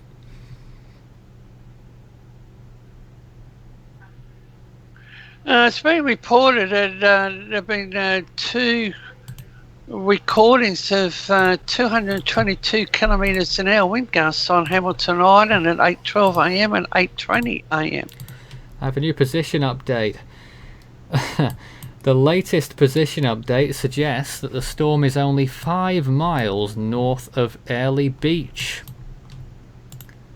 5 miles north of Airlie Beach and 34 miles east-southeast of Bowen. That's what the numbers are saying. It doesn't quite agree with what we're saying visually, but that's what the numbers are saying, and Craig, I'm not so sure on that still. I don't know who to believe here. Whether we should We've not listen looked to at the radar numbers for a or while though. I don't know if you could get up the radar. see what I can. That might it's be been of some benefit. It's been reported, Nathan, via the South Brisbane Storms chasers, wild conditions at Lady Beach, with the boys reporting wind gusts in excess of 150 kilometres an hour at present. Yes, well, That's Airlie where's Beach. that? Oh, Airlie Beach. Yeah, well, that's they're probably having similar conditions to Hamilton Island, aren't they? And they Yes. had 140 mile an hour wind gusts, which is 200 and something, 220 kilometers per hour, something like that. So these numbers are happening, and it's a pretty dangerous storm to be out in if you're along those coastlines there.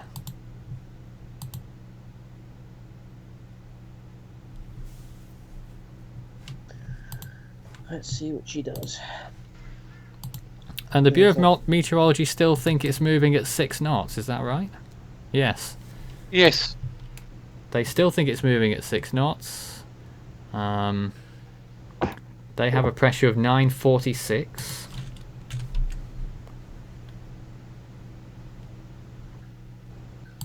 Would you agree with that assessment? That's not the updated version though, that was as of 6 PM, so I'm guessing they're doing a proper update in an hour's time. It's very strange.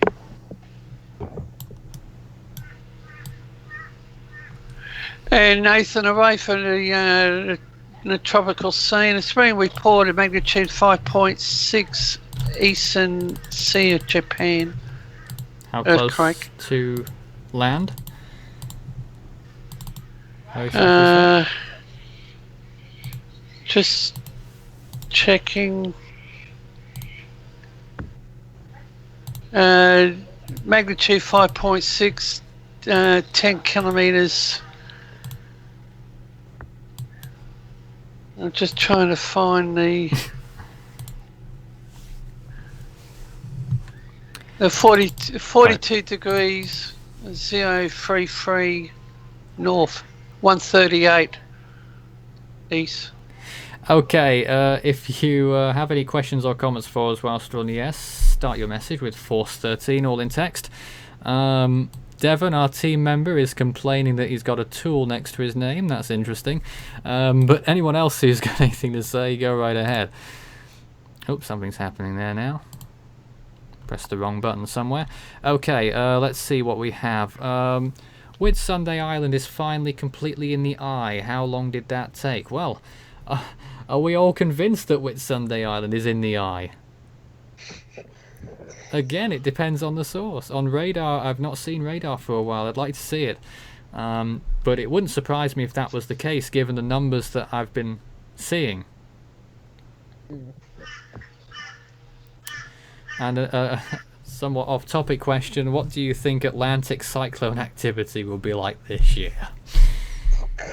North or south? Presumably north. I think we'll have something in between 2016 and 2001 in terms of activity. But that could be incorrect. You never know. We've got the radar up here now. There's the latest radar animation, and you can see... could we possibly get a closer in look at that to see those islands in a little bit more detail? They could just about see the islands. Yes, I think they're right. At least part of Whitsunday Island is in the eye, if not the whole.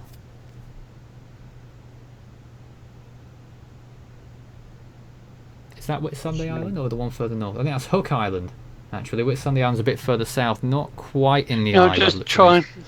I'll just magnify a little bit, Nathan, it might help.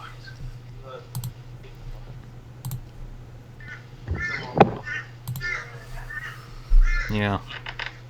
Sounds like a lively garden there as well. So Hayman Island, yes. Hayman Island is completely in the eye right now, and you look at that imagery. That imagery's up to date, isn't it, David? There's nothing to say that the eye is actually where, pretty much where your cursor is, right? Is what the real-time ATCF is saying the centre of the storm is located at that location. Well, clearly not, looking at that radar imagery. And to say it's just 5 miles north of Airlie Beach.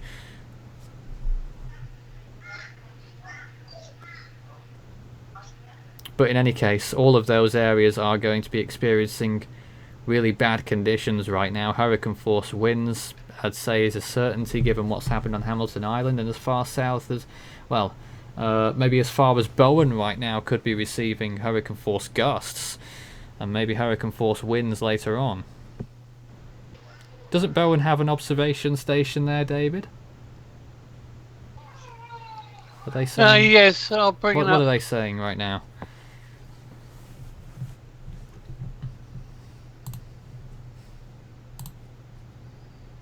There we are.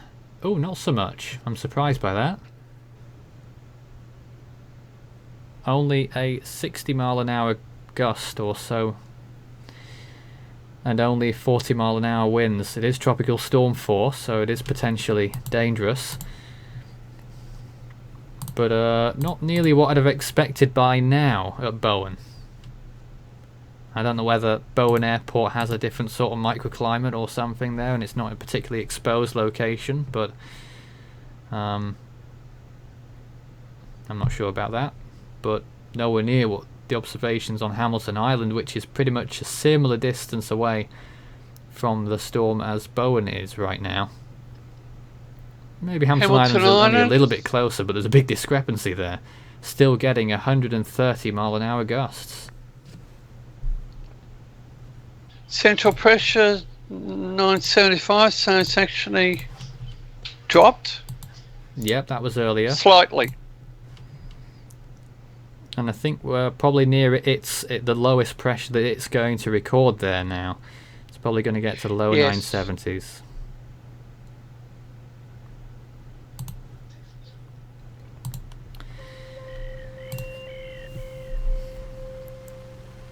Hay Point, where's that? It's just to the south of Mackay, but there's no readings. I'll have a look on the Great Barrier Reef, Krill Reef, 998. Although 43, gusting 55 from the northeast, Nathan. Krill Reef. It's just east of Proserpine. Yes. We'll have a look at Proserpine, 987. And wind gusts there almost at hurricane force. 61, yep. South-southeast. That's significant.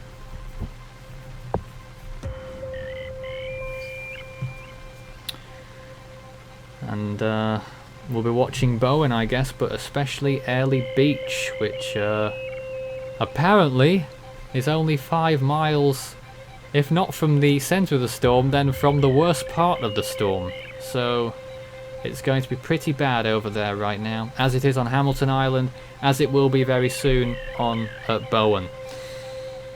Mackay is probably getting significant amounts of rainfall, Townsville a little bit less, and I'm sure there's a lot more to come.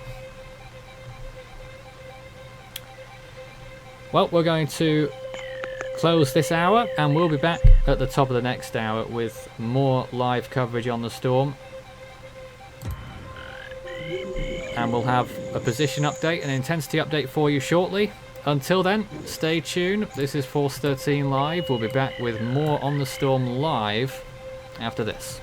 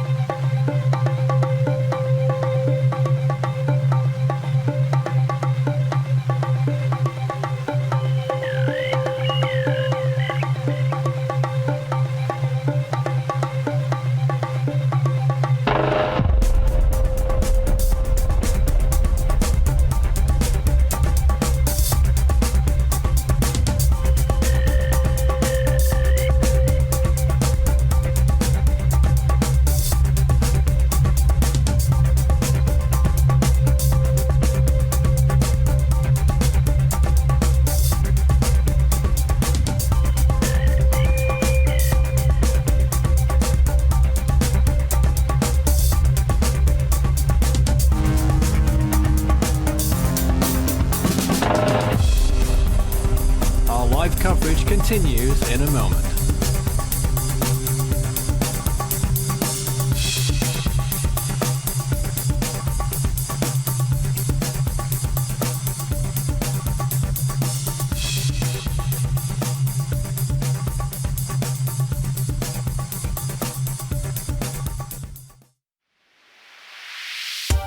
You can follow Force 13's outlets, the website force13.com, at your service at any time with the latest storm updates. You can also find us on YouTube if you're not watching us there already, and subscribe if you've not done so. You can also find us on Facebook, search Force 13 all in text, and it's at Force 13 on Twitter if you'd like to get in touch on those mediums. You can also add Fool 13 on Skype and add extension 9094 on Discord for tropical weather chat.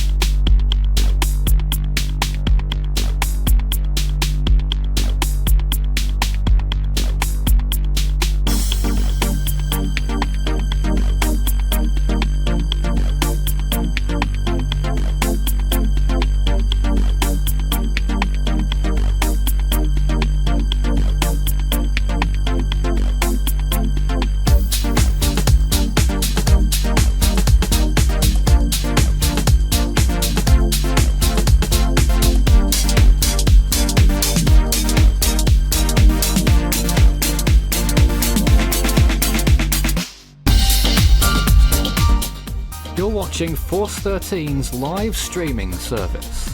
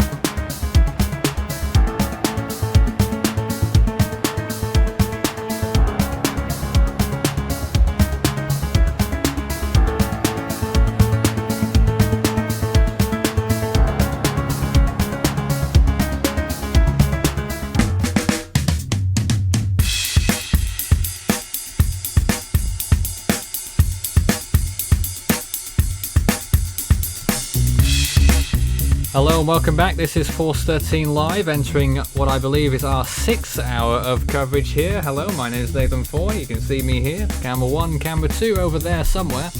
And all of you out there as well wanting to know the latest on Cyclone Debbie, which of course we will oblige, because that is the most important thing. Not myself, not the Skype team, even though they are here. We're only the servants who are delivering the information to you during this important time for Queensland.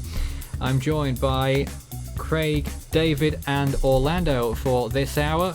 Hello Craig and David, and let me talk to Orlando just for a moment and introduce you there. Hello. Hello. How are you? I'm good. And you've been tracking Debbie with us. Well, not with us, but you are now. But what do you think of the storm? Well, I think right now it's about to, I think it may make landfall in the next couple of hours. It surely looks like the eye is closing in. I'm not sure if that's confirmed, but I'm looking at satellite imagery and that's what it seems like it's doing. And for the Australian coastal towns, I think this is quite a dangerous storm. Certainly. If you saw the beginning of the stream there, the beginning of the hour just now, we've put the storm down to Category 2, 110 miles per hour sustained. That is the latest from our SADOPS, suggesting that the storm has weakened slightly. But that doesn't really mean much because it's going to be packing a big storm surge with it at high tide, which is coming up in just a matter of hours. And strong winds already reported with gusts of 140 miles per hour. 140 miles per hour gusts reported on Hamilton Island, with sustained winds of 100 miles per hour reported on Hamilton Island so far. That's the highest wind speed sustained that we've had from a land-based observation station. And of course, don't forget, we use our SADOPS when there are no land observations available. So SADOPS is going to become a little bit less use for us when the storm actually makes landfall, because then we'll have land observations in the eye of the storm, which will be able to tell us what the pressure is, what wind speeds are around it, and the like. David, do you have any news for us? Well, I'm guessing you've got the top of the hour update from the Bureau of Meteorology. Before I read it out, I'm going to put a spanner in the works. You're downgrading it, but the Queensland Premier is saying it could go Cat 5. Well, we put it that way, but I'm not sure. It's Category 4 right now still on the Bureau of Meteorology scale. There's not much apart from the land interaction. There's nothing else stopping it from re-intensifying. It could yet happen. I don't think it will happen. But they're right in saying that it could happen, and they're right to be vigilant for that possibility, because the one time, it's unlikely, but the one time that it does happen is the one time that people are not prepared for it. Well, I don't have any issue with the Queensland government bringing out information which keeps people informed, indicates to be vigilant. But I'm just thinking, we know that the Queensland government all governments over here would be in constant touch with the Bureau of Meteorology. So I'm just wondering what information is being provided to the government indicating a Cat 5. But leaving that aside, the latest from the Tropical Cyclone Warning Centre, basically the information hasn't changed, Nathan, because they're doing hourly updates, and unfortunately I do not support hourly updates. Really? Why not? Well, what's the National Hurricane Centre do it, but they describe them as position updates only. They don't really change it. Well, they did change, I think, things during Matthew, but they the biggest thing that they do in the hourly updates is just the position. They change the information every 3 hours or so, and I'm guessing the Bureau of Meteorology are going to come up with something in the next hour when we get to midnight UTC. So, recapping, Debbie remains Cat 4 system, sustained winds in the centre, 175 kilometres per hour, gusting to 250 per hour. Location, as we know, 30 kilometres, 19.9 degrees south, 149 degrees east, estimated to be 85 kilometres east-north-east of Bowen, 60 kilometres north of Hamilton Island, and the movement is west-southwest at 6 kilometres an hour. Now, 6 kilometres an hour? Kilometres an hour. Are you sure it is? Well, we were talking knots earlier, I just want to confirm. That's kilometres per hour? Yep. So that's pretty slow. So what I'm going to put forward is she slowing? Is she near... well, the Bureau of Meteorology thinks she is. Will I be right to say stalling? It depends how one defines stalling, but I would say it has stalled, and whether it's stalling right now, maybe. It's difficult. Let's take a look at blow up that latest imagery there. It's moving slowly. It's still moving, and it still looks like it's west-southwest from this imagery, and it's getting really close to the mainland of Australia there. The Whitsunday Islands aren't marked in the pink outline on this graphic, but the mainland coast there is. Airlie Beach extremely close to at least the edge of the storm, 5 miles or so.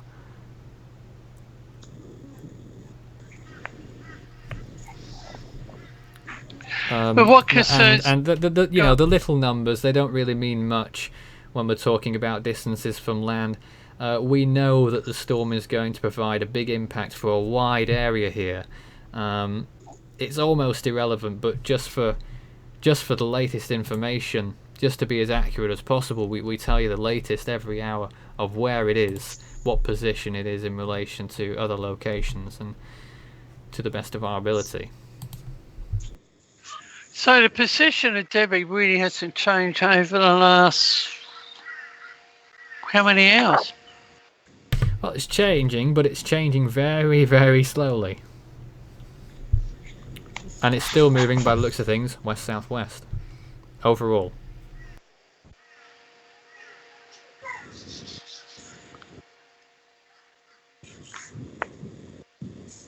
Now we'll have a look at some observations.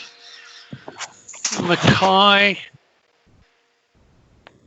got down to 972, 96 really? So gusting that's a new 100. one. Sorry, correction, Hamilton Island. Yeah, Hamilton Island, new pressure there, 972. That's a new low. Yep, And 96. Hold on a minute. They're getting... Is that 95? Yes, 96 knots wind speed. So that's 110 miles per hour sustained winds being reported on Hamilton Island. So it's like approaching minimal category 3 status, right? Well, it's been a category 3, but it looks like Hamilton Island is right in the middle of the worst part of the storm right now, David. Okay, Don't forget the worst part of the storm is not in the eye. True. So Hamilton Island is in the eye, which is clearly Well, it can't visible. be in the eye if it's getting winds like that. It's calm in the eye. No, sorry. The system is to the north of Hamilton Island, correct? We believe so, northwest of it now. Well, by some... Well, yeah, but I guess if those... the two possibilities from these observations, David. Number one, the storm is a lot stronger than we think it is, and it's to the northwest by some distance. Or two, the numbers that I've been giving out that we can't believe have been correct. Well, we look at 848... and that the storm is actually only 5 miles away from Airlie Beach. That would make sense for the storm to be in that location, to have those wind speeds. But if the storm is where we think it is based off what we're seeing off radar and satellite, then there's much worse between Hamilton Island and the centre of the storm, and in fact the storm must therefore be much stronger than 110 miles per hour.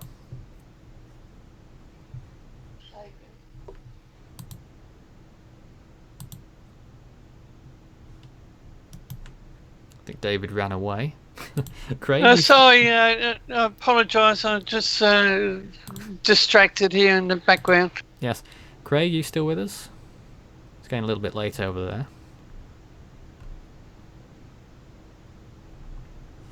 Don't know where Craig's gone. But there again, there's the radar. And, you know, the radar does not suggest that Hamilton Island is in the part right next to the eye, which theoretically should be the worst part of the storm. But maybe it's just an unorthodox storm where the worst part of it is displaced quite some way from the centre now in its old eye wall, so to speak. It's a weird one.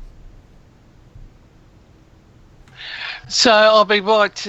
We would be right looking at the radar. Hayman Island would be inside the eye with Hideaway Bay. Yep. And the eye approaching Hideaway Bay, Bowen. not yet Hideaway Bay, no. But that's where the storm might land pretty soon. And the Joint Typhoon Warning Centre saying a 10 nautical mile radius eye. And where's Mackay?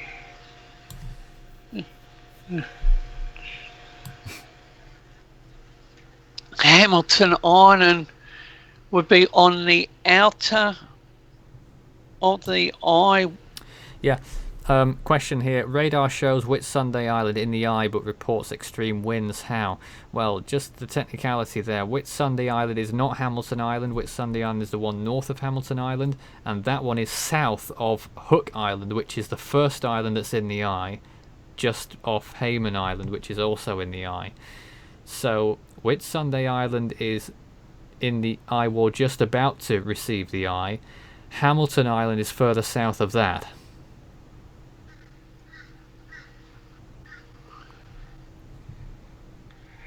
And there's the 512 loop.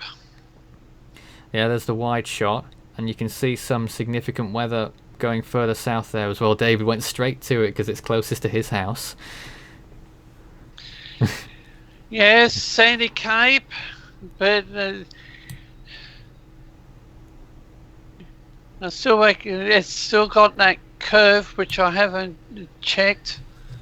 The latest coordinates. St. Lawrence, but look at the wave band right down the Heron Island, Yeppoon,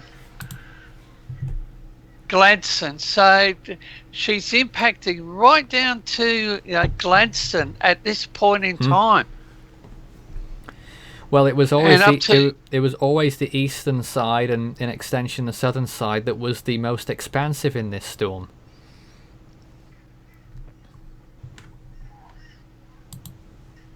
And nothing north of Hitchinbrook Island up to Innisfail.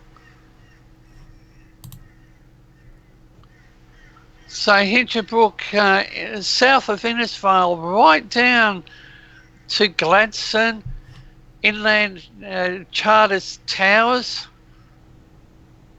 Let's take a look at the latest infrared loop here. Is that up to date? Let me just verify. This one certainly is up to date. There's the latest frames, and well, I'm not sure what to make of that last frame. Again, we've said it so many times, but the western side looking weak, but the inner eye wall appears to be sprouting up more convection again. The southwestern side just a little bit flat there, but it does have that inner eye wall, still looks almost intact, and the eye wall now you can see impacting the Airlie Beach area, though the latest data numbers suggesting that the storm's just 5 miles north of Airlie Beach, which would suggest that it is pretty much just 1 or 2 pixels north of that pink line that is the coastline, which is obviously not what's being denoted on this satellite image. But it would make more sense as to the wind speeds that we've been seeing on Hamilton Island, which have been, if you've not heard already, 96 knots sustained. That's 110 miles an hour. Gusting, earlier was gusting to 140 miles an hour, 140. That's around 220 kilometers per hour if I'm not mistaken. And sustained winds 110 miles per hour, 180 or so kilometers per hour. David? Channel 9 is reporting monster waves Yep. now being recorded off the North Queensland coast.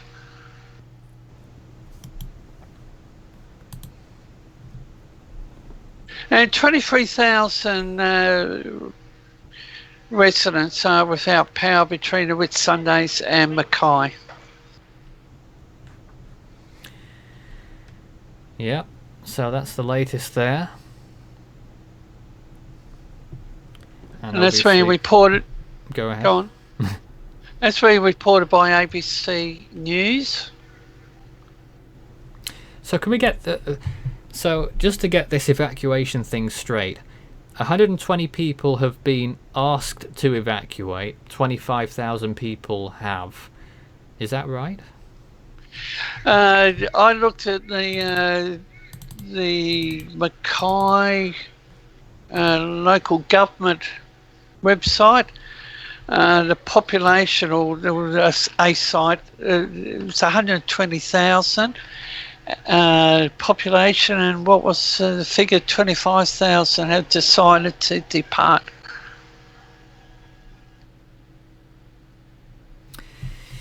Yes. And Nathan, considering the farming area in the path of Debbie, it's now being reported that the damage bill from Debbie for farmers could hit 1 billion.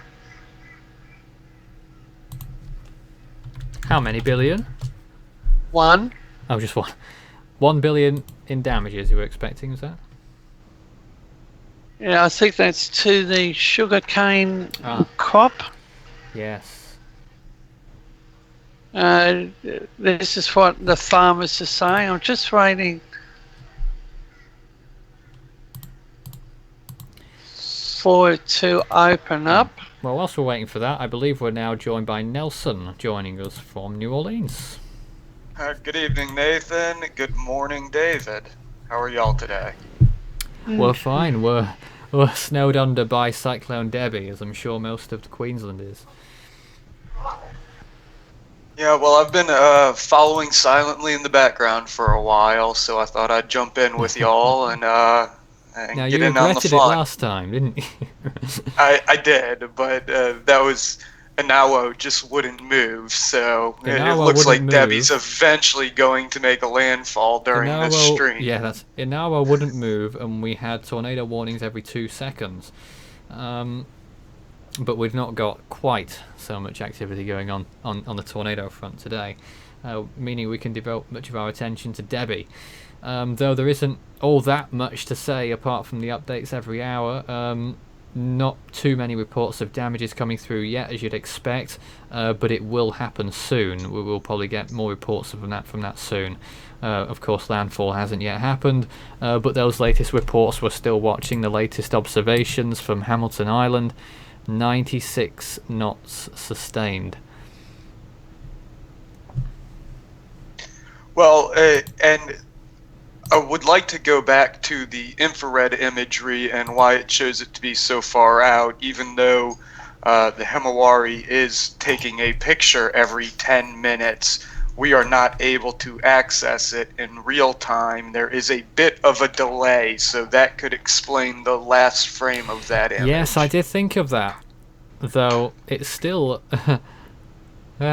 still doesn't make a huge amount of sense. It's not a delay so big as would have such a discrepancy. It is a little delay, would have a small discrepancy, but not as big as the one we're currently looking at. Very curious. How strong do you think it is? I mean, there are reports on the ground, as you said from the. I just lost it. I was looking we at can't it. refute that it's 110 miles an hour, which is what Force 13 ran with at the beginning of the hour, but it could be more. It could be more, but seeing the reports, I would expect more from Hamilton Island. Certainly, if we see them strengthen from this 96 knot speed, it would be quite informative of that. But I'd have to run with what the reports on the ground say. Yeah, we'll be watching that very closely. The pressure there still 972, which is pretty high for 110 miles an hour, you'd say. I would defer to you on that, Nathan. Well, I'd think so.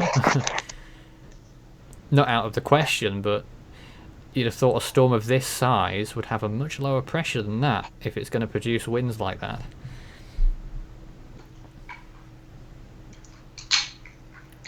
It's quite a large storm. It's not tiny. It's moderately sized, really, isn't it?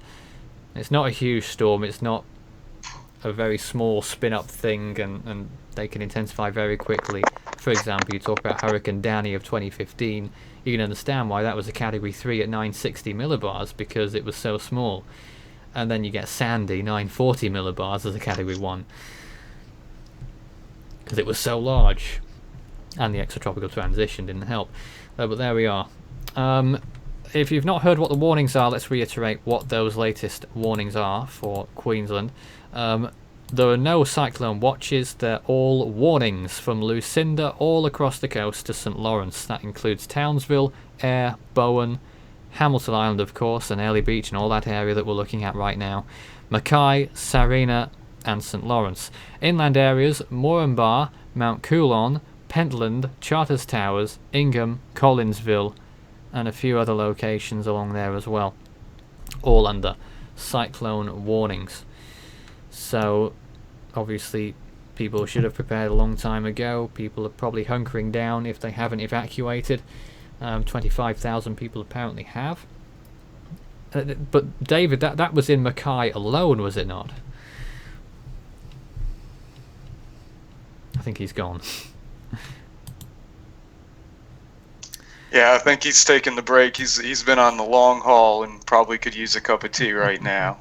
If anyone's got any questions for us whilst we're on the air, please send us a message. Start your message with Force 13, all in text.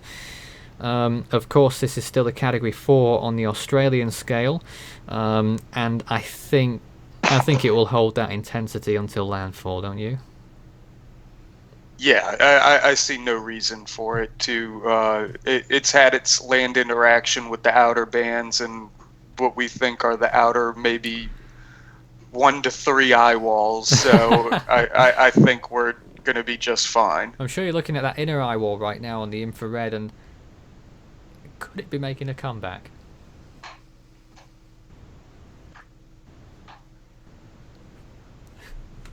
Nathan? Yes. I would have to say that we've produced some very good videos for the channel, and this is a little off topic from the live stream, but it is with Cyclone Debbie. Jason put together a video of Debbie being flown over by the International Space Station, which has been well received by the fans in the community. Would you like to direct people to that, or do you have any comments on that? Well, we can, but that was probably the biggest diversion ever from a question I've ever seen. Yeah, we could, of course, do that. It is on the channel. Well, I do believe BuzzFeed Oz may have retweeted that video. Oh, really? It's Yes. news on me. It's news on me, but that's very interesting. I got to go check it and compare it, but I do believe that BuzzFeed Oz just retweeted that. Wow. Fascinating. And if you've got any more questions for us, do let us know as the storm continues to churn towards landfall. Is it moving west? I've no idea. Generally, yes, it is. But it is just edging closer, and basically we're spending this hour running out of superlatives to tell you how slowly Debbie is moving. Chris Montgomery says, "Can I ask you a question, please?" Well, come out with it, and we'll see if we can answer it. Aaron Newitt says, "Any news on its wind speed at land?" Well, as we sort of mentioned, I don't think it will weaken very much. We're probably looking at wind speeds sustained of 100 miles per hour, 160 kilometers per hour at landfall at least. It could be higher than that. Category 4 conditions probably going to happen on some land areas. Already has happened on Hamilton Island, but we're talking about the mainland here. Yes, I think that will happen. And we think landfall is going to be, well, Well, actually, the way it's been going in the last numbers update that we just got, just before the last hour, it was 5 miles off land. So if that trend continues, it had moved towards land at 8 miles an hour. So the math is pretty simple. It will have made landfall by the next hour if it keeps up that pace. Obviously, we'll let you know as soon as we know whether the storm has made landfall or not. But according to those numbers that we were running at the top of the hour, it was just 5 miles away, when in the previous update it was around 10 miles away. Now, Nathan, we've got some more questions coming in from the chat. How far out do gale force winds extend from Cyclone Debbie? Well, good question. We've been using the numbers from the Bureau of Meteorology. They're saying around 120 nautical miles in most directions. Between 100 and 120 nautical miles, which, how much would that be in kilometers? Trying to work that one out. 100. Oh.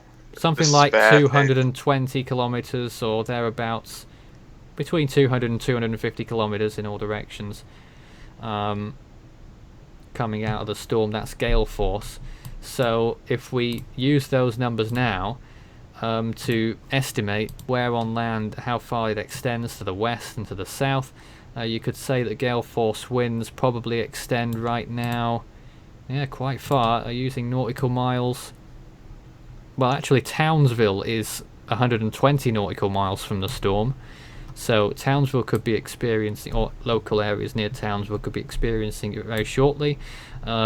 Areas possibly even as far south as, where are we here? Not far from St. Lawrence, just north of St. Lawrence, could be receiving tropical storm force winds. Mackay, of course, and all points in between. So a large area could be receiving tropical storm force winds right now. Obviously, there's no weather. We don't have weather stations absolutely everywhere, or the Bureau of Meteorology don't. But we know what we know so far, and that's the big numbers there, particularly with Hamilton Island, which their next observation I think is due in just a few minutes.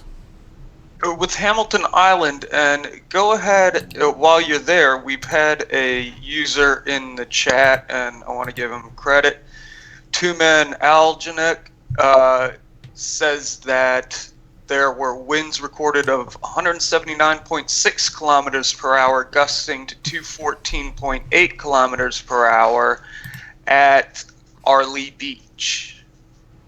I don't know if we've got a station there. Arley Beach, yes, that is to be expected. That was no surprise really, but that's very interesting to know if it's true, because that really substantiates the numbers that we'll be giving out. That we've been quite baffled that the storm was only 5 miles from Arley Beach, but it sounds like it could be correct with those numbers.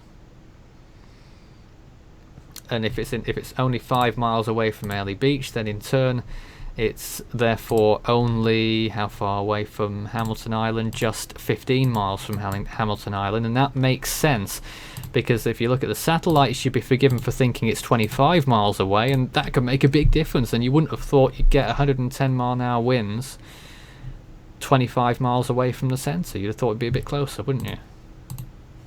If we believe the storm to be 110 miles an hour. So we were left with those two scenarios. Either one, the storm's further north and it's much stronger than we think, or two, and what is looking to be most likely, the storm is further south than the satellite says and the radar says, and is actually really close to making a landfall right now. Well, hopefully David can confirm that. Well, he didn't in the last 2 hours, so I don't think we've got much hope for that. All right. But I think I am definitely leaning towards that second scenario there. And as I say, we could see landfall at the next update. But we believe it's category 2 right now. That's on the Saffir-Simpson scale. Got to make that clear all the time, because of course there's two different scales. We're international, so we use the most known scale internationally. Category 4 on the Australian scale, however, we acknowledge. Let's see. any other comments? What is the lowest pressure recorded in Cyclone Debbie throughout its cycle? Well, only estimates, but the lowest we've put it down at so far was 943, and that's when our live coverage started nearly 6 hours ago. And let's see, just looking at some other comments. It appears that the storm's been stalling for a while now. Yes, it has.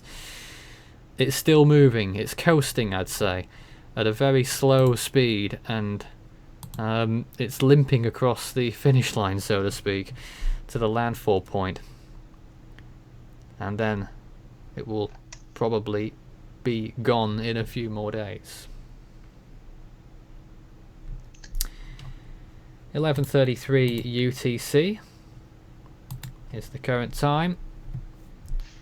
midnight here in the UK, and that would make it 7:30. Is that right? 7:30? No, later than that. 9:30 in Australia, in the East Coast. Question: do you think that Cyclone Debbie is a Category 1 or 2 with winds around 95 miles an hour? Well, that's an interesting question.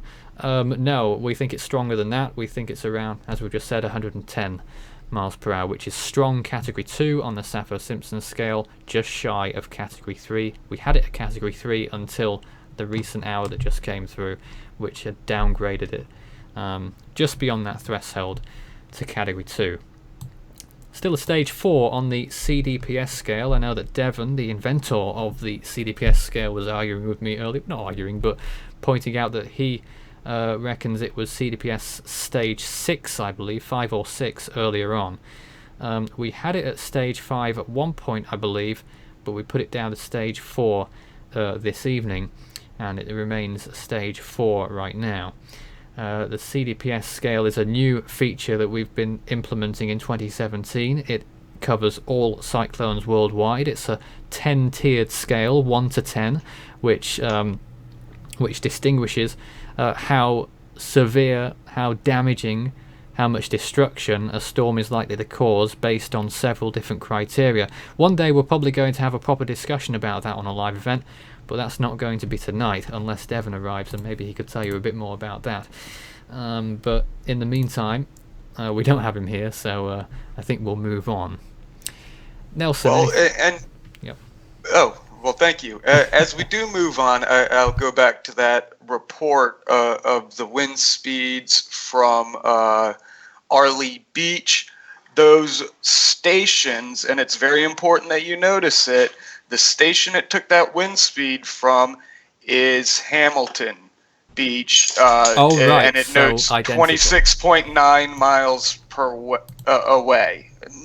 Kilometers, I'm sorry, away. Right, so I thought that was a bit fishy that they had exactly the same numbers. I was wondering about that myself, but it is the same, right. The same station. All right, thank you for that. That clears things up there.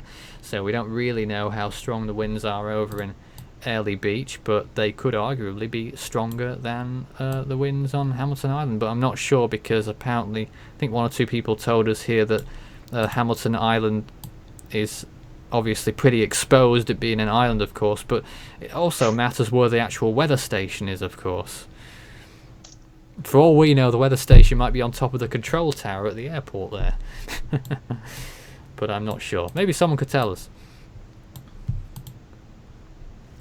I believe next we've got a loop showing the first loop of Himawari 8 imagery to come through since visible imagery arrived. Here it is. It's a pretty short loop showing what the storm has done since day broke near the centre of the storm. And you can see the eye definitely there, the western side of the eye wall capitulating in a little bit, in part. Really struggling to sort itself out, but you would say there that it's done sort of a very tight corkscrew loop clockwise there. Nelson, I don't know if you've got access to the stream right now. Are you seeing that imagery? I am not seeing my stream's slowed up, so I'm not seeing it in real time just at the moment. Okay, now it's up. Yeah, I don't know what your impression of that is. Again, the outline there is the mainland of Australia. It does not show the Whitsunday Islands. So the storm's pretty much on top of those islands there, which are in a hidden outline underneath the storm's eye. Yeah, I see that center of circulation. As you said, it is kind of a corpse there, but I would have to say that, it's certainly off the coast of mainland, but as you said before, that does not illustrate the island. And that last image was from 30 minutes ago, so the last image there is 30 minutes old.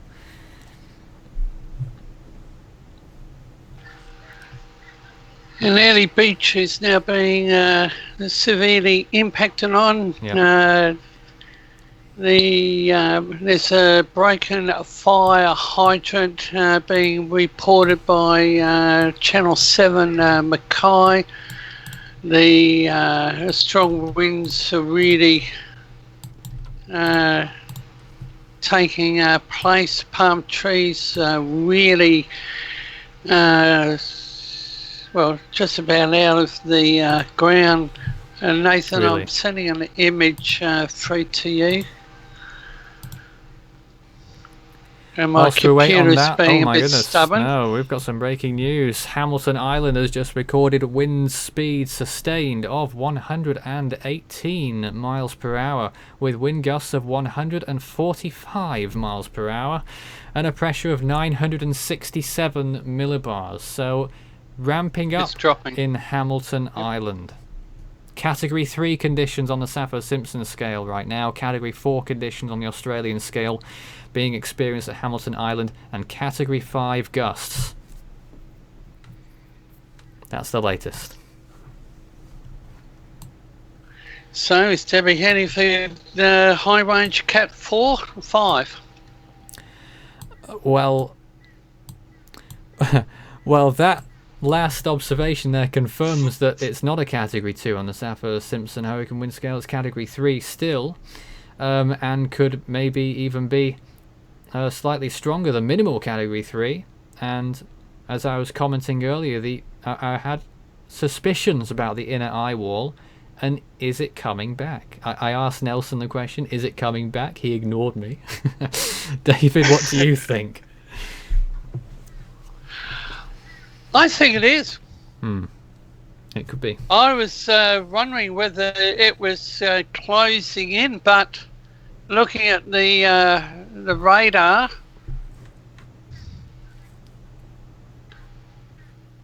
Do you have it? no, my computer is giving me a bit of a hiccup at the present Hiccup. time, but All right. as soon as I Oh, it certainly looks to be at least maintaining, if not its final heave as it pushes inland. In just over 5 minutes, we're going to find out whether the latest data from real-time ATCF says that the storm has made landfall or not. That's going to be interesting. So we'll be able to tell you as soon as that happens if it has. That isn't official, however. The Bureau of Meteorology has the final say, and I'm sure David will keep you posted at the top of the next hour exactly what they're saying on the next update, which I believe is going to be a big update, so to speak. Not an hourly position update, but a 6-hour intensity and technical bulletin there, David.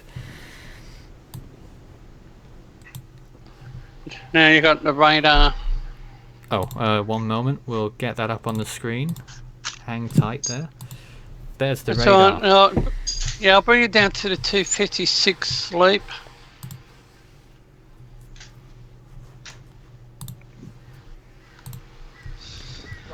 And there it is.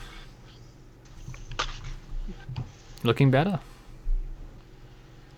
Yep. So, David, what are your thoughts? What do you think it will do? Do you think, like, who is it, the governor or someone, think it will get to Category 5? The Queensland Premier. Premier.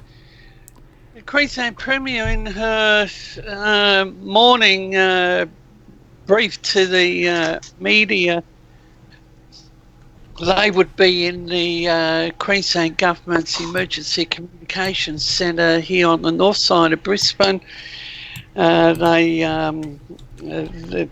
Actually, it's their nerve centre. So the constant. So the response is being coordinated from Brisbane. Oh yes, yes.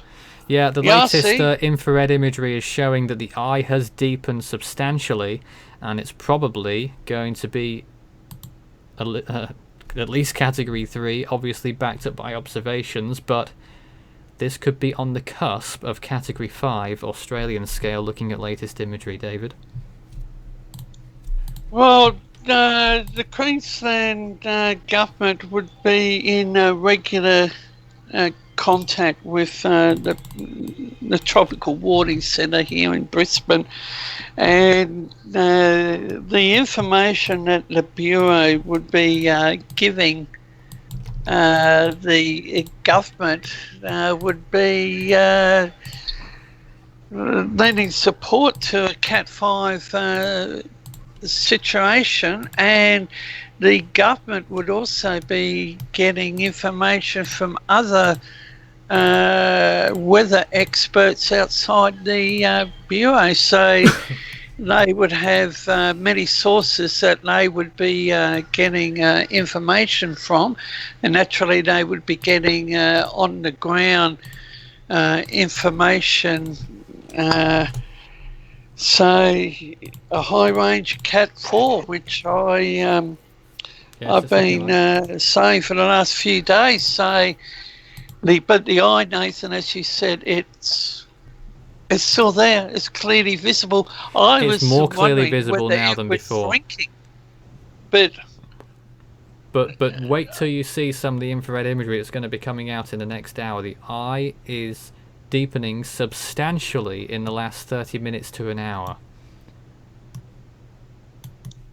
and that's very important. And I'll be waiting for the next round of updates re-flood.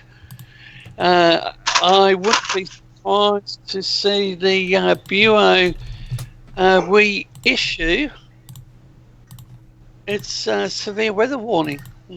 There is no severe weather warning current. Really? They only had one for damaging winds, but as this is a developing picture, when you look at the rain bands, I'm going to indicate my position that we will see additional warnings issued by the Bureau, including a updated flood.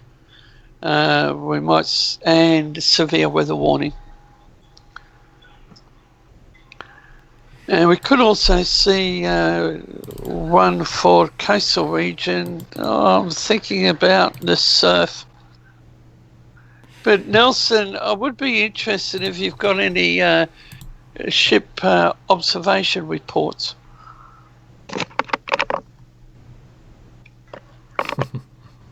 Somehow I knew you were going to ask that, David. Well, I've been asking the same question for the last 3 days. I'm probably going to drive you mad with the questioning, but probably as this is inside the Great Barrier Reef, we'll probably have to look at shipping possibly to the north-south within the Great Barrier Reef region. Oh, well, I've just checked on one database that doesn't indicate any ships of significant size in the area, and why would you want to be at this time? It would seem foolish to send a ship through the middle of a storm like this, and while I know there are some ocean-going vessels that can do it, it's a risk that I think few people want to take. This will be the commercial shipping, but we'll go to another Bureau's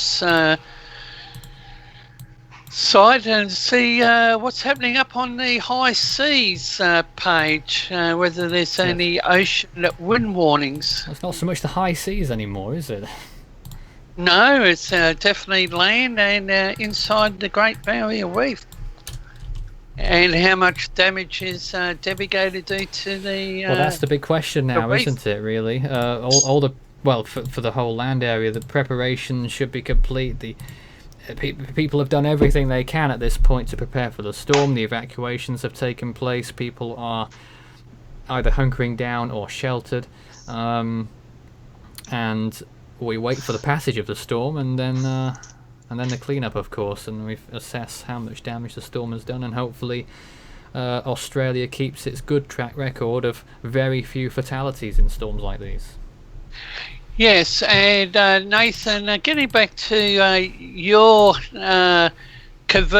time conversion to the Australian time conversion, here's this advisory from the Tropical Cyclone Warning Centre here in Brisbane, issued at 18:02 UTC.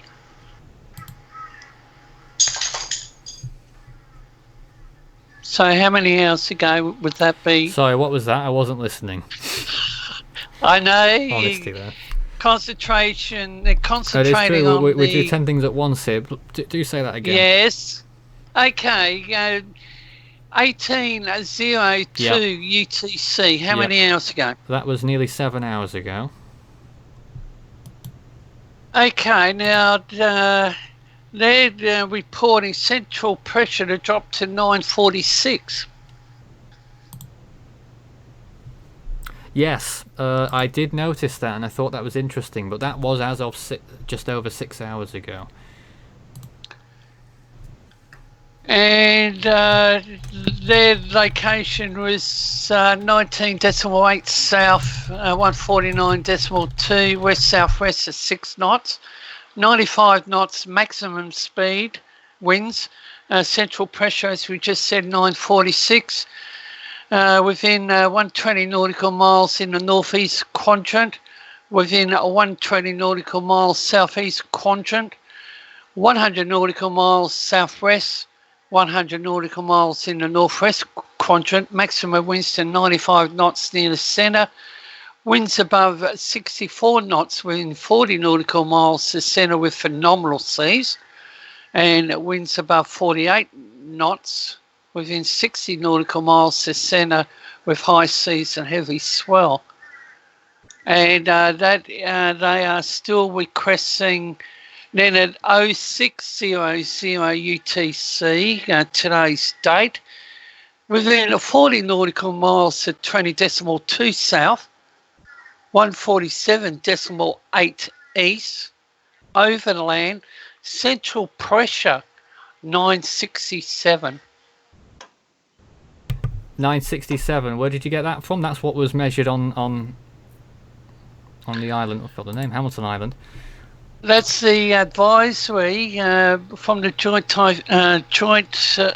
sorry guys, the Tropical Warning Centre here in Brisbane. This is at 06 UTC. Central pressure 967, but weakening up to 994. At 18 UTC.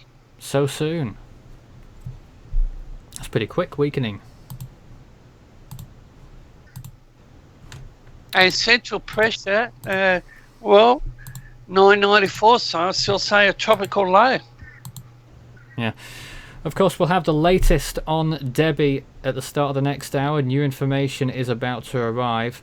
And hopefully we'll have it at the top of the hour for you. If you've got any more questions or comments for us, start your message with Force 13 all in text. We're going to be running through for at least another hour.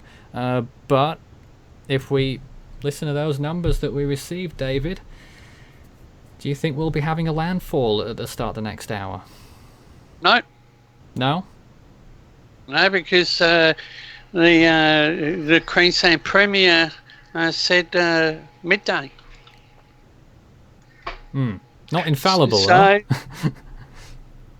well, unless it picks up speed, then we have an earlier landfall. But but again, it's this numbers thing. That the numbers are saying that the storm is 5 miles away from landfall an hour ago. The satellite's showing that, with a little bit of delay, only half an hour, that the storm is quite a way off landfall by the looks of it. Radar is not very forthcoming either. No, it's not. And I think it's about 10-minute delay on the radar. What exactly is the truth? Where is the centre of the storm? But to the northeast of Hayman Island. Well, that's what you'd have thought, looking at some of the visuals.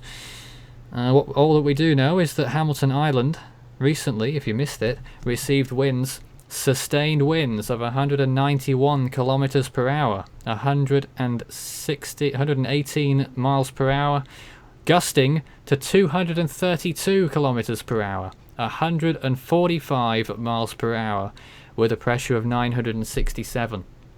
Remarkable numbers out of that, meaning that the storm is definitely Category 3. And deepening. Possibly. Was deepening during this hour. Will it deepen again in the next hour?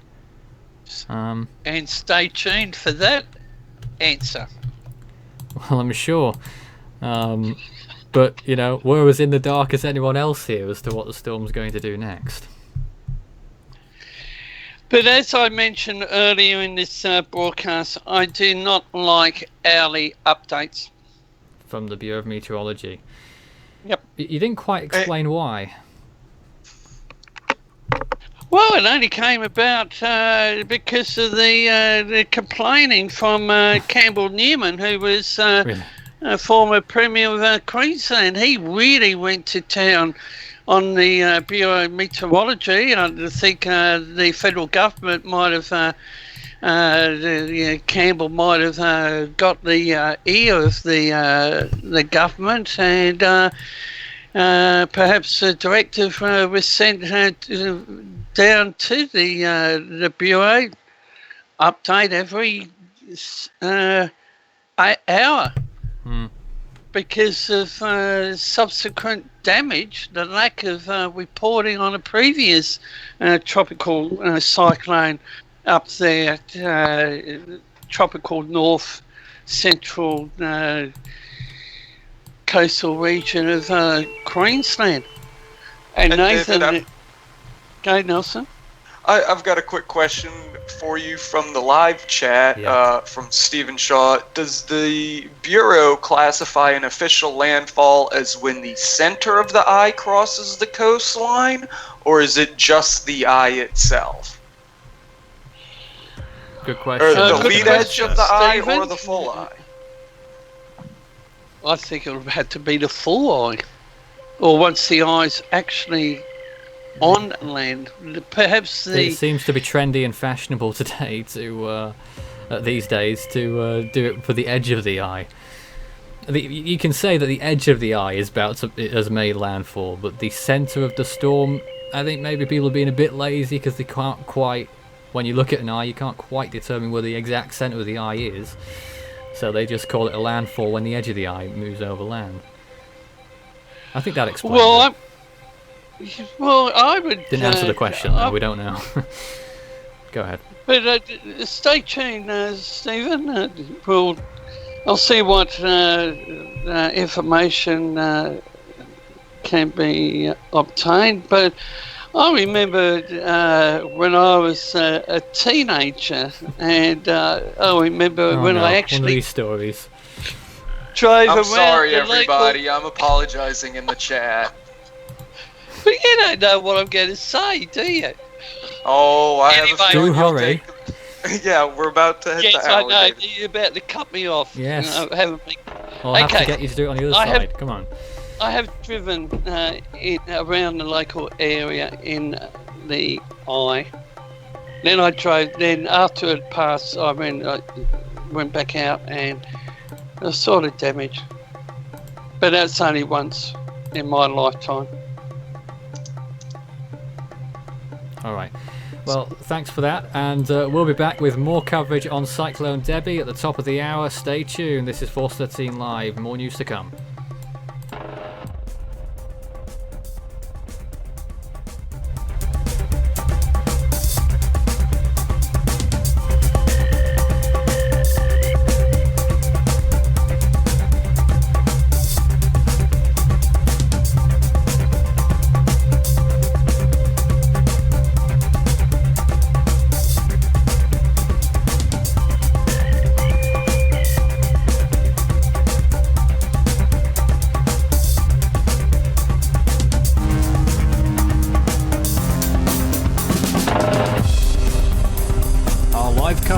continues in a moment.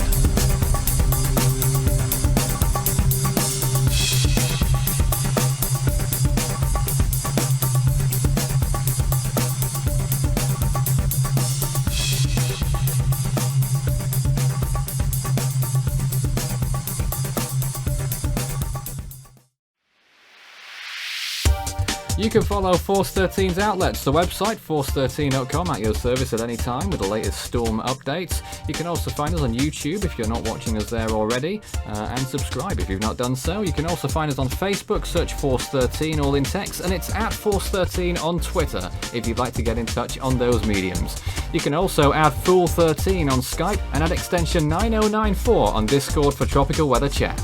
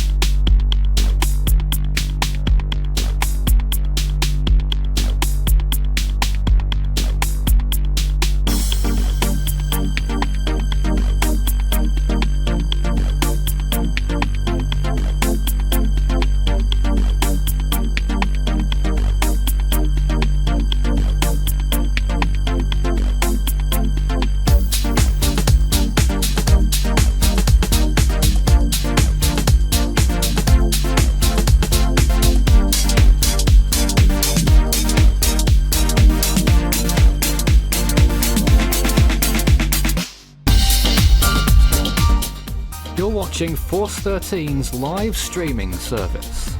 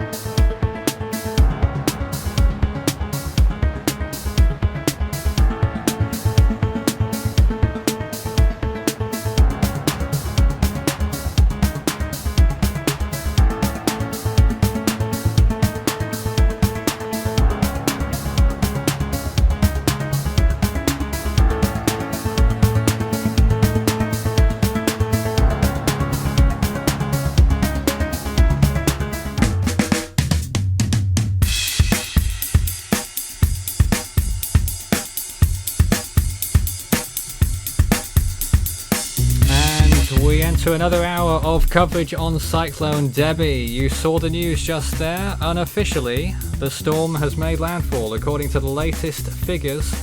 Now 5 miles west of Airlie Beach. And it now has winds of 120 miles per hour and a pressure of 946 millibars. Unofficial, Cyclone Debbie has made landfall. What do we think of that, guys? I think there's going to be some disagreement to those numbers. Yes, because the latest information is out from the Tropical Cyclone Warning Centre.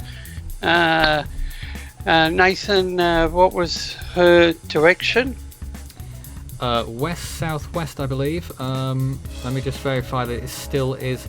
Yeah, no, it's changed. It was southwest, and then it was west-southwest in the last hour. You think it's going west? No, but it's switched back to southwest. Oh, it has. Well, that's interesting. But what we're calling it here unofficially, according to our numbers, that Debbie has made landfall. Now moving. Apology, I've got to cut in and say landfall will be this afternoon sometime. They think it's going to be not till the afternoon. I find that remarkable to think. Even if we do go off the satellite imagery, I still think it will hit Cape Gloucester before reaching Bowen. and so a landfall will occur there probably in around 2 hours if we're going to go by those numbers. But by our numbers just now, real-time ATCF, the storm has moved west-southwest by 7 miles in the last hour and is now inland by a total of just 1.5 miles. 5 miles west of Airlie Beach. That's our latest numbers on Cyclone Debbie at this time. 120 miles an hour, 946 millibars after those observations, actual land observations of 115 that occurred on Hamilton Island. And if we get more observations from there, I'll take another look now to see if there is any. There may well be. Not yet, but I'll bring them to you when they arrive. David. Now, with that breaking news for Force 13, as at 10 o'clock, Tropical Cyclone Debbie remains Cat 4, located 30 kilometres, or within 30 kilometres of 19.9 degrees south, 148.9 degrees east, estimated to be 75 kilometres east of Bowen, and 50 kilometres north of Hamilton Island. Movement southwest 6 kilometres per hour. Still, so pretty slow still. Yep. But that's weird because the numbers that we've been putting up, movement every hour has been pretty consistent, around 7 or 8 miles an hour, rather than 6 kilometres an hour, which is only 4 miles an hour, half nearly, just over half. And adding to what you just said, while small temporary variations in the track have been observed, as happens with all cyclones, the system is still forecast to move slowly west-southwest, make landfall on the mainland between about Cape Upstart and Airlie Beach early this afternoon. Significant wind gust observations include a 232 kilometres per hour at Hamilton Island Airport at 9:30, 122 at Proserpine Airport 9:41, 107 at Bowen Airport at 8:55. And Nathan, they're still saying wind gusts potentially to 270 kilometres an hour. 270 they're saying now, even higher. That's about 165 miles an hour, something like that. High range Cat 4, is she deepening? Well, yes. The fact is, yes. Well, it is. I'm putting that out, and I know I'll probably answer my own question, but is it going to be Cat 5? I don't know. On landfall. Now that we've said unofficially that it's made landfall, I would say no. But if that information turns out to be wrong and the information you're following turns out to be correct, then there is still that small chance, isn't there? Well, the Joint Typhoon Warning Centre and the Bureau did say Cat 5. Well, it was never. They never predicted it on their forecast, though. None of their forecast cones has ever had a Category 5 in it. Now, the Joint Typhoon Warning Centre had it peaking at, what was it, 150? I don't recall. Gusting 150? Gus, probably.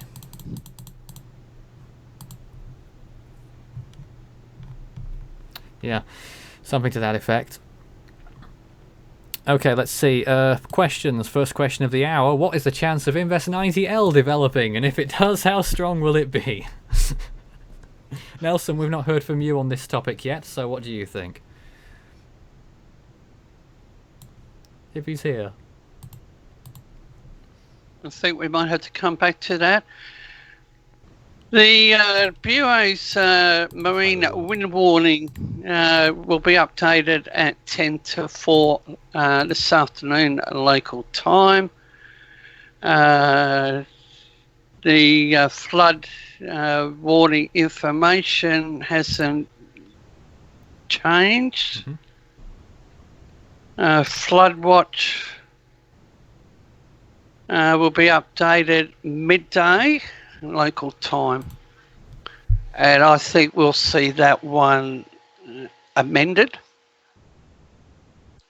Yes, quite possibly. And I'm just waiting for the Bureau to update its severe weather warning for destructive winds.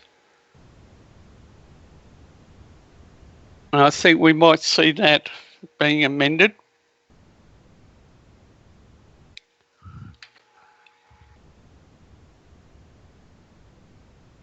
Now, as mentioned earlier this morning, Australian time, the Bureau of Meteorology is reporting isolated areas of rainfall 400 millimetres, 500 millimetres.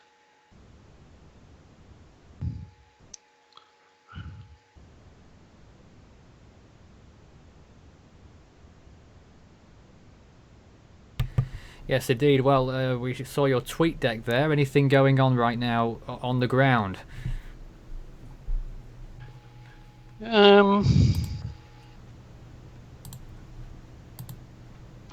There was a posting earlier about an hour ago.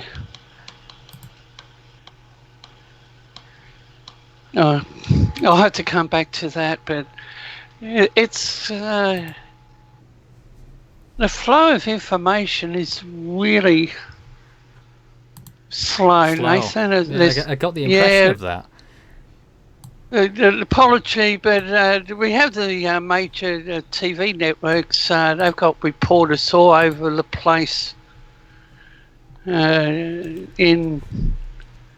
I did see on Twitter earlier today one or two complaints about the overkill on the coverage that they're doing down there. Oh yeah, well we know what the media's like. They do overkill. I like to think that our coverage here is hopefully does it justice, and certainly when we talk about the storm, we're realistic to our best ability. People do, of course, have opinions of their own, and we don't stop that. But opinions are there to be questioned. I don't let an opinion go by if I disagree with it. Hey. And Nathan, updated information, roads near homes in low-lying areas of Bowen are now starting to go under. The local energy provider Ergon Energy is reporting 25,407 customers currently without electricity. This is in the Whitsunday Mackay area. So 25,000 without electricity, and we also have several schools, which is understandable, closed within the region. We have 131 state schools closed, 31 independent schools closed. Early childhood education and care services closures, 230. So 131, 49 to 30. Quite a lot. That is quite a lot. Now, how long were those going to be closed for, do you reckon?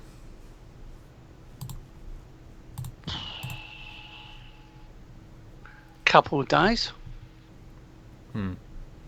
Will the storm still be there in a couple of days is the question. Still milling about off the coast as a Category 4. Very true. But by our best reports right now, we believe from our data that the storm has unofficially made landfall. The landfall point was... Let me just clarify here. The landfall point was 3 miles northwest of Airlie Beach. 3 miles northwest of Airlie Beach, on a very small little peninsula that juts out just to the northwest of that little bay to the west of Airlie Beach. The information has come back, and what I was going to bring to our viewers, the Queensland Ambulance Service will not be responding to any incident within, let's say, the Proserpine, Mackay, Whitsunday region. The Queensland Fire and Emergency Services are reporting wind gusts, heavy rainfall, severely impacting, and their position is, if you're in its path, stay inside. And as Absolutely. I mentioned, Anyone in the warning area, really, right? Yep. And the roads starting to go under. And we ought to remind people where the warning area is. It extends along the coast from Lucinda all the way. Yeah, you might want to bring up that graphic. Lucinda all the way down to St. Lawrence, all the Bureau of Meteorology's graphic. And all points in between: Townsville, Ayr, Bowen, Mackay, Serena. All under cyclone warnings. And inland locations: Ingham, Charters Towers, Pentland, Mount Coulon, Moranbah, and Collinsville, and all those places in between. David? I'm just looking at the ABC News. They're reporting that we are still a fair way off landfall. So they say. What was I going to... Oh, yes, there was some new observations from Hamilton Island. It looks like the peak just passed at 9:30. The current time there is 10:15. Winds are still high. Winds are still just shy of Category 3 intensity on the Saffir-Simpson scale, in the mid to high 90s knots. So around 110 miles an hour wind speed sustained. And an air pressure of around 969. And it looks like the worst of the storm has just passed. Hey, David, and you still got my just screen share? Go. Well, we'll get back to that in just a moment. We've just spotted on the latest imagery that we're looking at here, and if you've got access to the live stream right now, those last frames show that Debbie has made her mind up by the looks of things and has travelled south in that last frame.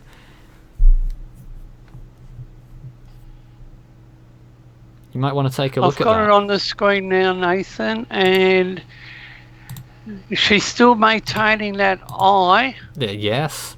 Getting better, if I would say so. I would say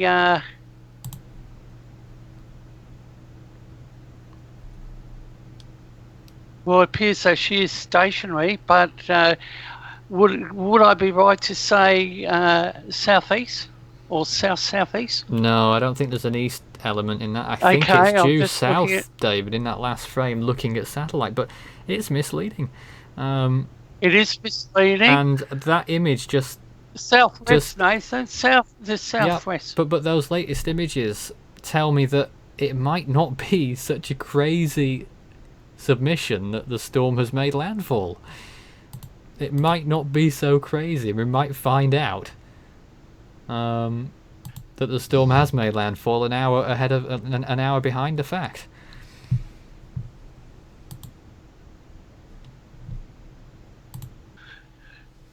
I would have to go the opposite, Nathan. Just looking at the last, I think, have you got the RB?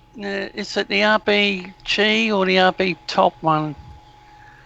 The one with the red. I'm looking at the RB top is the one we were just flicking through there. What's the last one? The right. Set war, the visible. Me? What's that? Sorry. The floaters on the screen. Okay, we'll come back to the... Yeah, I was swapping between visible and the RB top variant. Alright, so the visible, is, from looking at the visible, I say it's still offshore. Well, that's what it would suggest, but satellites have been wrong in the past. They have a 30-minute delay at best, sometimes up to an hour. Radar is usually better, but radar's inconclusive right now. It's weird. It's very weird. But we are unofficially suggesting that the storm has made landfall 3 miles northwest of forgotten the name 3 miles northwest of Airlie Beach, and that it probably occurred at around 22. That would be 40 minutes ago, is what our suggestions are showing. So if I was to use this analogy or example, if I was doing a coverage of a election tally night, election result, I know from history that some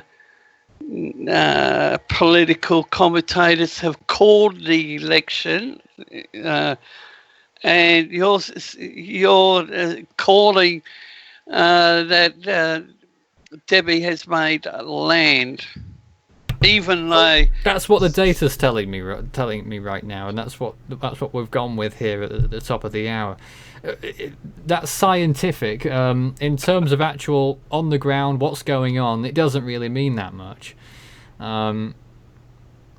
We know what's going to happen very soon, and the effects of the storm are going to be already being felt wind-wise, but the flooding is going to become a bigger concern as time wears on,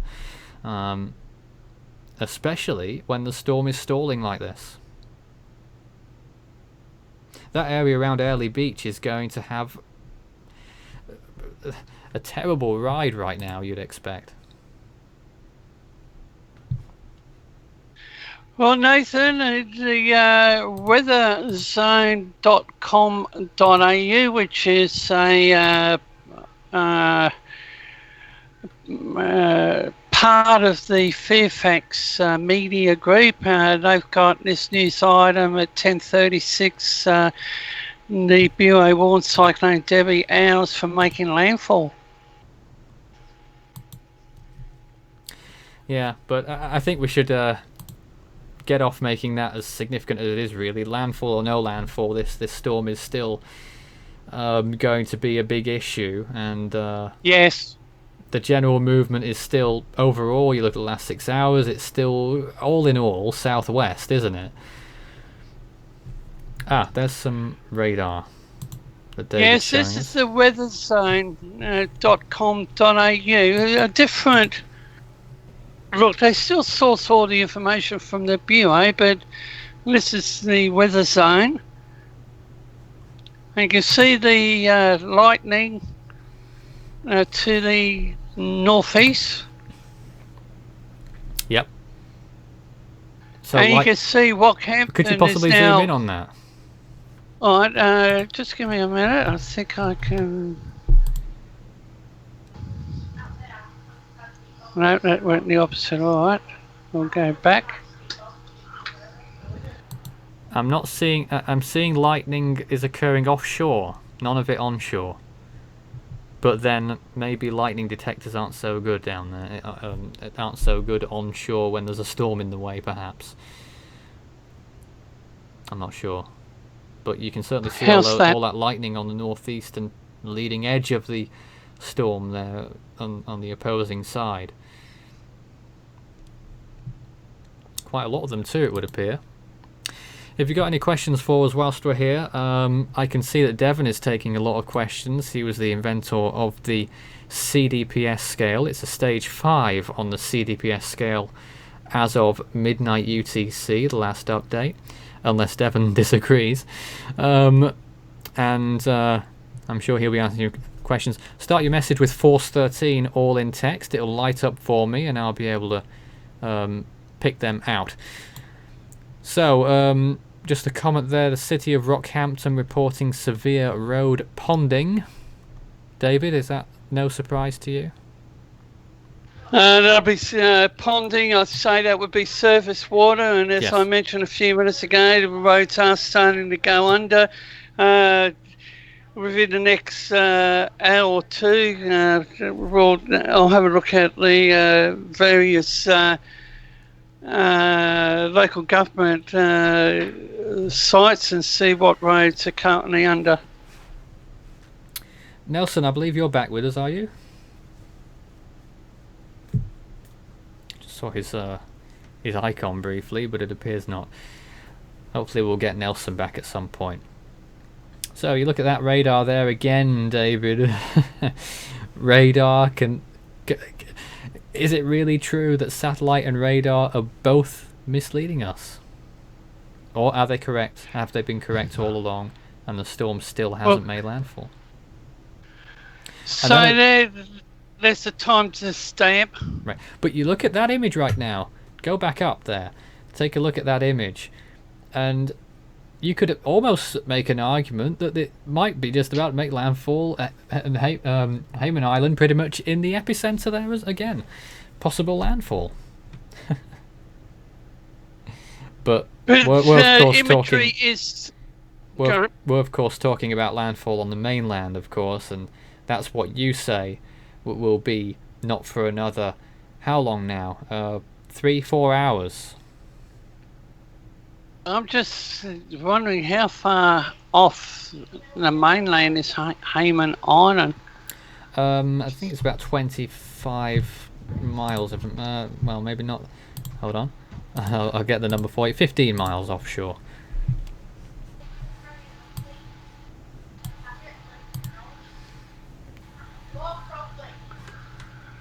And Hayman Island's about, what, 23 kilometres from Early Beach.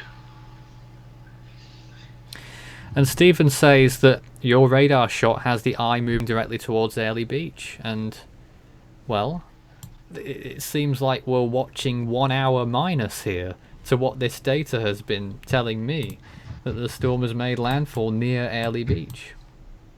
This would make sense, but it's weird. I've said that a few times. So these are in 10-minute. So the radar's 10 minutes. There's a delay of 10 minutes. But yeah, that's not much of a delay. But I've got to agree with Stephen Nathan about the eye tracking southwest towards Early Beach. Yeah, well, it is by the looks of things. But then you look at the satellite imagery and it hints that the storm may well be moving south.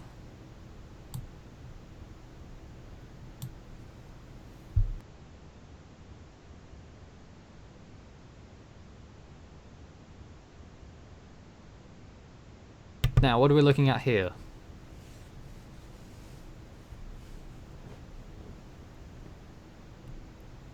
David, where have you gone?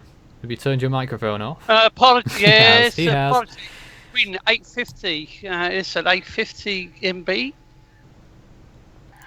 Okay, there's 7 a.m. Just quickly, another question. Will Cyclone Debbie reach Category 4? I'm guessing you mean on the Saffir-Simpson scale before landfall. Well, no.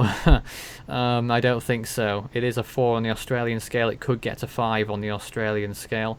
I think in a minute we may as well play our video that we showed much earlier in the stream in our first 2 hours, showing you the differences between the Australian scale and Saffir-Simpson scale, because it can get quite confusing, but we'll get onto that shortly.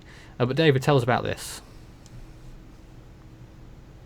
Now this is when, and they're in, 3-hour blocks. So I'll just... So I say the bulk of the wind activity is going to be the south. I'm not an expert when it comes to all this information. There's so the disclaimer. Yes. Still looks significant by the time it gets down there. It does. Even right out to Longreach, Richmond. This is what wind. I'm just going down. Yeah, that's still early on. That's early on. Wind speed 74 knots. So that's still a Category 1 hurricane equivalent there. And that's at 10 p.m. tonight. Right, okay, that's not too far from now, I can guess that. That's understandable. Now, rainfall. Yeah, this is your favourite part. 10 o'clock, and these are 3-hour blocks, 73 millimetres at 10 o'clock. And we'll backtrack. We'll go 10 a.m. Okay. 170.2 170.2 what? millimetres. Oh, right, okay, yeah, that's significant. It's but still not quite what you'd expect almost, really, is it? True. And then we go to 1 p.m. Another 63. Yep. 4 p.m. Ooh. 109. Yep. You can see that big band to the south there spreading. Yep. 7 p.m. Really losing its 45. shape. But look at the pressure. Still 990, 1,000. So still 992. Mackay, Rockhampton. And Right. 10 o'clock. Well, we're now going to play Another the... 73. We're going to take a short break and play this little video, which talks about the differences between the Saffir-Simpson hurricane scale and the Australian scale. So I will put this on now, and hopefully it will be enlightening for someone out there.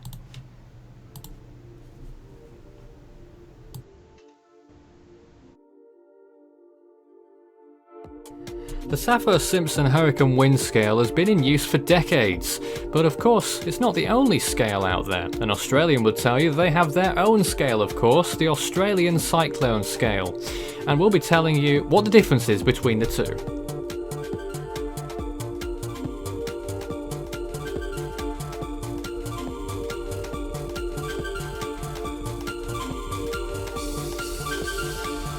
So they both have 5 categories, beginning at category 1 of course on the Australian scale, that's 40 to 55 miles an hour. On the Saffir-Simpson scale, 74 to 95, quite a big difference. On the Australian scale, Caleb just now was a category 1. Category 2 in Australia begins at 56 miles an hour to 73, 96 to 110 on the Saffir-Simpson scale. The last category 2 on the Australian scale was Blanche in early March in Western Australia. Then we reach category 3 on the Australian scale, that's 74 to 98 miles an hour. The Saffir-Simpson scale, 111 to 129. There's one of the category 3s that we've had, Diane, that was, in early 2011. Then we move on to category 4, 98 to 124 miles per hour in Australia, 130 to 156 miles per hour on the Saffir-Simpson scale. There's one of the category 4s, that was Cyclone Quang in 2015. And category 5 is for storms with winds of over 125 miles an hour in Australia and over 157 miles per hour on the Saffir-Simpson scale. The last category 5 in Australia was Marcia.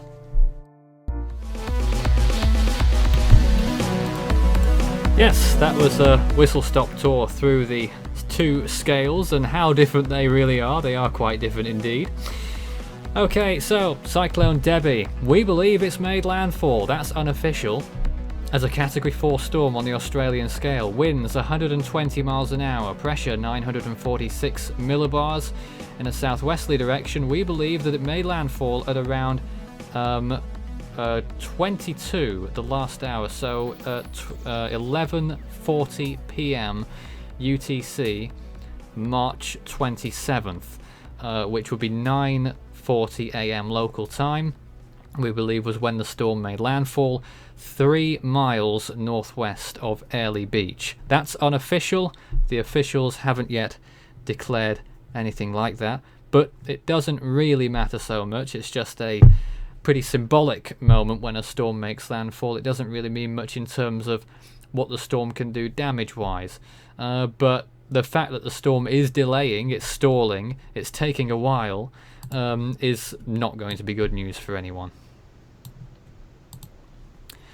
I'm now going to remove myself from the desk just for 2 moments. So, David, I'm not sure if you'd like to discuss anything at this time or go over any warnings and the like. Thank you for that, Nathan. I'm just trying to sort out my computer, but we'll have a look at the Well, David, if you'd like me to take over, Nelson, we can answer you some can take questions. over. Yes, you can question and answer time. Question and answer time. And again, please, if you're in our live chat, send in the questions. When Nathan goes away and we have to fill in for him, we are at a loss without your questions. I see that there are reports of flying debris. People are looking at other videos. David, as you say, and as Nathan pointed out, landfall is largely symbolic for a tropical system because certainly you're feeling the effects beforehand and you're going to feel the effects for long after landfall. So why is it that you have been so focused on whether or not it has fully made landfall and what the officials say rather than the fact that the storm is onshore and doing its damage onshore? Well, we've got Nathan here, so Nathan, Oh, did you spoiled the catch... surprise. I heard you activate that microphone. Yes, That's your I giveaway. I did too. I know. I activate the microphone before I fade myself up on the stream, so the viewers are none the wiser. But anyway, go ahead. Well, we told a little secret. Sometimes it's nice to come behind the glass. We like to be fairly transparent. We tell you where we get our imagery from. We don't tell you exactly how we use it. But I think the fans and the people watching like to look inside every once in a while. And when the production monkeys screw up, Nathan, we get a blooper like we just had. Did we? You called that a blooper? It's not a blooper. David, Semi-blooper. Stop laughing. Anyway, if you've got any... okay, we have a question here, David, that you might be able to answer. How many flights have been cancelled? Well, I know that all flights in and out of Townsville have been cancelled. Good question. Stay tuned. Oh, that was short. So, all right, David, I'm going to look at it on the background. I'll get you some information in just a second. It's good having Nelson, viewers. He's over there in New Orleans, and I'm on a learning curve, Nelson, but it's a team effort, and I'm trying to keep up with all the information outside what's being put out on media. David, I've just acquired an image that Jason has posted elsewhere. Jason, our technician, by the way, he's almost always behind the scenes. I'm just going to get it up onto the stream now. This is a radar image from earlier, and David, I want you to have a look at this, and what does it suggest? Do you think the storm made landfall on Hayman Island? Well, it gets back to what I was thinking about the eye. I'm looking at the center of the eye to the eastern edge of the eye, and if the eastern eye is now over Hayman Island, I would say it made landfall, as you said, on Hayman Island. You think so? Yes. That's interesting. I don't know how long ago this radar image was, but it can't have been very long, because you were looking at very similar imagery not long ago indeed. But back to the imagery there. We'll try and get an update of these floaters as well. The NOAA floater imagery. You know, going back to that question about grounded flights, there is no numerical information currently out there. Obviously, the Whitsunday airports and Airlie is closed, has been closed. However, you would imagine that for a majority of flights in and around Australia that are not headed to that region, they will simply take an alternate flight path. We will try and get that information as time goes on. We do post follow-up videos and information to the storm here on YouTube, on Twitter at Force13 spelled out, and at Force13 again spelled out.com. I find it quite funny that the same people are asking every so often the same question about 90L. There's nothing new to say on Invest 90L. We'll move on. That's the one in the Atlantic that will not form. Now, looking at the latest visible imagery, Debbie's been moving really slowly to the southwest, but that latest visible image, David, even closer to land than ever before. It's, you know, we've reached the stage where it can't get any closer without actually making landfall. Nathan, would you do me a favor and look back behind that, and what's the timestamp of the end of that image? Yeah, well, exactly. The image isn't particularly up to date. It's probably 30 minutes old at least. Exactly. But, you know, so you support the possibility that it has made landfall. We said unofficially that it made landfall, and this was only... this was 40 minutes ago. We said that the storm made landfall. We believe it happened 1 hour ago. Well, as you know, behind the scenes, I've been having a few issues with my computer, but I would, you know, I think of, as I said, landfall's fairly artificial. We use it to mark in the history books, but it's, you know, the effects have been felt long before and long after. So whether or not it has made landfall, I almost don't really care about that, other than David it's with some new interesting to imagery. try and predict it. And try and put your knowledge to the test. Go ahead, David. I've switched over to my standby computer, and you can see the satellite view of Debbie. Yep. I won't worry about that. Now, wind shear, Nathan. Yes, what about it?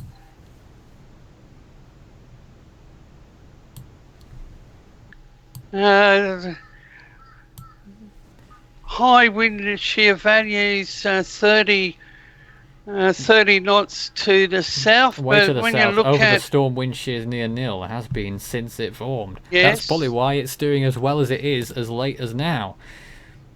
And oh my goodness, listen to this. Wind gusts on Hamilton Island have reached 263 kilometers per hour. That's over 160 miles per hour.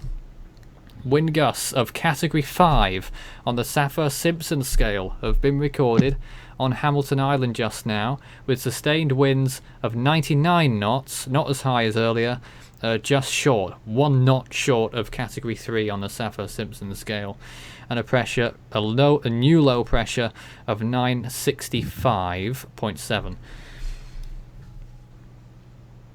And they're reporting a temperature of 37 Celsius, so clearly they're in the eye. It's warm in there.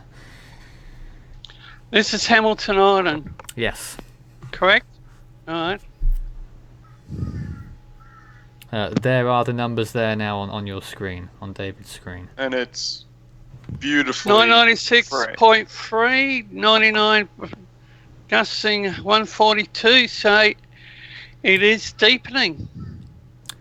Well, that is slightly ambiguous because the pressure, obviously the eye is closer to the island, it must be at this point, for the pressure to go down. But has the storm actually strengthened? Well, we don't know, but it could still be strengthening. For Cat 5 on the Australian scale, what's the wind gust needed? It needs to be sustained winds of 110 knots. Oh, And they there's had sustained they had winds, 103. Nathan. They had 103 earlier. That's the highest they had. So it's not a Category 5. Sustained winds 10:25, 10:28, and 10:30. So there's what? There's 3 hours and 3 minutes and 2 minutes. Sustained winds of 140. You're looking at the wind 99. gust. Yeah. Sustained Then 99. look at the wind speed. Yeah, sustained 99, but it needs to be 110. I'd like to just point this out. Terry has asked, why do you think some people have stayed in air when they've been asked to get out? People underestimate the ferocity of these storms all the time. They believe their house is well enough built. They believe that the storm is going to dissipate. They believe that the forecast track is wrong, and very often they are incorrect. And some people pay dearly for it. It's always advisable to comply with the authorities' advice. You will never, ever regret leaving for the day. Take a day off work, whatever it is. You will never, ever regret leaving. You may very much regret staying. Now what are we looking at here? Proserpine Airport. So they're now getting wind gusts of hurricane force, and sustained winds are 60 miles an hour. Pressure's 982. You probably expect winds a little bit higher for that pressure, but there we are. So that would be the northwest quadrant of the... Or west, or wherever it is. Wherever the storm west, actually is yeah. now. 982.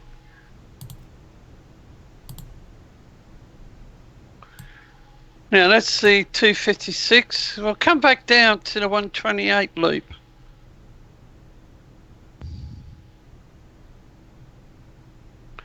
So the Early Beach is now moving into its eye. Yes. Or the look at eye's that. moving Look at onto Early Beach. that. Early Beach is now in the eye. Yeah, well, this is 10 minutes delay, so Definitely. we would be right to say Early Beach is now in its eye.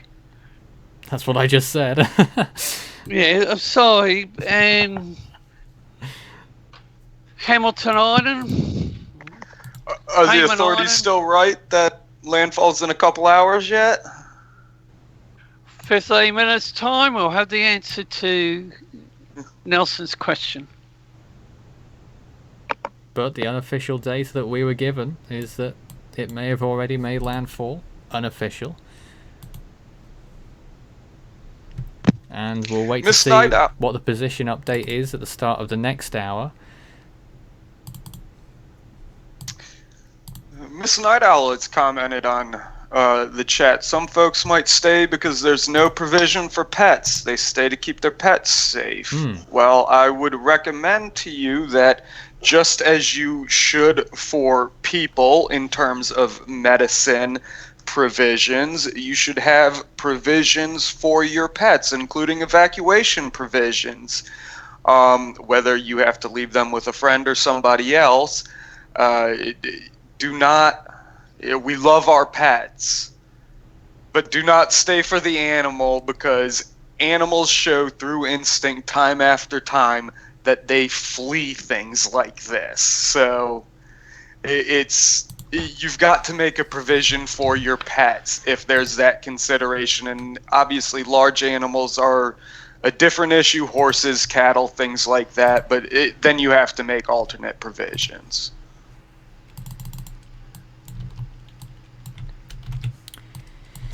Yes. And I'm sure, Nelson, you know a lot about the evacuation side of things. With your experience. Yes, evacuated for Hurricane Katrina, have evacuated for one other storm when I was smaller, but it wasn't Andrew. I stayed in New Orleans area for that, but you know, it's an evacuation is serious business. You want to get out as quickly as you can, or else you're going to be in gridlock. But that's my 2 cents worth on whether to evacuate and what you bring with you and how to prepare. Well, there we are. Nathan, you reckon it's adopting a southward track? Quite Looking at the possibly. eye. We're getting new position info coming in right now, and I gotta tell you, it's very interesting.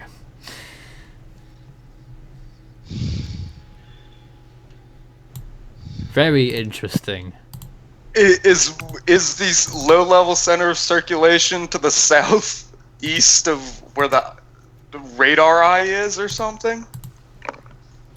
I'm sorry?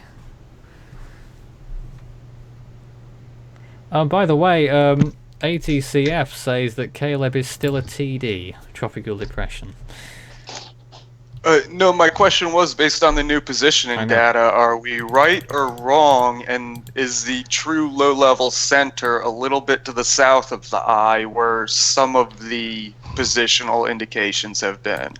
Well, not the eye, but what seems to be the radar eye. Well, it appears that the position has changed, and the latest is that it's 13 miles north-northeast of Airlie Beach, 16 miles north-northwest of Hamilton Island, 26 miles northeast of Proserpine, or Proserpine, however you pronounce it up there.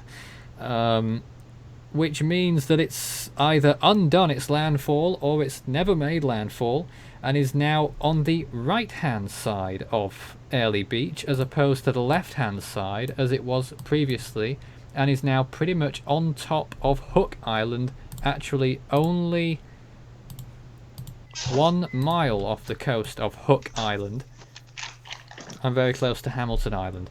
So that's shocking. It's a strange state of affairs. But I have to say, if it hasn't made landfall in Airlie Beach, it probably made landfall on one of those other Whitsundays.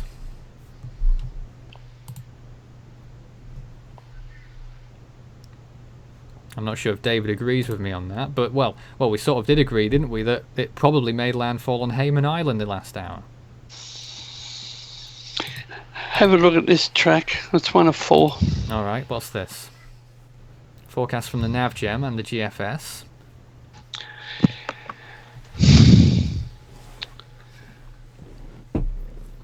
To the south of Fraser Island, north of Cape Morton, smack bang over the northern area of the Sunshine Coast as a tropical depression. Yeah, probably will be. Now, Nathan, after it does that, will it do a figure 8 and re-hit, or will it traverse the ocean Is that to what David go into meant the Gulf by... of Mexico and hit me? Thank you. And then go up to Manchester, hit you, and it'll hit every member of the Force 13 team by the time this is over. Have a look at this track. No. So there you go, David. I one or two outliers bringing it back up there, but I mean, it's not going to come round for round 2.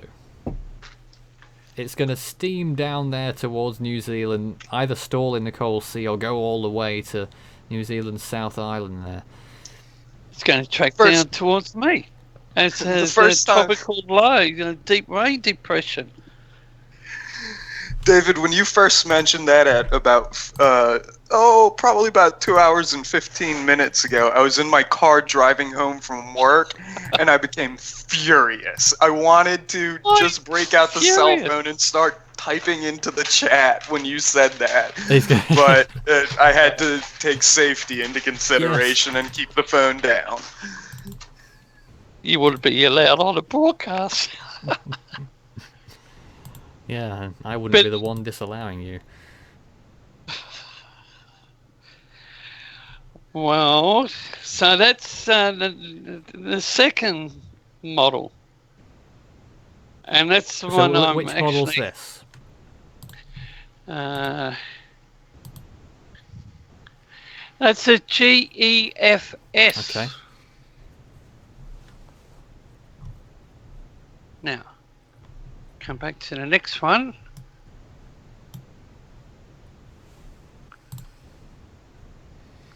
Now, tropical low, deep rain depression, and this lends support to my position that we'll most likely see the Bureau update the information in about 7 minutes from now. Yes, the update's coming up from both Force 13 and the Bureau of Meteorology with the latest information.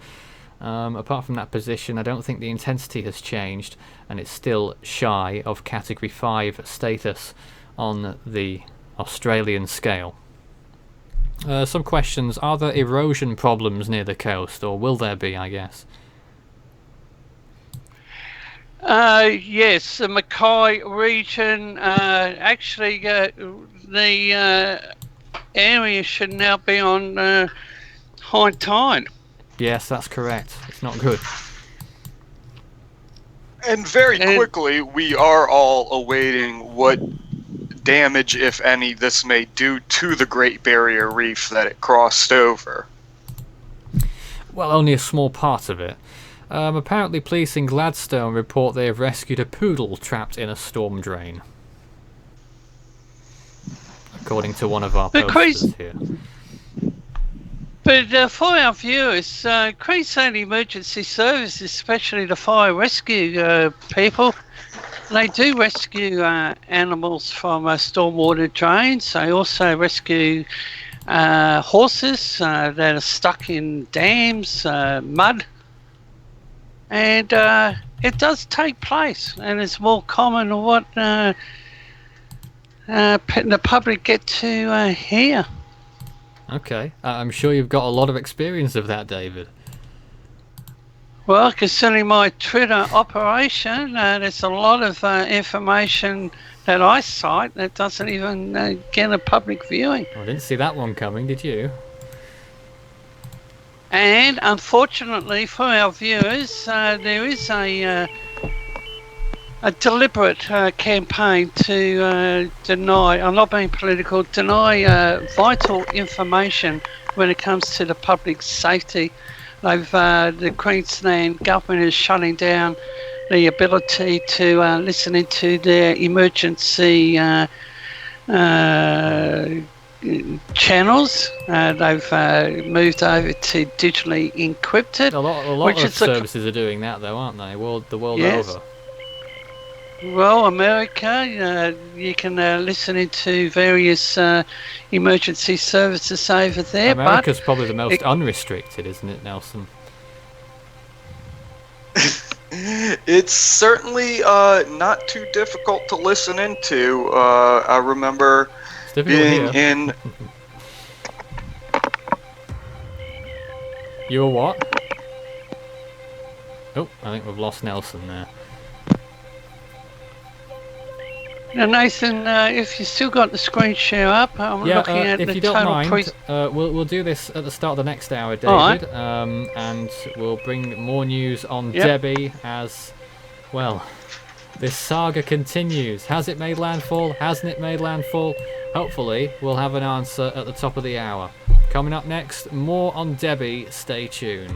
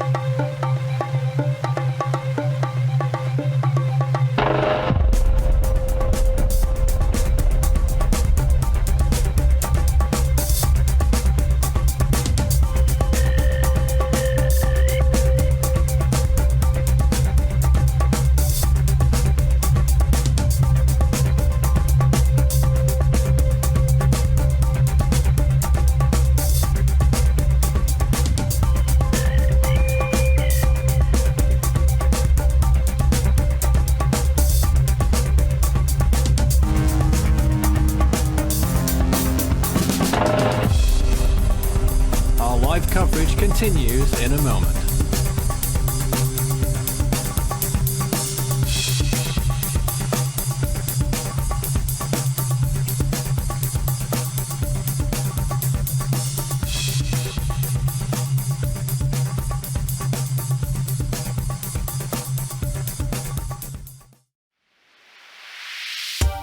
You can follow Force 13's outlets, the website force13.com, at your service at any time with the latest storm updates. You can also find us on YouTube if you're not watching us there already, and subscribe if you've not done so. You can also find us on Facebook, search Force 13 all in text, and it's at Force 13 on Twitter if you'd like to get in touch on those mediums.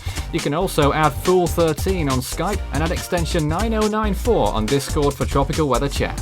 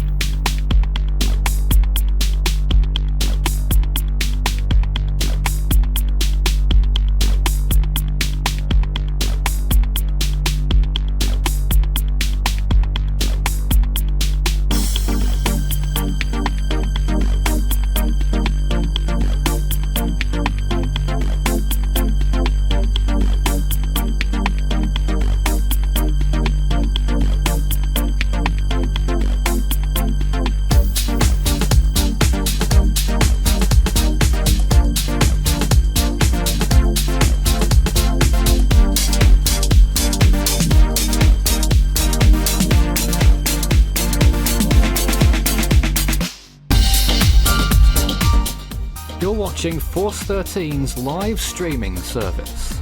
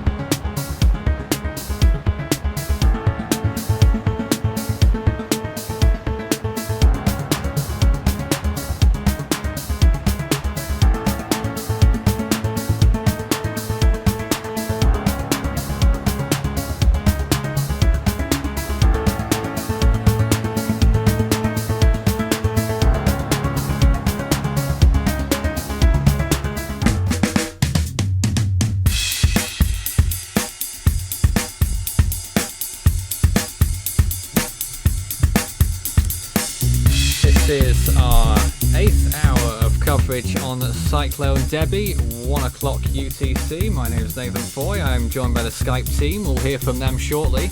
But we've got the latest on Cyclone Debbie. Severe Tropical Cyclone Debbie, as the Bureau of Meteorology call it. Category 4 still on the Australian scale. Likely, well, we're still asking the question. Has it made landfall? Hasn't it made landfall? We're going to find out pretty soon, I think. But it's extremely close to Airlie Beach and these areas near the landfall, what we anticipate will be the landfall zone. In the last hour we had winds recorded of 142 knots gusts on Hamilton Island, which I thought was remarkable. But this storm right now, according to Force 13's latest SAT ops, you just saw it, still 120 miles an hour, 946 millibars, CDPS stage 5, a severe storm capable of causing huge amounts of damage, particularly near the centre. And you've seen from those wind speeds, 103 knot wind speeds sustained earlier on Hamilton Island. This storm means business, and we'll be keeping you up to date on the storm. Well, we set up until landfall. We still don't know whether it's made landfall, but we'll get to that soon enough. The warnings we've got to tell you about extend from Lucinda in the north to St. Lawrence in the south, including all those points in between: Townsville, Ayr, Mackay, Serena, Bowen, Airlie Beach and the like. Inland warnings in effect for Charters Towers, Ingham, Pentland, Mount Coulon, Moranbah, and Collinsville. So a large area of warnings right now, and obviously we'll keep on top of any new information. Let me just see if I can tell you how far it's moved in the last hour. Well, the Bureau of Meteorology say that it's still moving southwest at 6 kilometers per hour. David. It's increased to 9 kilometres an hour, moving southwest. Oh, I just looked. I thought that was the update I was looking at, but clearly not. Picked up speed, Nathan. Well, that means landfall's coming sooner. No. No. What do you mean, no? Well, you got the screen share. We'll have a look at the severe weather We warning. had it earlier, but we don't have it now. Well, just give me a minute.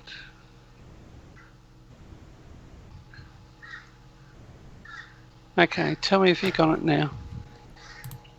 Yes, we're still waiting for it here. We'll bring that up as soon as we've got it. But at the moment, you're looking at the floater imagery of Debbie, and what do we make of it? It's getting almost exasperating to watch it. And in the meantime, for our viewers, the Weather Bureau has updated their severe weather warning for destructive winds. The warning is now the Capricornia, Wide Bay, Burnett districts. As stated, severe tropical cyclone Debbie continues to track west-southwest towards the Queensland coast, expected across the central coast early this afternoon as a Cat 4. Bands of thunderstorms are expected to develop well to the south of the storm, the cyclone, and are likely to move onto the coast and adjacent inland areas between St Lawrence and the town on 1770 through today.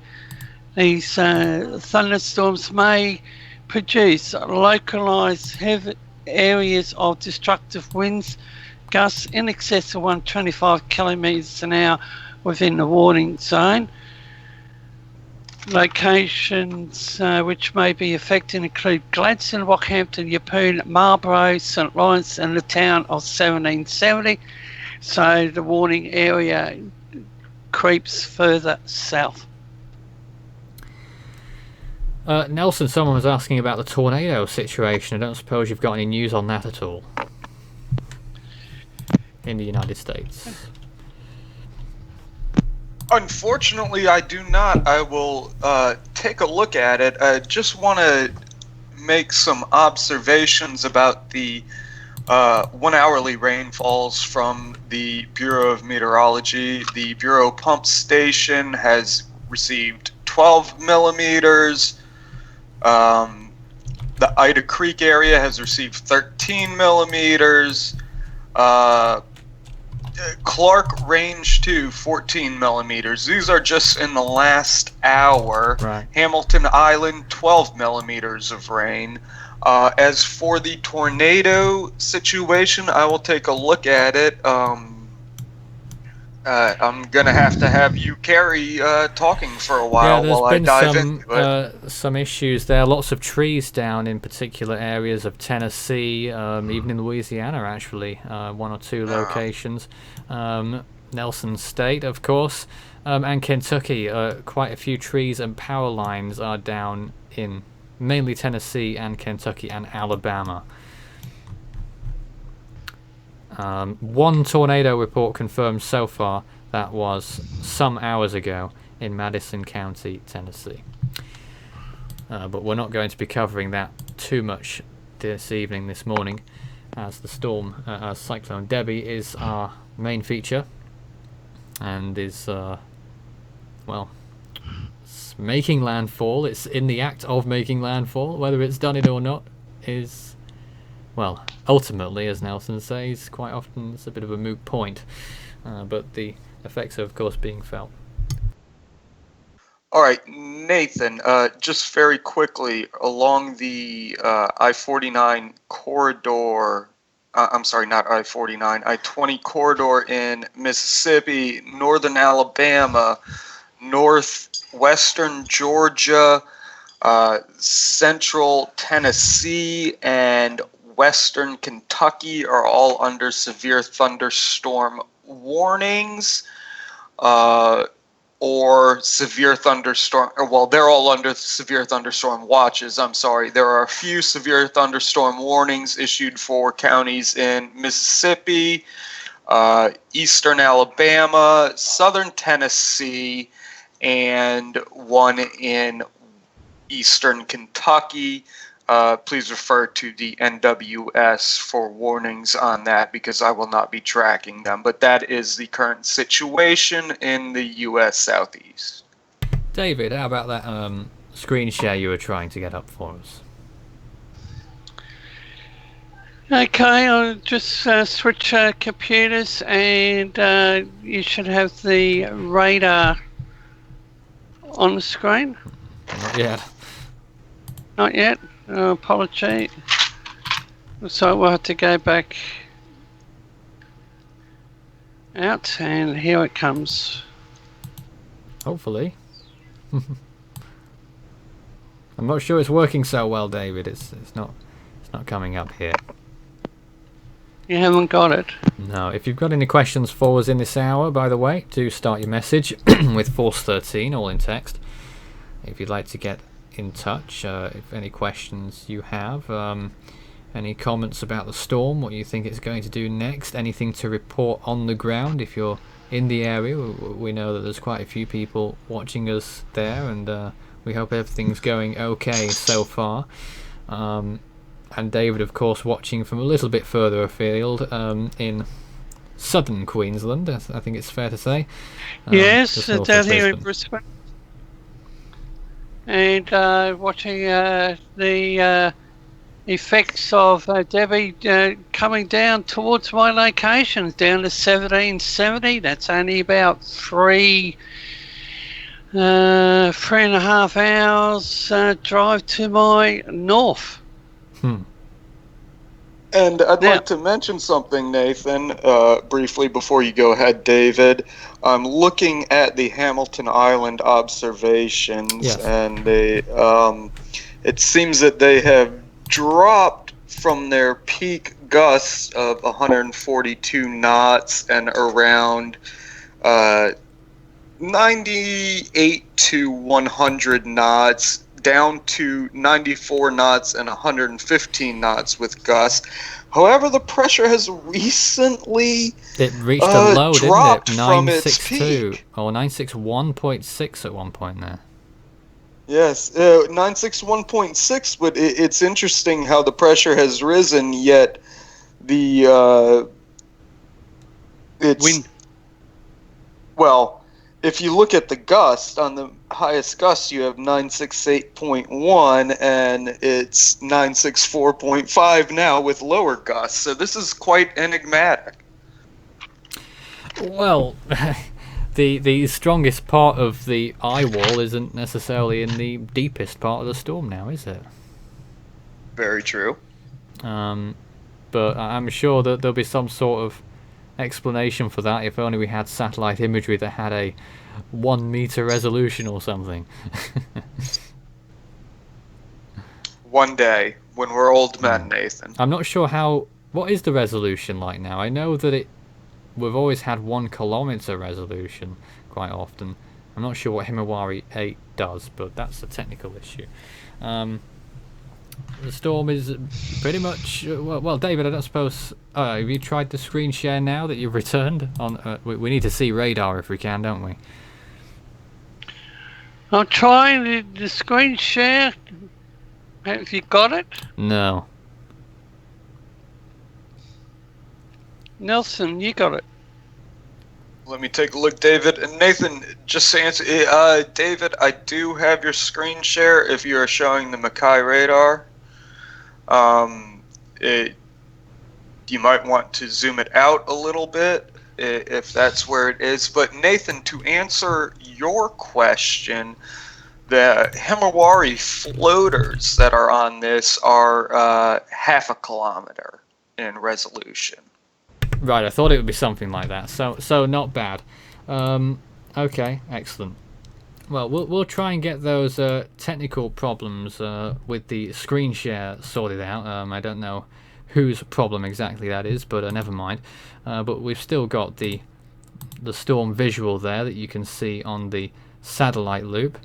I believe we are rejoined by Nelson at least. And Orlando. You beat me to it. Orlando, hello, welcome back. Somewhere. And David, hello. Hi. Try again now, and if it doesn't work, you'll have to, go away or something. I don't know. Outsource it to me, David. Maybe it's just that. Maybe it's a little signal that you've had a long enough stint here at the live event. But there you go. All right, we're going to put it to a poll in the Force 13 chat room. Has David been here long enough?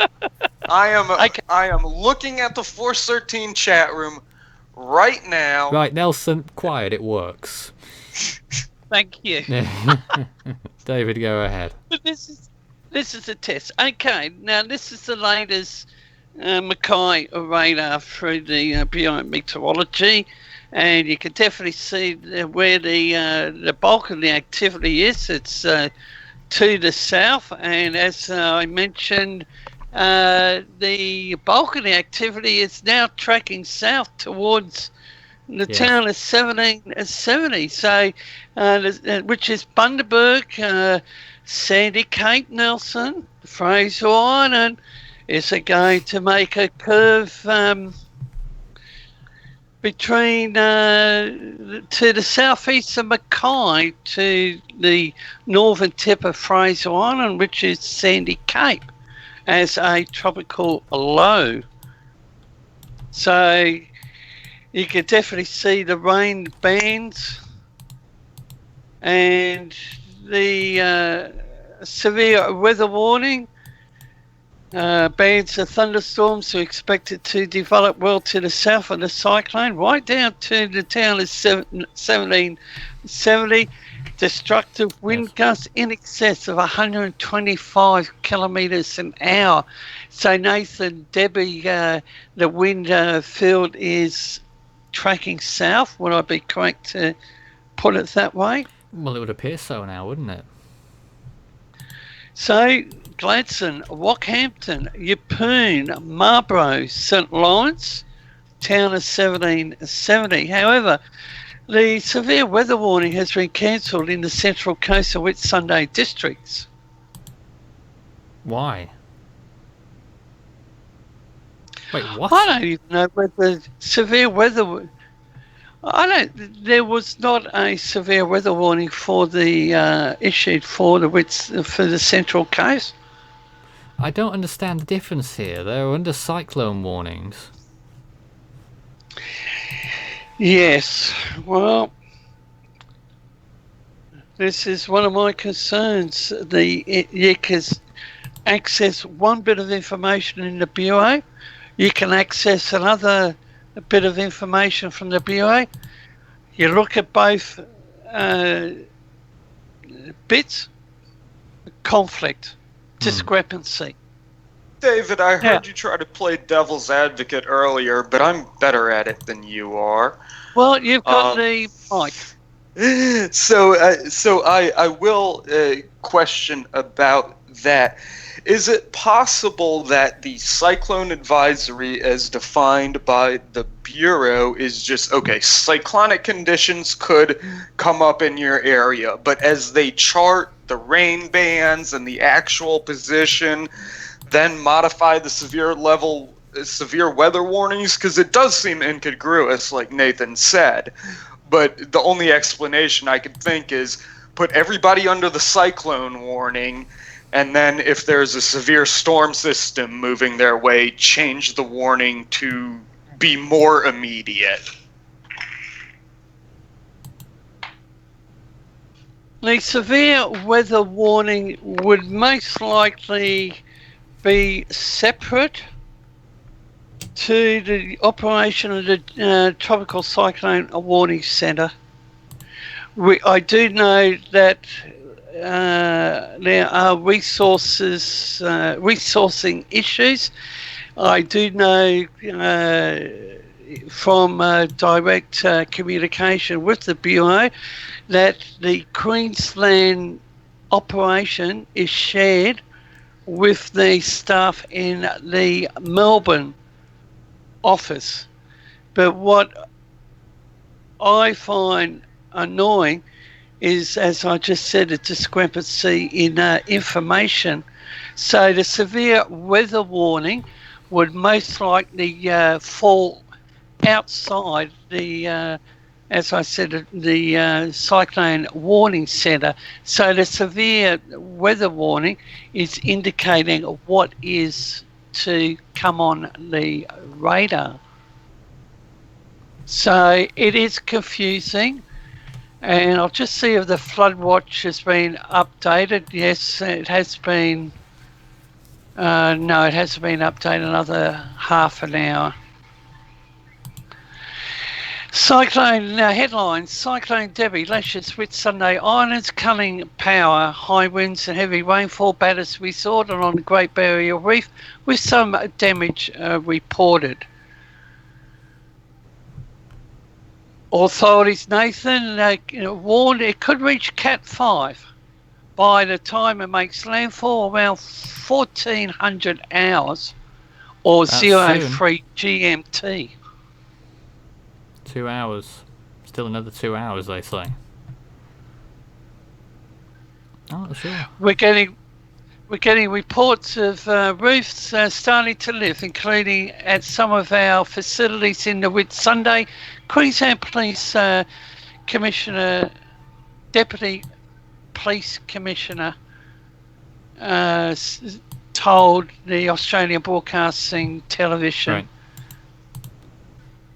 Okay. And as stated earlier, power has been cut to about 23,000 people.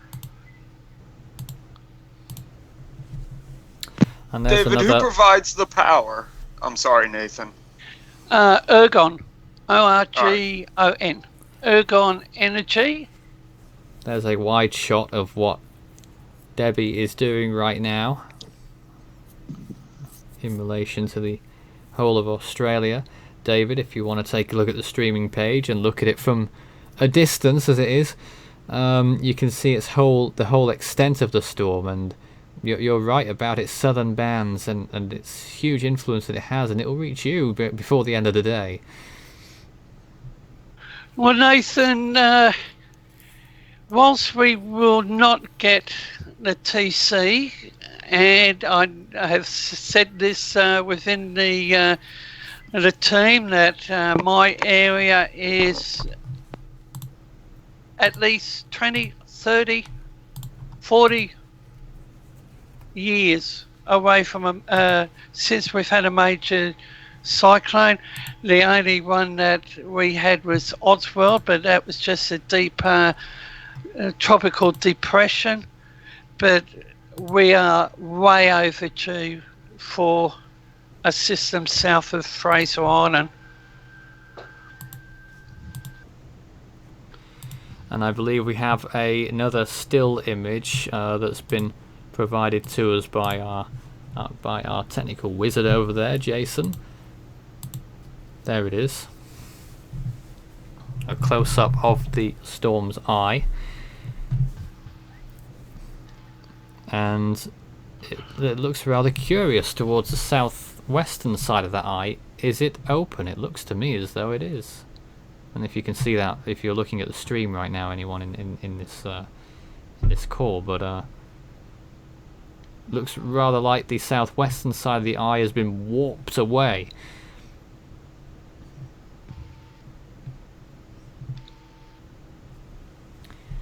But there it is nonetheless. And now we'll return to David's imagery, because there's the warning. Oh, there's a dog. There's the warning map from David. It'll be Category 2 over Collinsville, and it will be downgraded to possibly Cat 2 at 11 p.m. tonight. But in the meantime, it remains a Cat 4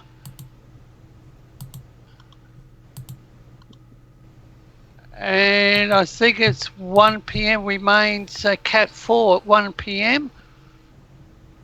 Or Cat 4 White 3 till 11 p.m. tonight.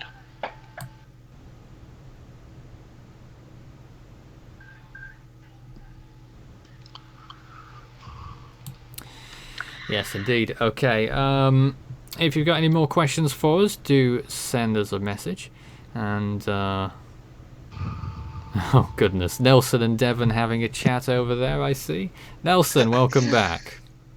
Yes, no, I'm sorry. I was just actually about to comment on that imagery with the southwestern eye wall opening up, or the southwestern eye itself opening up. It's unsurprising, given based on its rotation and where it is over land, that would be the first part of the eye to start to disintegrate. However, as I turned on my microphone to say that, my dog got very angry at people outside. People watching the video? And yes, Travis GTR 32 pizza will make my dog fat. That's why he's not allowed to have it, but he's a wizard and he steals it anyway. He has learned to open the microwave when I hide it in there. He will steal his canned food out of a cabinet. And he's figured out that he can chew the can in such a way that the top pops off and he gets his little treat. Amazing. So And that knock it off is the my table. wizard. That his name is Guinness, and you will probably hear him more often, guys. Sorry about that aside. But Ingenious. Now, anything that the radar can tell us? Well, just a comment here. Looks like that it's stalling just off or just upon the coast. Is that in any way true? Well, it's been stalling for hours. But look at the eye. It's to the west of Hayman Island. It's now taking in the, let's say Hideaway Bay. It's now, it looks like it's tracking towards the Bowen Airport. Yep. But That it could get close is to that. Proserpine going to Copley Eye? I find that unlikely.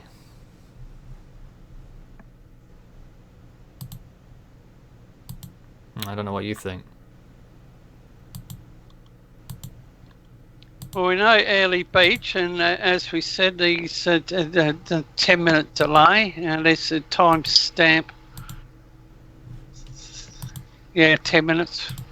So, but you know where the activity is. It's the southern, southwestern areas. Indeed.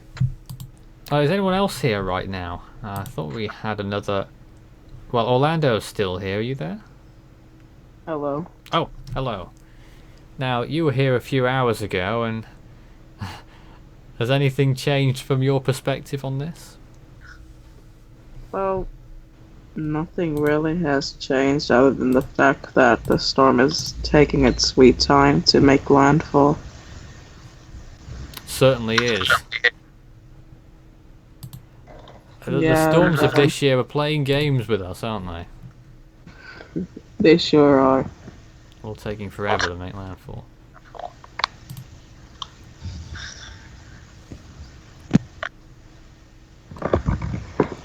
I think all the storms this year has taken forever to make landfall. Well, the second one so far, isn't it? In Arwell, took an extremely long time to do that. Okay, well here's the latest imagery again, and you can see the eye is getting a little bit cloud filled now, and I think this is it finally for Debbie. Though it's still going to be, it's going to have a significant intensity for a few more hours yet. I can hear myself. David, I think that's you looking at observations. Yes. Yeah, so we've still got feedback over there. I think that might be yourself, Orlando. Orlando? Might be me. Yes, usually is, I'm afraid. But there's observations, David. Latest observation, Proserpine, 2 minutes to 11, 49 knots, gusting 72. That's Central gone pressure down in nine- those latest frames, Yep. however. Latest observations. So that's Proserpine. Does that mean a change in direction or weakening? I don't think you could tell much from that, to be honest. The pressure's held firm by the looks of things, so maybe the storm hasn't really moved much closer to to Proserpine in the last. Well, how long was that? That wasn't much. That wasn't a big time frame, was it? So you can't really take much from that.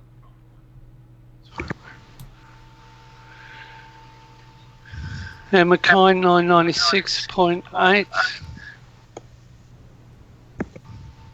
Okay, so no tropical storm force winds in Mackay, but tropical storm force gusts certainly. There's the radar loop. You can see the, well, you look at that and it's still more sort of west-southwest almost.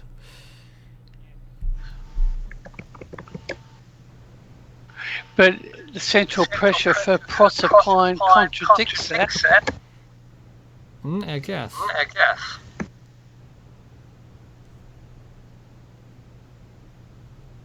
Very strange. Well, we're coming up to half past the hour, so I think at this point we'll take a look at one of the other pre-prepared documentaries that we made. Very short little mini clips that we compiled ahead of the show.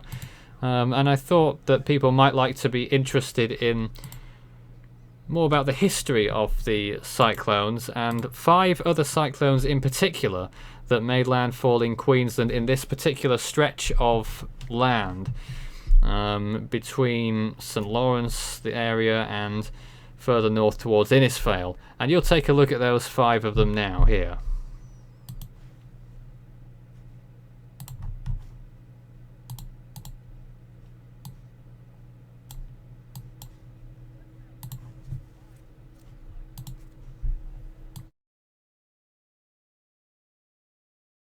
Made landfall in 2006. Cyclone Larry, for its intensity, was pretty short-lived, forming in March 2006 and making landfall as a Category 4 on the Saffir-Simpson scale near Innisfail. 1 was killed, and the storm caused $1.5 billion of damages AU. This was followed 5 years later by Cyclone Yasi, which made landfall just shy of Category 5 on the Saffir-Simpson scale. It was a Category 5 on the Australian scale, causing $3.5 billion AU of damage and 1 fatality indirect. As you can see, it also caused significant flooding damage too. In 1989, Cyclone Ivu formed, a compact system, making landfall as a Category 3 in air near Townsville. It caused 1 fatality and had damages of $90 million Australian.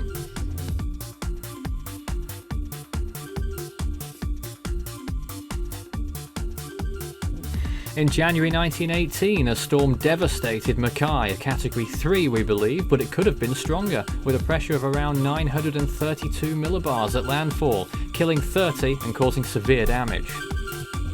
And finally, the most recent one, Cyclone Marcia, which made landfall with winds of 130 miles per hour or higher, Category 4 on the Saffir-Simpson scale, Category 5 on the Australian scale. Didn't kill anyone, thankfully, but it did cause 750 million Australian dollars of damage. So, those are the 5 strongest storms to have made landfall in this area, and it looks like Debbie may well be joining them soon. Stay safe. Indeed, so that is a short little clip that we made. Now, let's get the latest. Well, not much else to say at this point, but there's Cyclone Debbie. We believe Debbie has made landfall unofficially as a Category 4 storm on the Australian scale. The storm is moving southwest and is pretty much right on top of Airlie Beach right now and is going to be moving inland very soon. It looks like it's making its final run for a peak intensity, but it's going to weaken very soon, I imagine. Debbie, there it is. It is causing significant issues, and I think I saw a webcam not so long ago, or a picture from the Whitsunday Islands, one of them, showing flooding, storm surge perhaps, flooding, and strong winds. And of course strong winds over the whole area, as you saw in the last hour.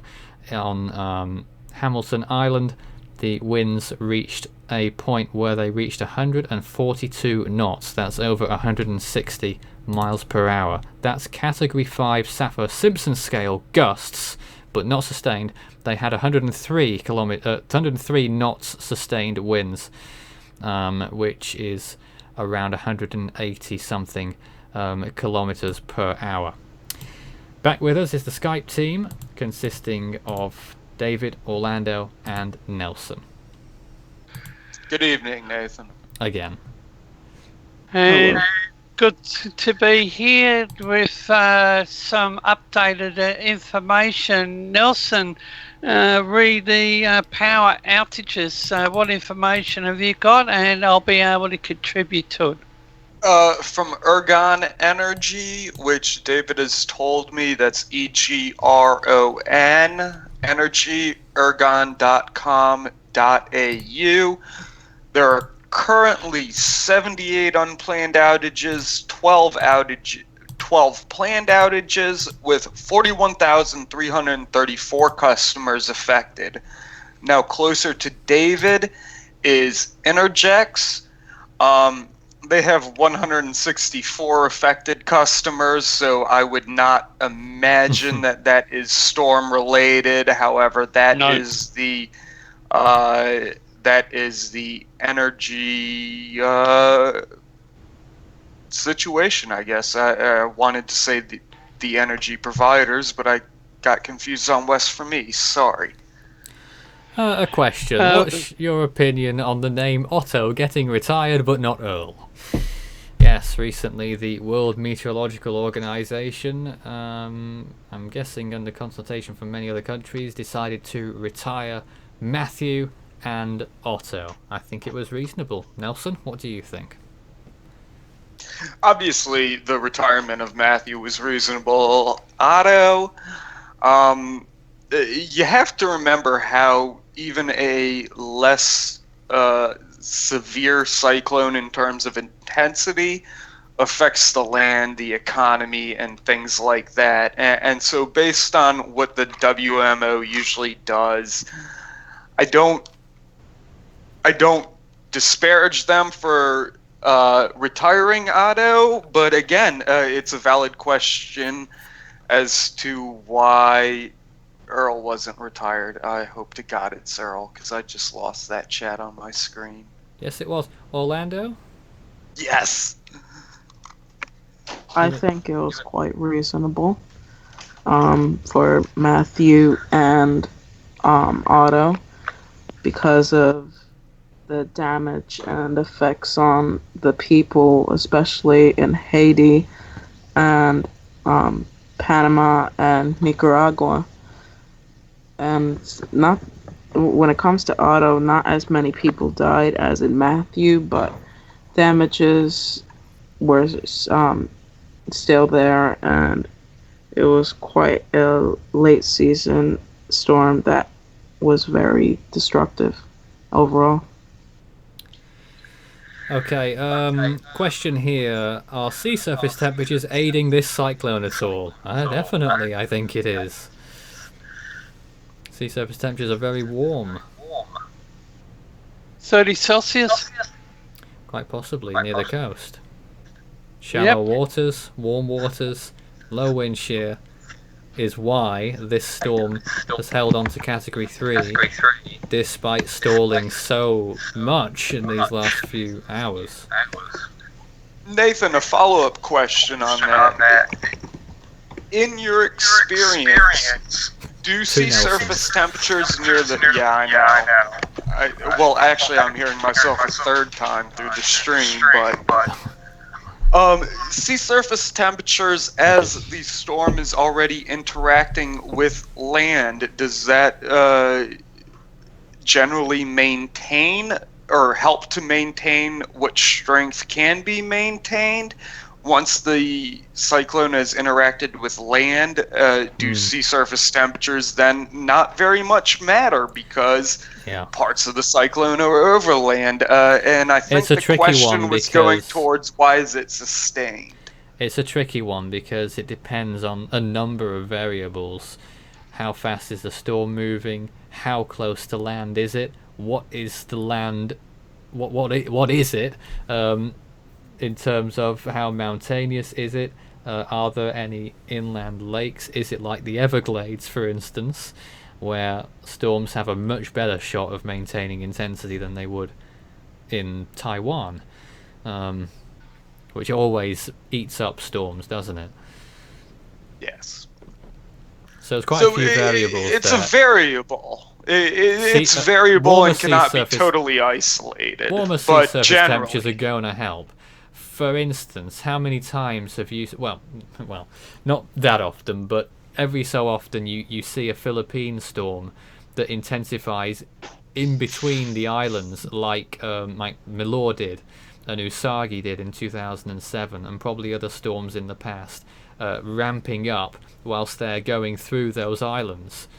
Even though there's land all around the storm, the really warm sea surface temperatures in between have kept it not only on life support, but have actually bolstered the storm despite the land.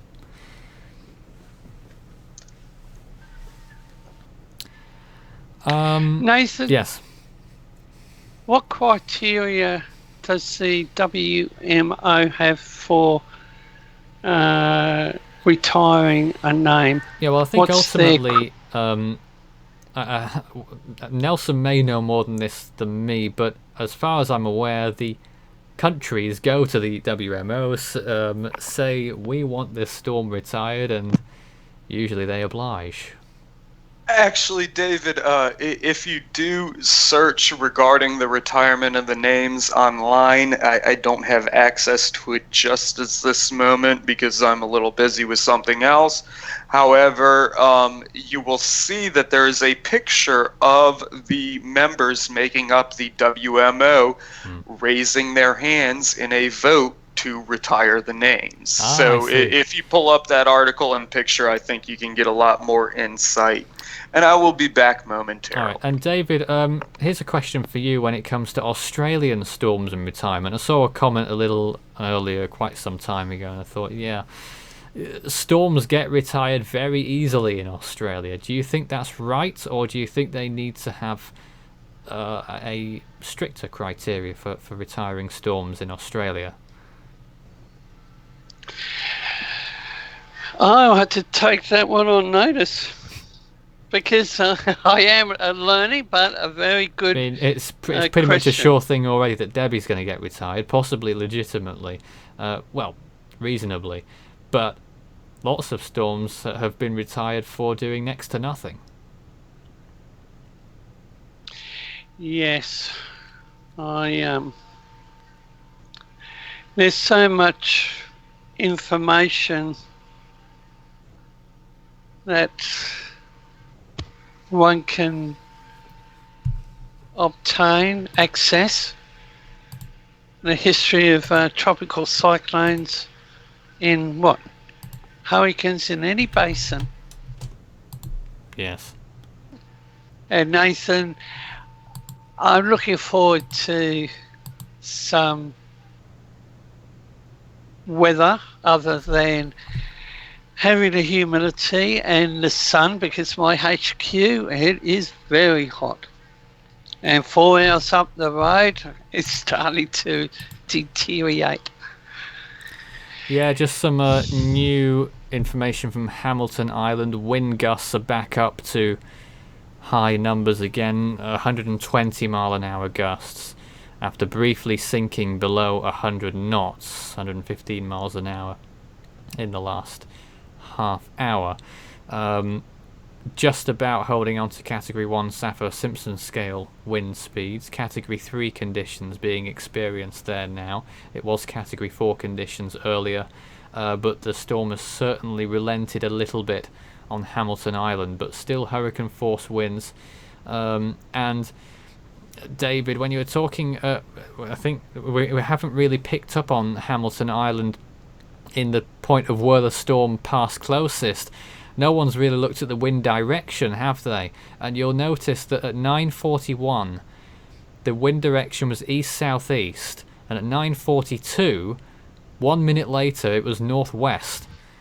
So that is pretty conclusive as to when the storm passed over, and it's been west-northwest and now west, and it was southeast and east beforehand. So it's quite clear that the closest part of the storm passed closest to Hamilton Island at around 9:41 or 9:42 a.m. And that was quite a bit before they recorded the lowest pressure. I'm just thinking, Nathan, that for those that want to access the observations, I'll have to get in quick because the Bureau don't keep it on the observation page. As you know, Nathan, you and I have discussed the monthly review and the monthly report, and we've noticed that quite a bit of information is left out. So I'll have a look at that and see what picture I get. So the winds on Hamilton Island have decreased overall, but there has been a small increase in the last few minutes, and it's probably going to continue the downward trend as the centre of the storm, we assume, is moving away. I think at this point we've been on the air for 8 hours nearly, and I think we're going to be concluding the live stream at the end of this hour, David and Nelson. Yes. Now, after that, we'll be resorting back to our normally scheduled updates that we do on the Force 13 channel. If you're not familiar with us, now might be a good time. We did 7 updates on Debbie before we did our live stream, whilst the storm was developing, and we'll be doing more updates on the storm after we finish this live stream in 15 minutes. The next update will be pretty quick after we've done this stream. That will be at 3 a.m. UTC, so that is 1 hour after our live stream finishes. There'll be a new video on the channel with the latest on Debbie.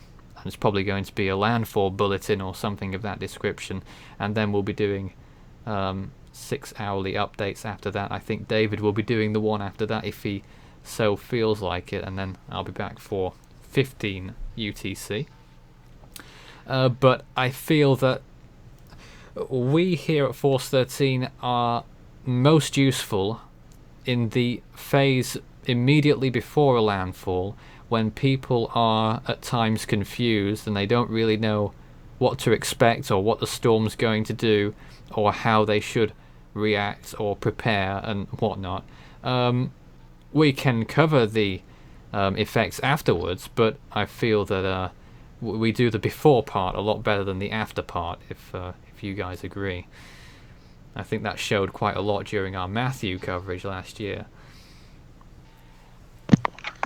Well, you know, what we need to do to improve the after part is to get those people who enjoy the Force 13 live streaming service and what we do, who are in affected areas, to contribute. Go out and take pictures. Go out and take videos. Show us what you have. Oh, obviously. No, you got to have that disclaimer, Nelson. You would know. Yeah, well, of course. You said aftermath. But people could misconstrue that as like after the 1 minute after landfall becomes aftermath. Very true. And as you know, I, as well as anybody, should know how to parse that speech. Indeed. So thank you for the call. You're welcome. But in these last 15 minutes or so, I don't know if you guys would like to bring up anything that you've wanted to bring up all evening. I'm going to bring up, Nathan, I'd like to bring up the screen share. Yep. Following on to what Nathan has said, viewers, I will be providing regular updates via the Force 13's Australia Oceania channel. I have joint operation of that channel with Jason, who is our technical expert. And unfortunately, Debbie aftermath is going to be felt down here in the southeast corner. I should say to viewers that I had 10 years continuous membership with a marine rescue group down here in Moreton Bay.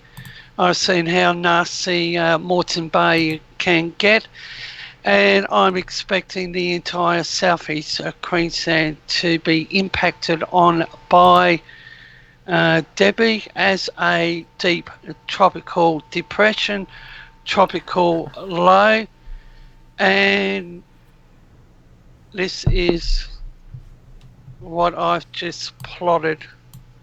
What now? In Google Earth. We're not seeing it. Oh, here it comes. Now forget the blue, look at the green.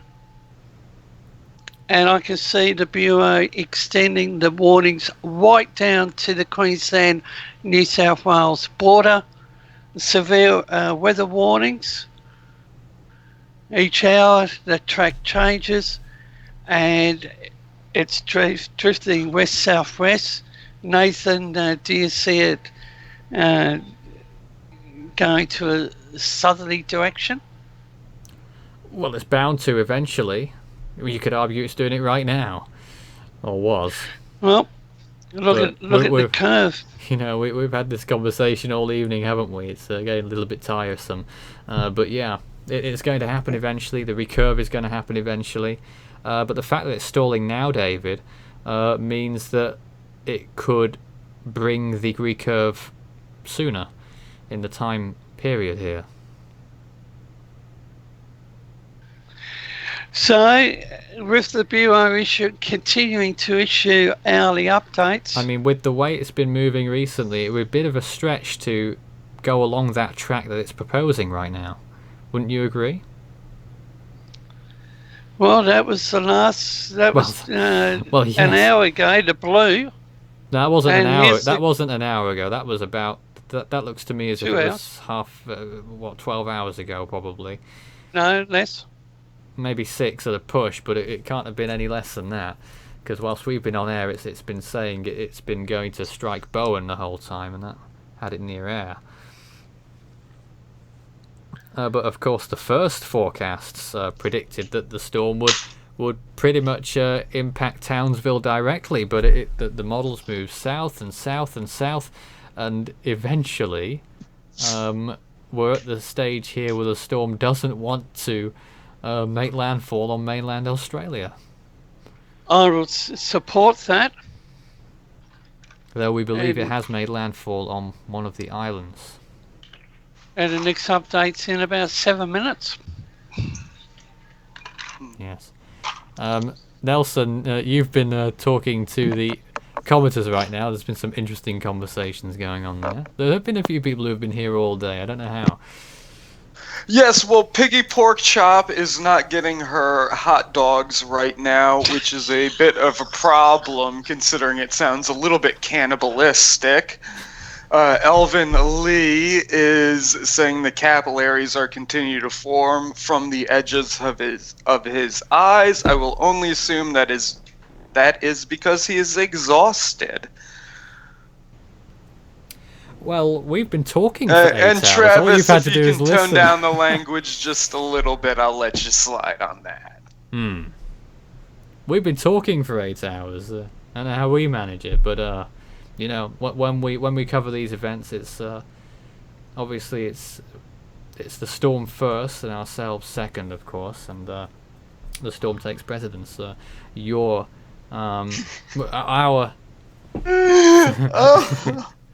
I do goodness. apologize to you, Piggy Pork Chop. just For interrupted some my reason, important I just announcement. had Miss Piggy in my mind. I am so very sorry. Not good, Nelson. You're not building a good rapport with these people. They won't come back. But Oh, I think they will. you know, in all seriousness, obviously, you know, when a situation like this arises, we do some comic relief at times, as Nelson does pretty well.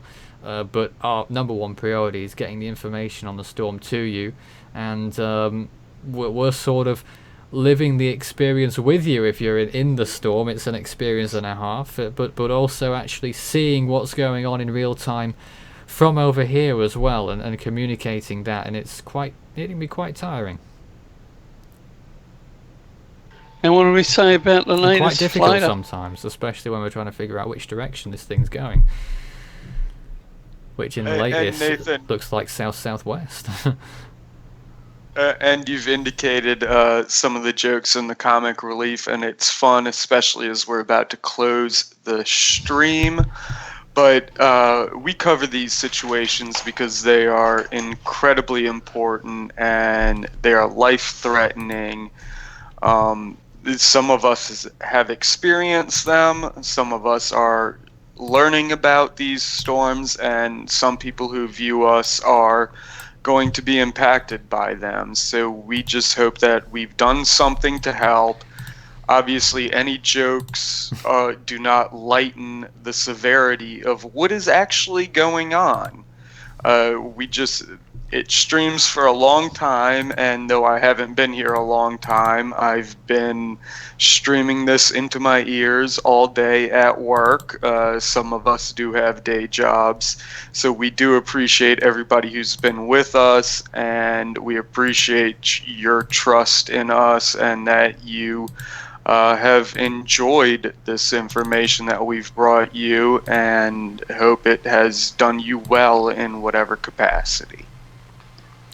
David, a final note from you, please. Well, the entire area south of Proserpine, right down to northern New South Wales, can't escape the rainfall totals that the Bureau has put out via their latest rainfall outlook. The daily forecast is updated every 12 hours. But Nathan, I'm looking at rainfall above 200 millimetres. Okay. Well, I think that's a wrap from us this evening. Guys, David, Nelson, and everyone else who's been on our stream throughout the last 8 hours, thank you very much for your company. And I'm sure we'll be seeing you again soon. But here on Force 13, no, you don't want to look at that. Here's me, and me saying goodnight probably might be quite helpful to do. Where's my webcam gone? Well, I've only got this wide webcam. I thought I'd have the other one there, but here I am talking to you. In any case, you can follow Force 13 on Facebook and Twitter. Search Force 13, all in text, if you'd like to get in touch on there or do some posting. We've also got the Force 13 International group on Facebook as well, if you'd like to get more involved in the actual chat that goes on. And of course, we've also got many other outlets such as Skype at Fool13, all in text, not all in text, FOOL13 is the Skype handle, and at extension 9094 on Discord for tropical weather chat at any time, and with other storm watchers and the like. And of course on YouTube, our next video is going to be going online. Another update on Debbie coming up in just over an hour, 3 AM UTC. That will be noon Eastern Australian time. Until then, that's all for now, and we'll see you again soon. Thanks for watching.